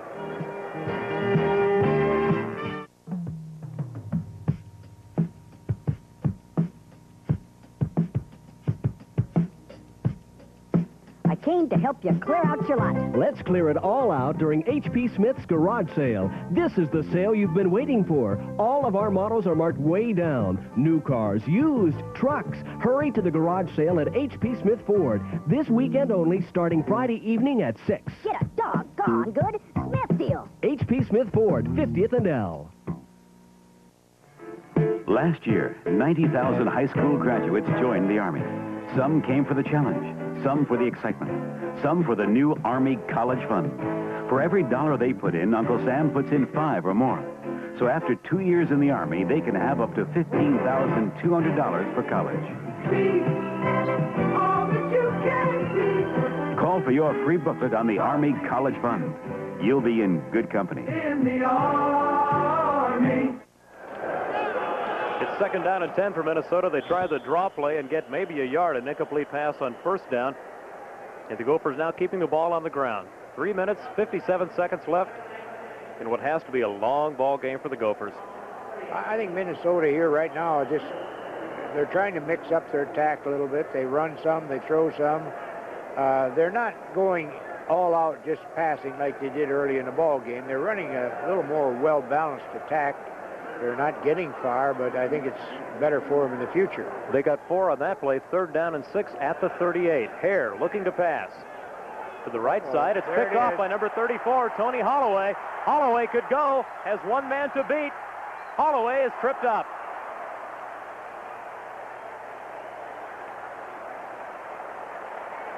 Linebacker Tony Holloway. Holloway stepped right in front of that receiver. It's an out pattern here.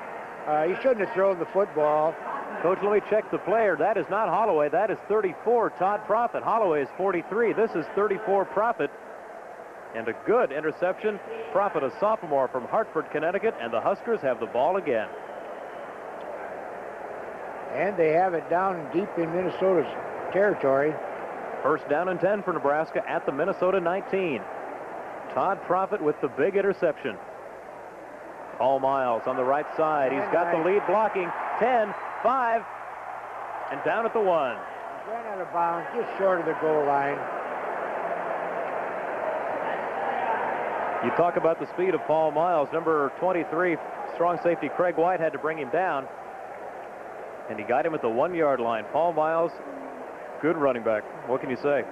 Yeah, the defensive back had a little angle on him here. This Craig White is a kid Nebraska tried to get. He's a senior out of Miami, Florida. He picked Minnesota over Nebraska. He's played a good game tonight, but he's been on the field an awful long time. He probably come up here because of the weather. Yeah, Sundberg on 1st and goal. Takes it into the center of the line, and he scores. That is a lot of points.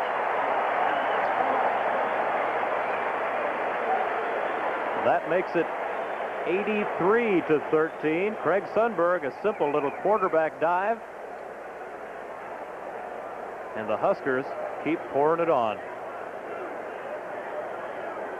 You know, Bob, there's not much they could do on that. Minnesota threw the ball into their hands, and they get it down that close to goal line. You got some good football players carrying the ball and blocking. Livingston's PAT is good with 3 minutes and 6 seconds left in the ball game. It's Nebraska 84, Minnesota 13. We'll be back. Hey, there's a hot time in the old town today. Z92, the rock, lots of rock, new rock, classic rock. Z92 is the rock. You know why? Because Z92 has some variety, new rock and classic rock, for hours and hours. I was with a guy who wouldn't let me push his button to Z92. I forget his name. Z92 is the rock. Omaha's hot time. Z92, the rock. You're gonna like the freedom when a new day is dawning. You're gonna like the freedom. Fresh coffee's here for you. In our neighborhood, we start our day with 7-Eleven coffee. We love the fast service and delicious blend. What a way to start the day. Come on, start your day with that great steaming brew at your 7-Eleven. Freedom's waiting for you. Back at the Hubert H. Humphrey Metrodome, 3 minutes left in the game. And a familiar face among the crowd tonight, Coach. Yeah. Nice looking fella. Kind of ironic here in the Hubert H. Humphrey Dome. You know, on an ordinary situation, Nebraska would try an onside kick likely here because they have nothing to lose by doing it. Yeah, Minnesota was penalized there, so Nebraska will kick it off at the Minnesota 45. But I think that they'll kick it up in the stands. Yeah, I think Schneider will put everything he's got into this one. But this is a great spot for an onside kick if you need it. You saw that briefly. This is the most points ever scored in the modern history against the Minnesota Gophers. Small will take it at the 1, to the 10, and maybe the 12. Coach, ironically, Minnesota not moving the ball at all. In their last 4 possessions, they have lost a total of 10 yards. Right, they have been very ineffective. I think you might say that they've given up to a certain extent. I think there's a lot of effort out there, but I think as a team, they really did not have the zip that they had for a while. There was a while in the first half there when they come back and scored a touchdown. The score was 21-7, and they held Nebraska for 3 downs. They looked like they might make a pretty good ball game out of it. But since that time, it's just been getting continually a little more futile. 1st and 10 at their own 12. They keep the ball on the ground, wisely letting the clock run out and letting the punishment end a little sooner. And I hope the officials now, there's Turner down there waving at his folks and that on television. That's right. Turner saying hi to Mom and Dad in Fort Worth, Texas. Turner had a great game tonight. Right. And I hope the officials now don't be throwing flags around the ground too often here, unless it's something serious, because there's no sense of that at this stage. 2nd and 3 for Minnesota. This is Small trying the outside. He's going to get the first down. Let's hope he stays in bounds. He goes to the 44. And that's the best offensive play that Minnesota has ran this quarter, I believe. You know, one thing about this, Coach, Nebraska has played a lot of 3rd and 4th teamers. But you go this deep, you're always putting fresh people in. Right. They may not have the skill level of the first teamers, but they haven't been worn down as much, and so they're ready to go. Right, that's true. You know, when you're playing at home, you can go down and you can put 85, 90 players in a ball game. Yeah. But when you're in the traveling, you've got 60 players, and some of those are specialists. Yep. Give Ricky Green the tackle on that one. Gophers now 1st and 10 at the 45. They'll keep it on the ground. Small on the pitch play around the left side to the 50, the 45, and the 43. Number 22, that is Woody Page on the tackle with the help from Wade Preiner. 1 minute and 50 seconds left in the ball game. Huskers lead it 84-13. The clock is running. We see Small again. Guy Rozier in there too, number 4, Mike Rozier's brother. Guy almost exactly 12 months younger than Mike. Product of 6 brothers. Guy is not a bad football player. This is Hare on the keeper. Ritter chasing him down, and Guy Rozier makes the tackle. That was a naked bootleg play. I think he may have done that on his own. He had no help out there at all. There's the look at the Nebraska bench. They've got to be a happy bunch of guys. I tell you, Todd Fisher, number 2, Fisher, 6, McCashlin, number 2, out of Lincoln East. McCashlin came in with a thigh bruise, but he hasn't played hurt tonight. He played a good game as long as they kept that first team in. Clock is winding. We are inside a minute to play at the Metrodome. 2nd down and 4 for the Gophers. They'll most likely keep it on the ground. They do. It's a draw play up the middle. And they think they get a first down on it. Yep. 48 seconds left in the game. I wouldn't be surprised now. They might put the ball in the air here, trying to get into the end zone. Clock is rolling. 43 seconds left. We may see 1, possibly 2 more plays, depending on what Minnesota does here. If they decide to throw the ball, why, if they keep running it, why, I think this will be the last play. But if they throw, they might have another one. 30 seconds left in the ball game. Minnesota has a 1st and 10. Hare will pass. That's a bad choice. Boy, that's picked off by number 5, Ricky Green. Ricky Green with a good run back, and the Huskers have the ball again with 14 seconds left to play. And I don't think you see too much effort on the part of Nebraska as far as scoring again. No, I don't believe so. I think that they will probably run one play or else just get out there and let the clock run out. Both teams have 3 timeouts left, but I doubt if they will use any. 14 seconds left in the ball game. Good interception by Ricky Green. That'll help his stats. Right, he picked the ball off. It was a badly thrown pass, but Green was in the right spot. Huskers will finish it out. Craig Sundberg, the quarterback. Porter is the fullback. And Paul Miles is the I-back. This is Porter up the middle. 10 seconds, 9, 8. That'll be the last play of the ball game. It's been a fabulous effort by Nebraska tonight, by far their most points in years. I think this Nebraska team is certainly a great football team, and I think that the next ball game with UCLA will be the first real test they've had. UCLA hasn't had a great record so far, but they're a tough ball club. But this certainly was not a test tonight. The final score of the Hubert H. Humphrey Metrodome, Nebraska 84 and Minnesota 13. Tom Osborne and Joe Salem talking in midfield. We'll be right back to wrap it up and give you the final statistics after this.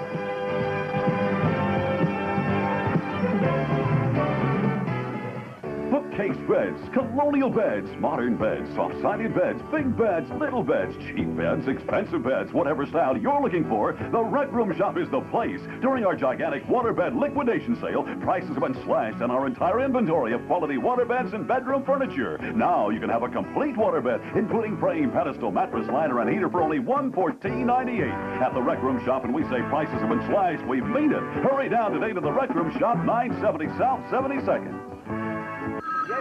Telephone. Hey, Culligan man. Hello. Hey, Culligan man. Hey, what's going on? Been like this ever since Culligan started offering water conditioners for a low monthly rate. Oh, how low? That low? No wonder. I'll get it. Now you can rent the best water conditioner made for a low monthly rate. It pays to call Culligan. Hello? Hey, Culligan man. To qualify, you must mention this Cornhusker special when you call your Culligan man. Why are more people turning to Newswatch 7? Channel 7, you know, they seem more professional and more sincere and more oriented towards, you know, the everyday people. I really like Dan Gray. He's really professional. His voice and the way he presents himself comes across very nicely on TV. I think everyone should switch to Channel 7. Carol Schrader, Dan Gray, Bob Cullinan, and Jim Flowers. 4 good reasons why more people are turning to Newswatch 7. The office. Without organization, it is confused, a vast wasteland. Shepard's Business Interiors creates a new dimension of work environments with steel case systems, designed to breathe life into your inanimate world. Office potential converts to productivity as people and their environment reach full efficiency.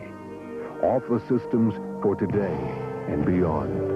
At Shepard's Business Interiors, 42nd and Dodge. We are back at the Hubert H. Humphrey Metrodome in Minneapolis, Minnesota, where Nebraska has just beaten Minnesota 84-13. Coach, look at the unofficial statistics. Nebraska's 788 total yards on the ground, 592 yards rushing, 196 passing. What else can you say? Well, it was a great offensive effort. Nebraska's a great offensive football team. Minnesota's not a good football team, but I think Nebraska's going to run up a lot of yardage on most anybody they play. They're a fine, fine team. Minnesota had 169 yards on the ground, 114 yards passing, 283 total yards. Here's an interesting stat. Nebraska punted 3 times. Minnesota punted 13 times. Huskers threw 15 passes. Minnesota threw 31 passes. I think the first 2 times they had the ball, all they did was pass. They threw 7 out of 8 times, and very ineffectively also. I think they probably made a mistake coming out and just throwing the ball every time because they weren't doing it effectively, and they didn't give their running game any chance at all. We'll stand by for the individual stats quickly now. Nebraska had 68 offensive plays. Minnesota had 81, and third down conversions, a very telling statistic. Minnesota was 1 of 17 in third down conversions.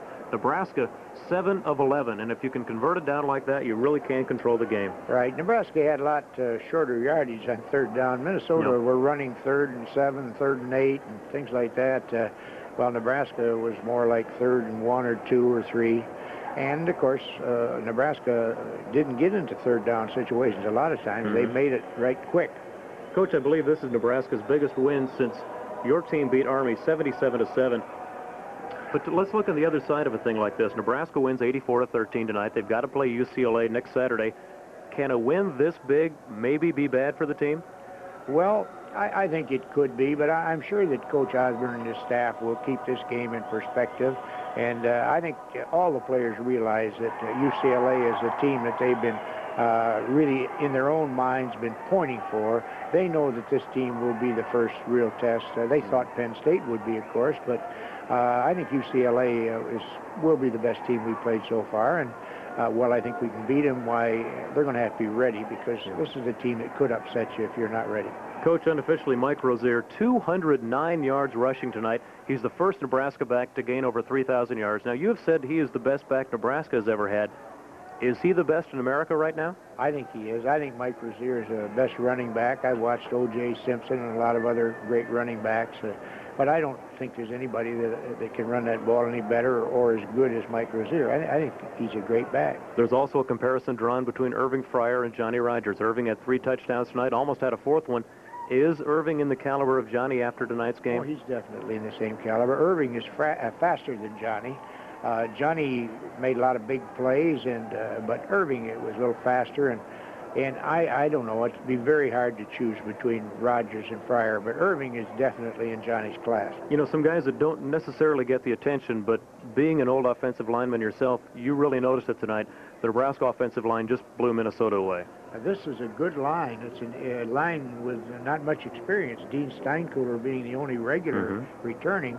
But I think this has turned into be a very fine offensive line. And there have been many, many plays where the backs have gone long distance before anybody's even touched them. Yep, Coach, we have the unofficial stats. Mike Rozier, 16 carries, 209 yards. Every time Mike Rozier carried the ball, he averaged 13 yards a carry. Turner Gill, 3 carries, 86 yards. Craig Sundberg, 3 carries, 50 yards. Mark Chalene, 7 carries for 43 yards. Jeff Smith got 45 yards on 9 carries. Irving Fryer, 3 carries, 91 yards. Going on down the line, Miles had 13 yards, Mason had 11, Swanson had 9, Brungard had 6, and Porter carried for 5 yards.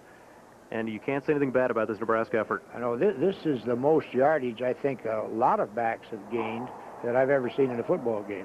Coach, I want to thank you for being with us. It's been a real pleasure tonight. Game kind of a runaway, but I had a great time up here. I enjoyed it, Bob, and hope we get a chance to do it again. I want to thank our producer, Ken Trinkle, our director, Steve Stamp, our spotter, John Rosenberg, and our statistician, Galen Lillenthorpe. Tonight's final score, Nebraska 84 and Minnesota 13. For Bob Devaney, I'm Bob Cullinan. Good night from the Hubert H. Humphrey Metrodome in Minneapolis.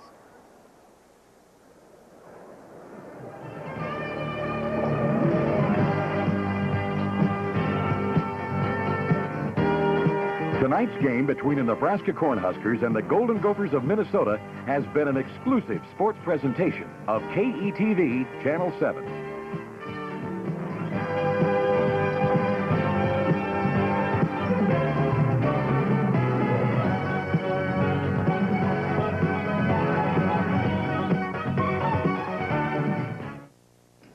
Tonight on Newswatch 7, Ag Secretary John Block talks about the future of PIC. We'll try to clear up the confusion over the switch of Omaha radio stations, and we'll go back to Minneapolis for post-game interviews with the Huskers. All coming up.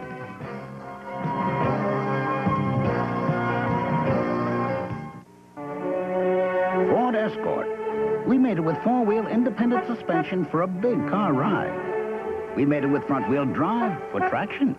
We made it with an efficient CVH engine. We made Escort very roomy and fun to drive, day in and day out. And we made it in America. You, in turn, helped make Ford Escort the best-selling car in the world. Come in for a test drive today at your Metro Ford dealer. It's Sweet 98 Big Guy Bingo. Just 5 little bingo numbers could win you this classic Rolls-Royce Bentley. Or play bingo for your very own Deauville condominium by Hal Grove. Or bingo for a $10,000 mink coat from Cattleman's Fur Salon. Thousands upon thousands in Broadkey jewelry. Cash, cash. Rec Room Shop and Richmond Gordman prizes. Listen to Sweet 98 now.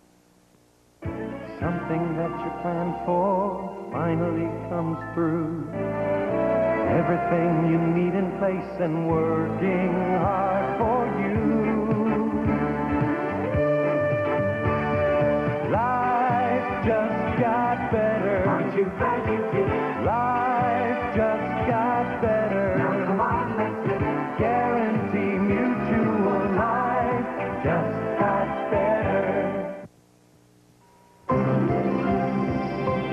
This is KETV Channel 7. At 10 o'clock, it's Newswatch 7 with Jerry Fannin. Sports with Ross Jernstrom. And weather with meteorologist Don Novak.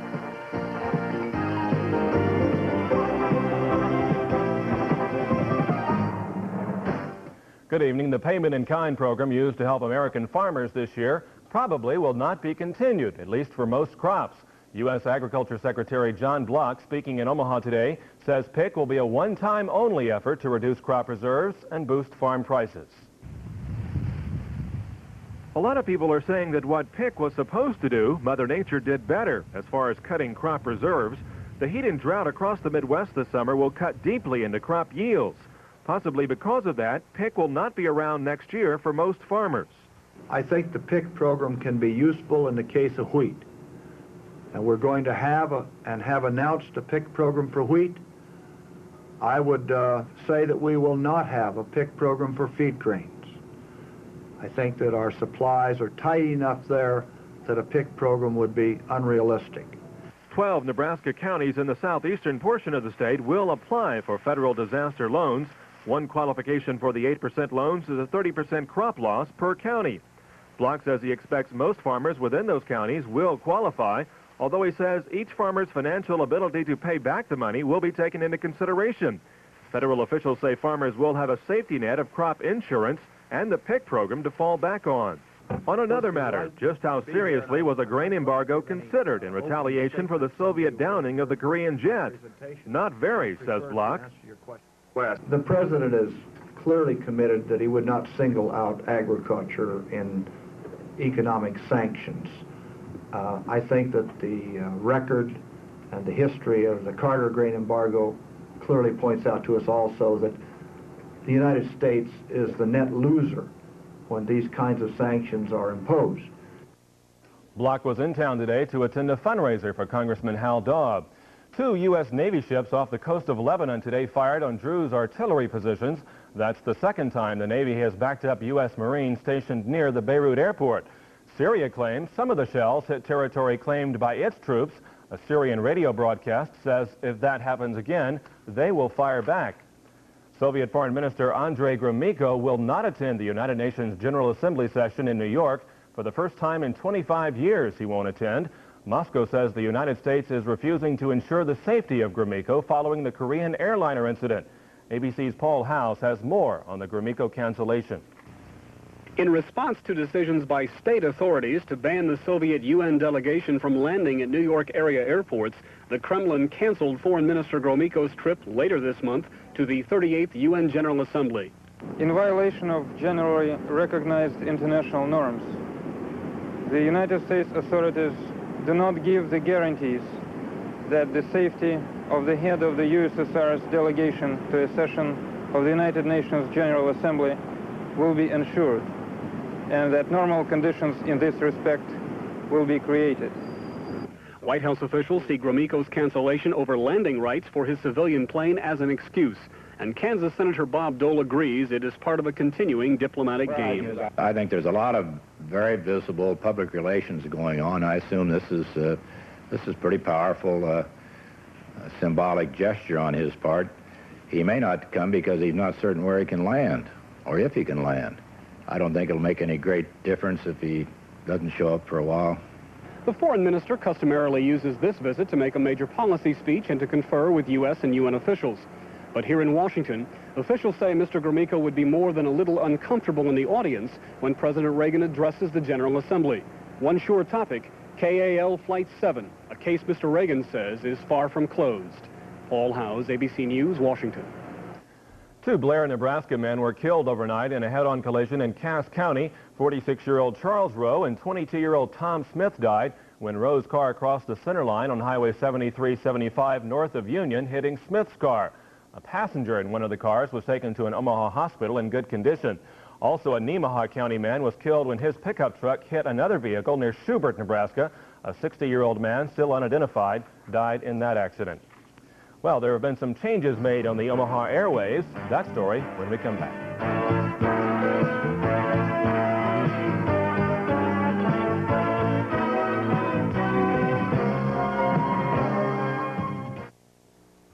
Covered wagons rolled down Omaha streets in 1863. We know because we were there. The first then, the first ever since. The first Nebraska bank to finance livestock loans, offer a night depository, and lots of other newfangled services. Today, we're still the The first bank to offer discount brokerage services and a Plus System banking card good nationwide. The First National Bank of Omaha. Still the bank Omaha calls first. Member FDIC. Take a look at the reports on Toyota. You'll discover experts say Toyota is quality. And Old Mill Toyota can offer more selection and lower prices. That's why we're the #1 Toyota dealer in Nebraska and Iowa. Shop around if you like, but if it doesn't say Old Mill Toyota, you're probably paying too much. I'm ready for a test drive. Thanks. Just doing our job. Old Mill Toyota, 108th and Dodge. Discover the difference in a Jimmy Swaggart Crusade. The spontaneity, the inspiration, the music that touches the heart, and the uncompromising message of hope that can make a difference in your life. Discover the difference for yourself. The Jimmy Swaggart Crusade, Sunday mornings at 7:30 on Channel 7.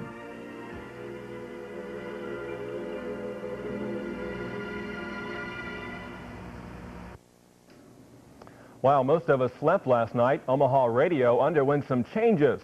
Two stations familiar to country music fans are no longer what they used to be. Stu Nicholson explains what happened during the night.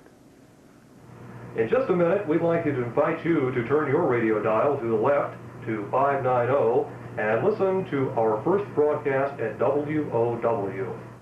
At this time, KYNN Omaha signs off the air. We welcome you to the new 59 Country. And I ask you, are you ready for the country?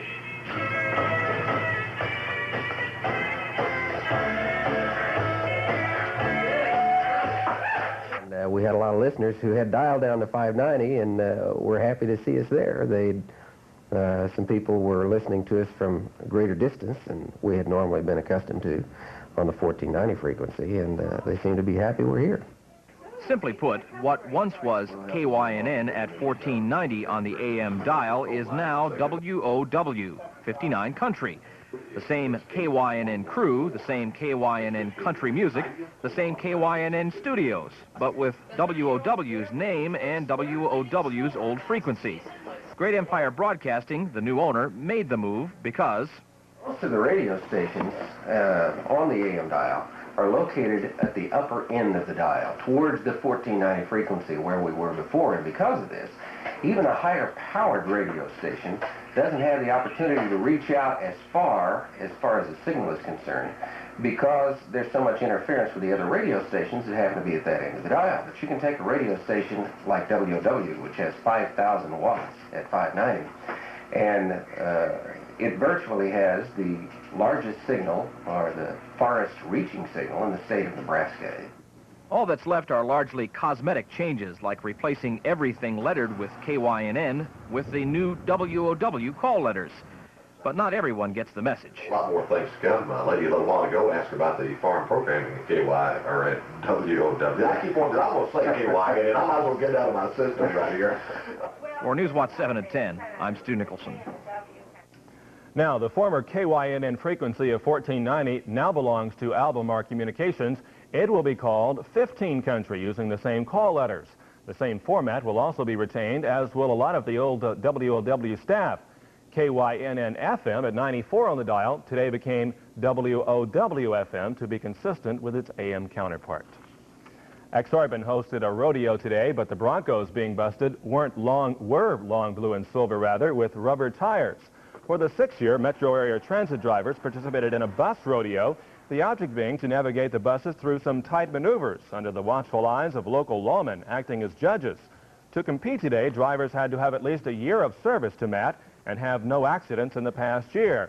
Some drivers say the man-made obstacles are a lot like those they encounter on the streets every day. You run up on different obstacles while you're driving out on the streets and what have you, close corners and cars parked close together and what have you. You have to squeeze through them without damaging anything. So it's got quite a bit to do with it. First place for today's competitors meant a trip for 2 to Las Vegas. That lucky driver was Charles Milan, a 5-year veteran of MAT. Ostrich races in Papillion and the Sunday forecast from Don Novak when we return.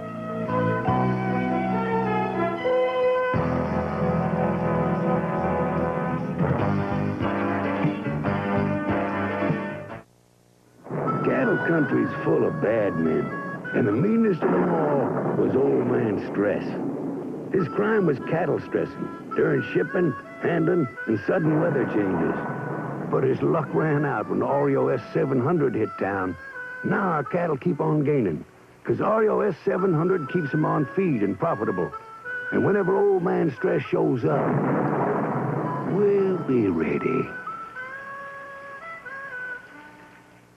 Jerry Redding, President and Director of Research for Nexus Products Company. Nature itself is the ultimate miracle. It is here that the Nexus products for the hair and skin came to be. Is your hair brittle, oily, too thin? Ask your hairstylist for the Nexus formulation best suited to your particular hair and skin care needs. It took me over 50 years to find it, but it'll only take you a few pleasant moments at your favorite salon to discover the magic of Nexus for yourself.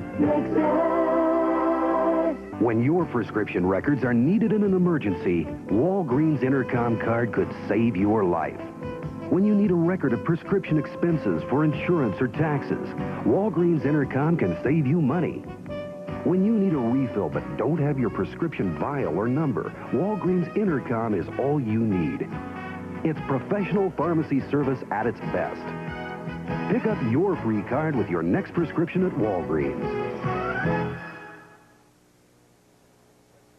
Western Airlines has taken its schedule and torn it apart to give Omaha business a new way to travel in the West.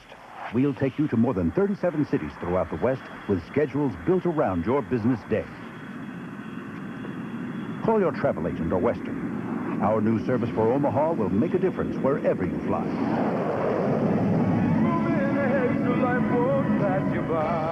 Western Airlines. We've got a name to live up to. Just a gorgeous day outside. We're inching back up towards summertime temperatures. Is that going to last? Fortunately, no. I'm not a summertime lover. I like fall, and we're going to get back into fall gradually over the next couple of days. So take a look at our current conditions right now. Clear skies both in Lincoln and Omaha. Temperature in Omaha 80, Lincoln 73. Relative humidity is starting to drop off now. A trough has gone by. We have a relative humidity of 49%. Winds out of the south at 6. Barometers rising from 29.56 inches of mercury.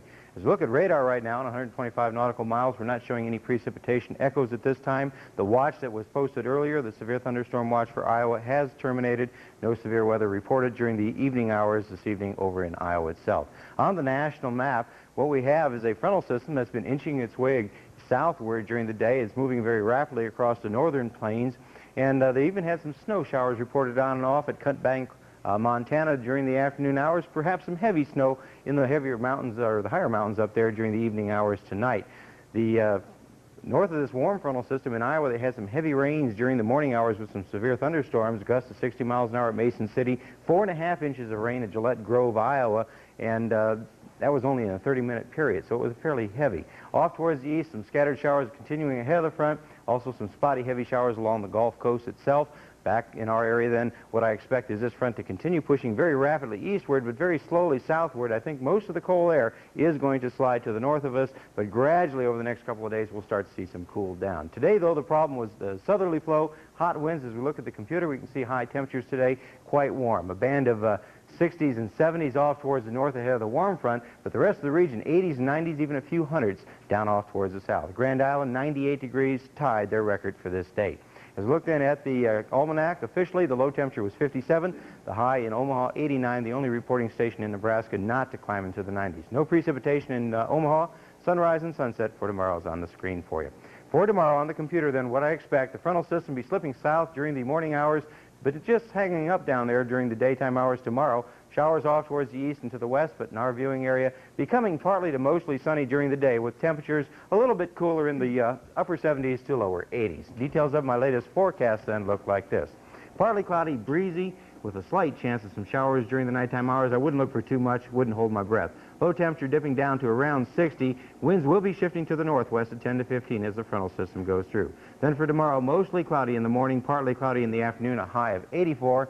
Then tomorrow night, generally look for partly cloudy skies with a low of 62, and then on Monday, partly cloudy with some increase in cloudiness during the day, a chance of showers late, and a high of 75. The rest of the week right now looks like this. Generally speaking, some showers possible late Monday and Tuesday with a high of 69. Wednesday and Thursday, partly cloudy, but the temperature is dropping off to quite cool levels.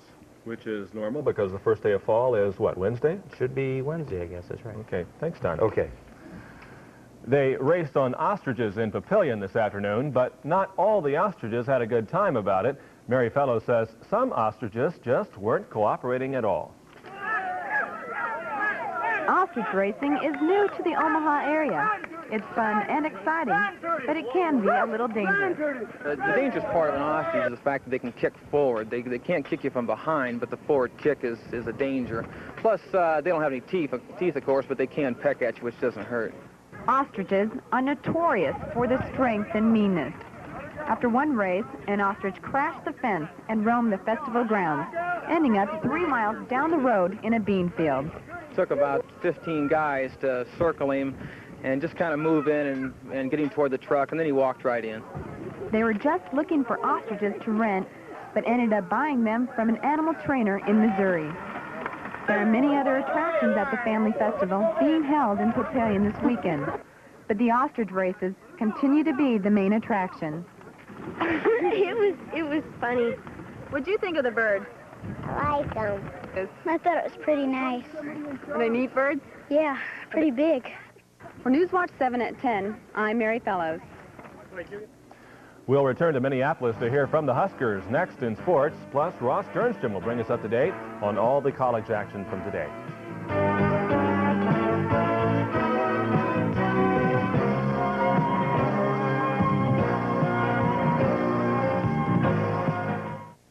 Household Finance is backing the Raymonds. We always dreamed that our children would go to college, but it's hard being a parent and still have that balance between loving and letting go, all at the same time. If your homeowner is looking to your family's future, Household Finance wants to back you with a homeowner loan that turns equity into capital for your goals. We're here today giving folks a chance, backing you all the way. Household Finance.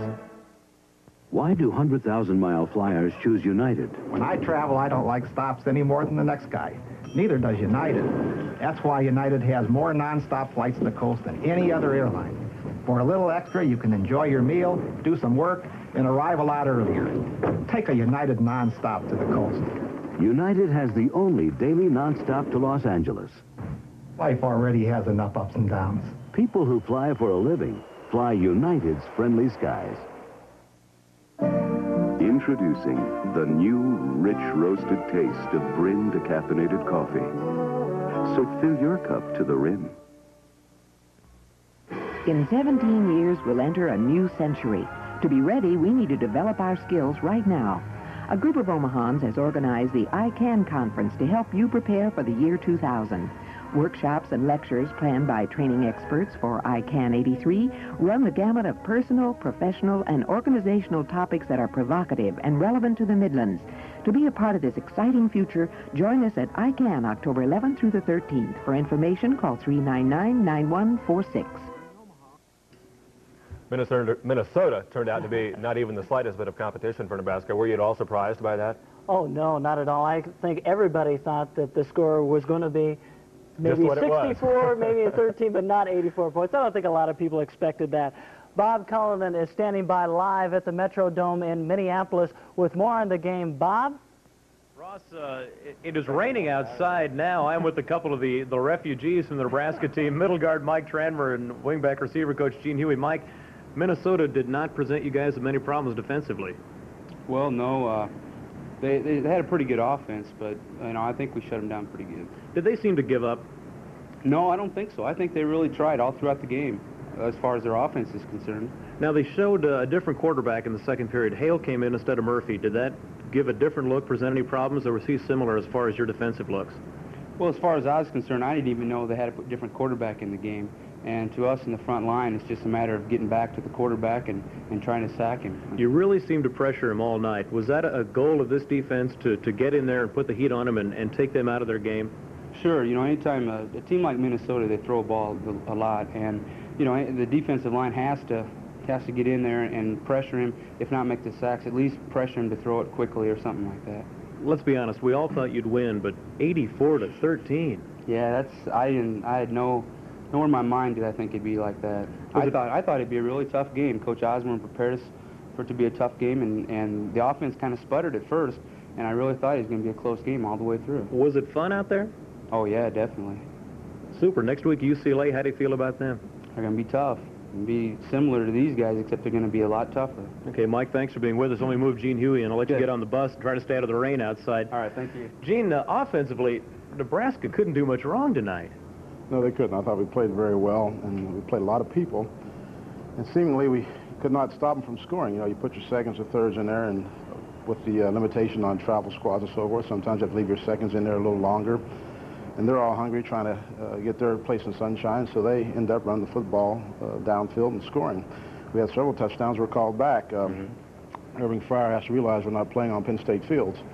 But in reference to him stepping out of bounds inside the 5 twice? He had a couple there, and one was close. Now, I know he stepped out over on our bench, but the other one on the other sideline was questionable. I thought he was in and had scored, but they marked him out on the 1-yard line.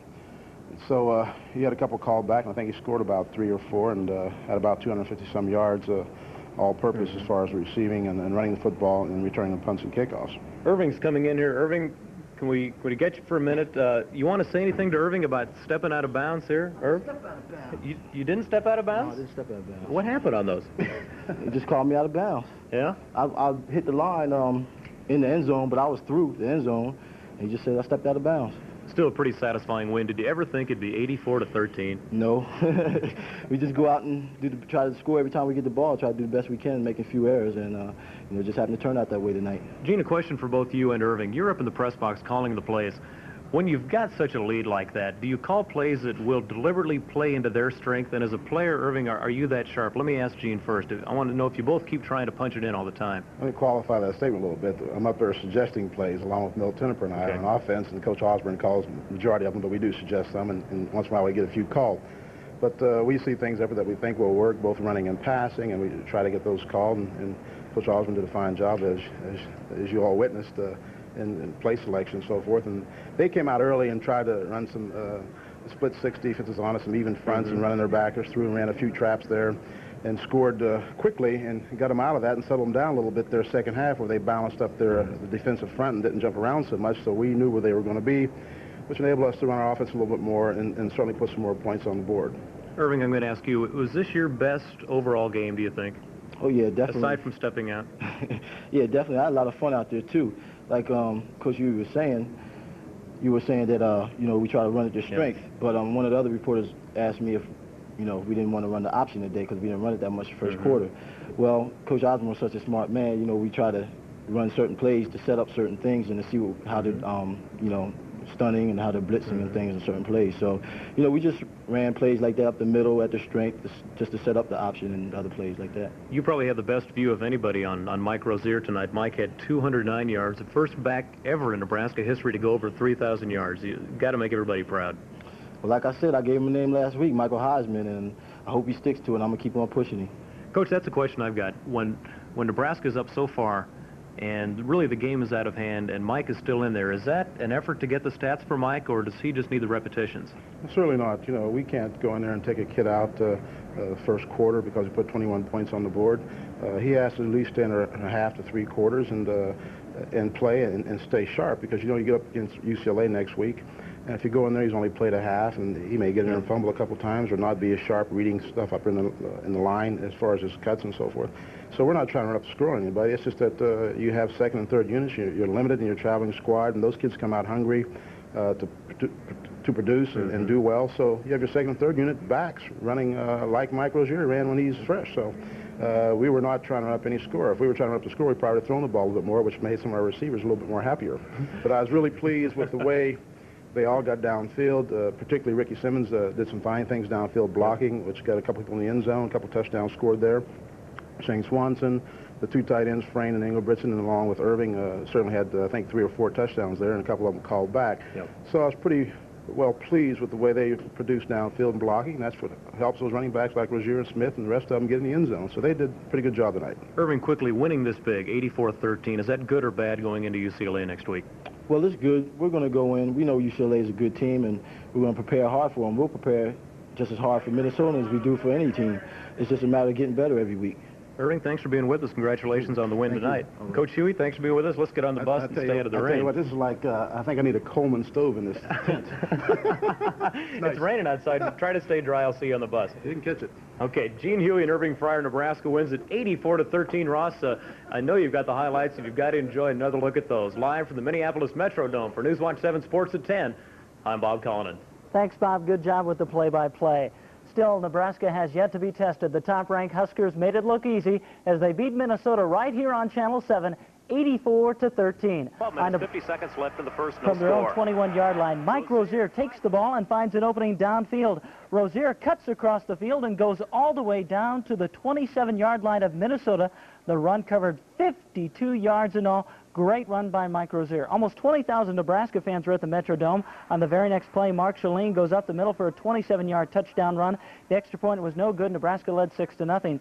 Minnesota came out passing. Quarterback Greg Murphy looks for a receiver, but Scott Strasburger sacks him behind the line of scrimmage. Then the Nebraska offense started to explode. Turner Gill hits Irving Fryer along the sidelines and watched the Husker wingback race 67 yards for the touchdown. The Huskers were now in front by the score of 12-0. Nebraska decides to go for 2 points. Gill rolls out and hits Fryer all alone in the end zone.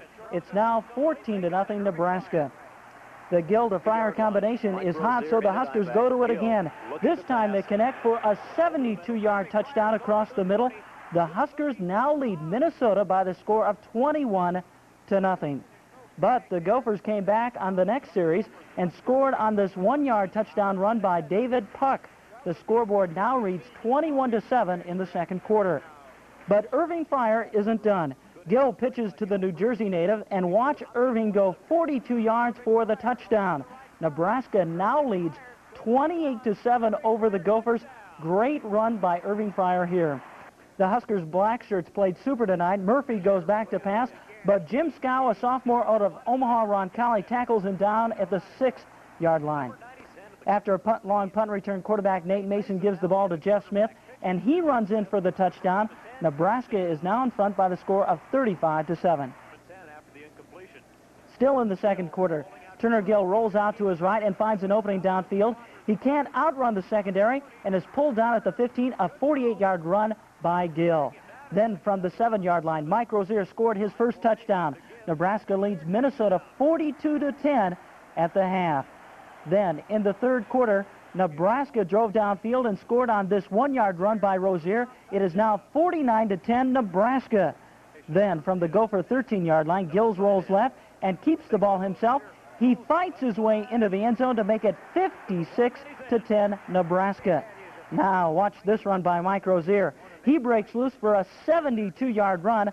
Officially, Rozier finished with 209 yards on 16 carries, almost 13 yards every time he carried the ball. That touchdown put Nebraska up by the score of 63-10. In the fourth quarter, with the reserves in, Craig Sundberg goes back and hits Jeff Smith for a 52-yard touchdown. The Huskers were now in front by the score of 70-10 over Minnesota. It was the second TD of the night for Smith. Later, in the fourth quarter, Sundberg rolls out and keeps the ball himself. Watch the junior quarterback from Lincoln Southeast go all the way for a 44-yard touchdown. Nebraska now leads 70-10. The last touchdown by the Huskers was this sneak by Sundberg. That made the final score, Nebraska 84 and Minnesota 14. What a game. We're glad you saw it here on Channel 7. The UNO Mavericks open the North Central Conference season tonight at South Dakota. Let's take a look at the score in the game. At the Dakota Dome, UNO beat South Dakota 17-10. Randy Duran passed to James Quates for a touchdown with 28 seconds left in the game to win it 17-10. The Mavs are now 1-0 in the conference. They are 2-1 on the season. We will have all the highlights tomorrow on Maverick Football at 10:30. Half of the teams in the top 10 lost today. Oklahoma, Auburn, Michigan, Notre Dame, and Florida State suffered their first defeat of the season. In Norman, the Sooners just couldn't stop the arm of Ohio State quarterback Mike Tomczak. For the day, Tomczak completed 15 passes for 234 yards. Here he hits John Frank for the Buckeyes' first touchdown. Then, in the second quarter, he tosses another TD to Frank.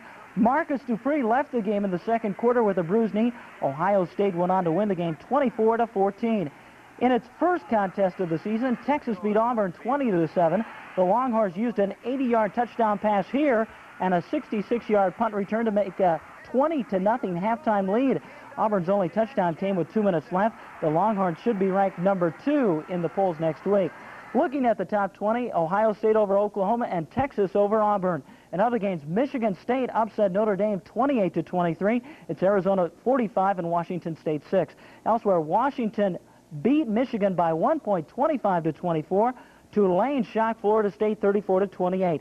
In other games, North Carolina beat Miami of Ohio. Clemson and Georgia tied 16-all. Elsewhere, Alabama beat Mississippi. Iowa down Penn State 42-34. The Nittany Lions have now lost 3 games. In other games, USC leads Oregon State 33-10 in the fourth quarter. Now that's in the fourth quarter. Florida beat Indiana State 17-13. Elsewhere, West Virginia beat Maryland 31-21. Vanderbilt beat Iowa State by the score of 29-26. In other games, Wisconsin beat Missouri 21-20. TCU lost to Kansas State 20-3. Elsewhere, Kansas beat Wichita State. It was Syracuse, Nebraska's opponent in 2 weeks, 35, and Northwestern nothing. Tonight, Arizona State and UCLA, Nebraska's next opponent, tied 26-all. Oklahoma State beat Cincinnati 26-17. In other games, Illinois beat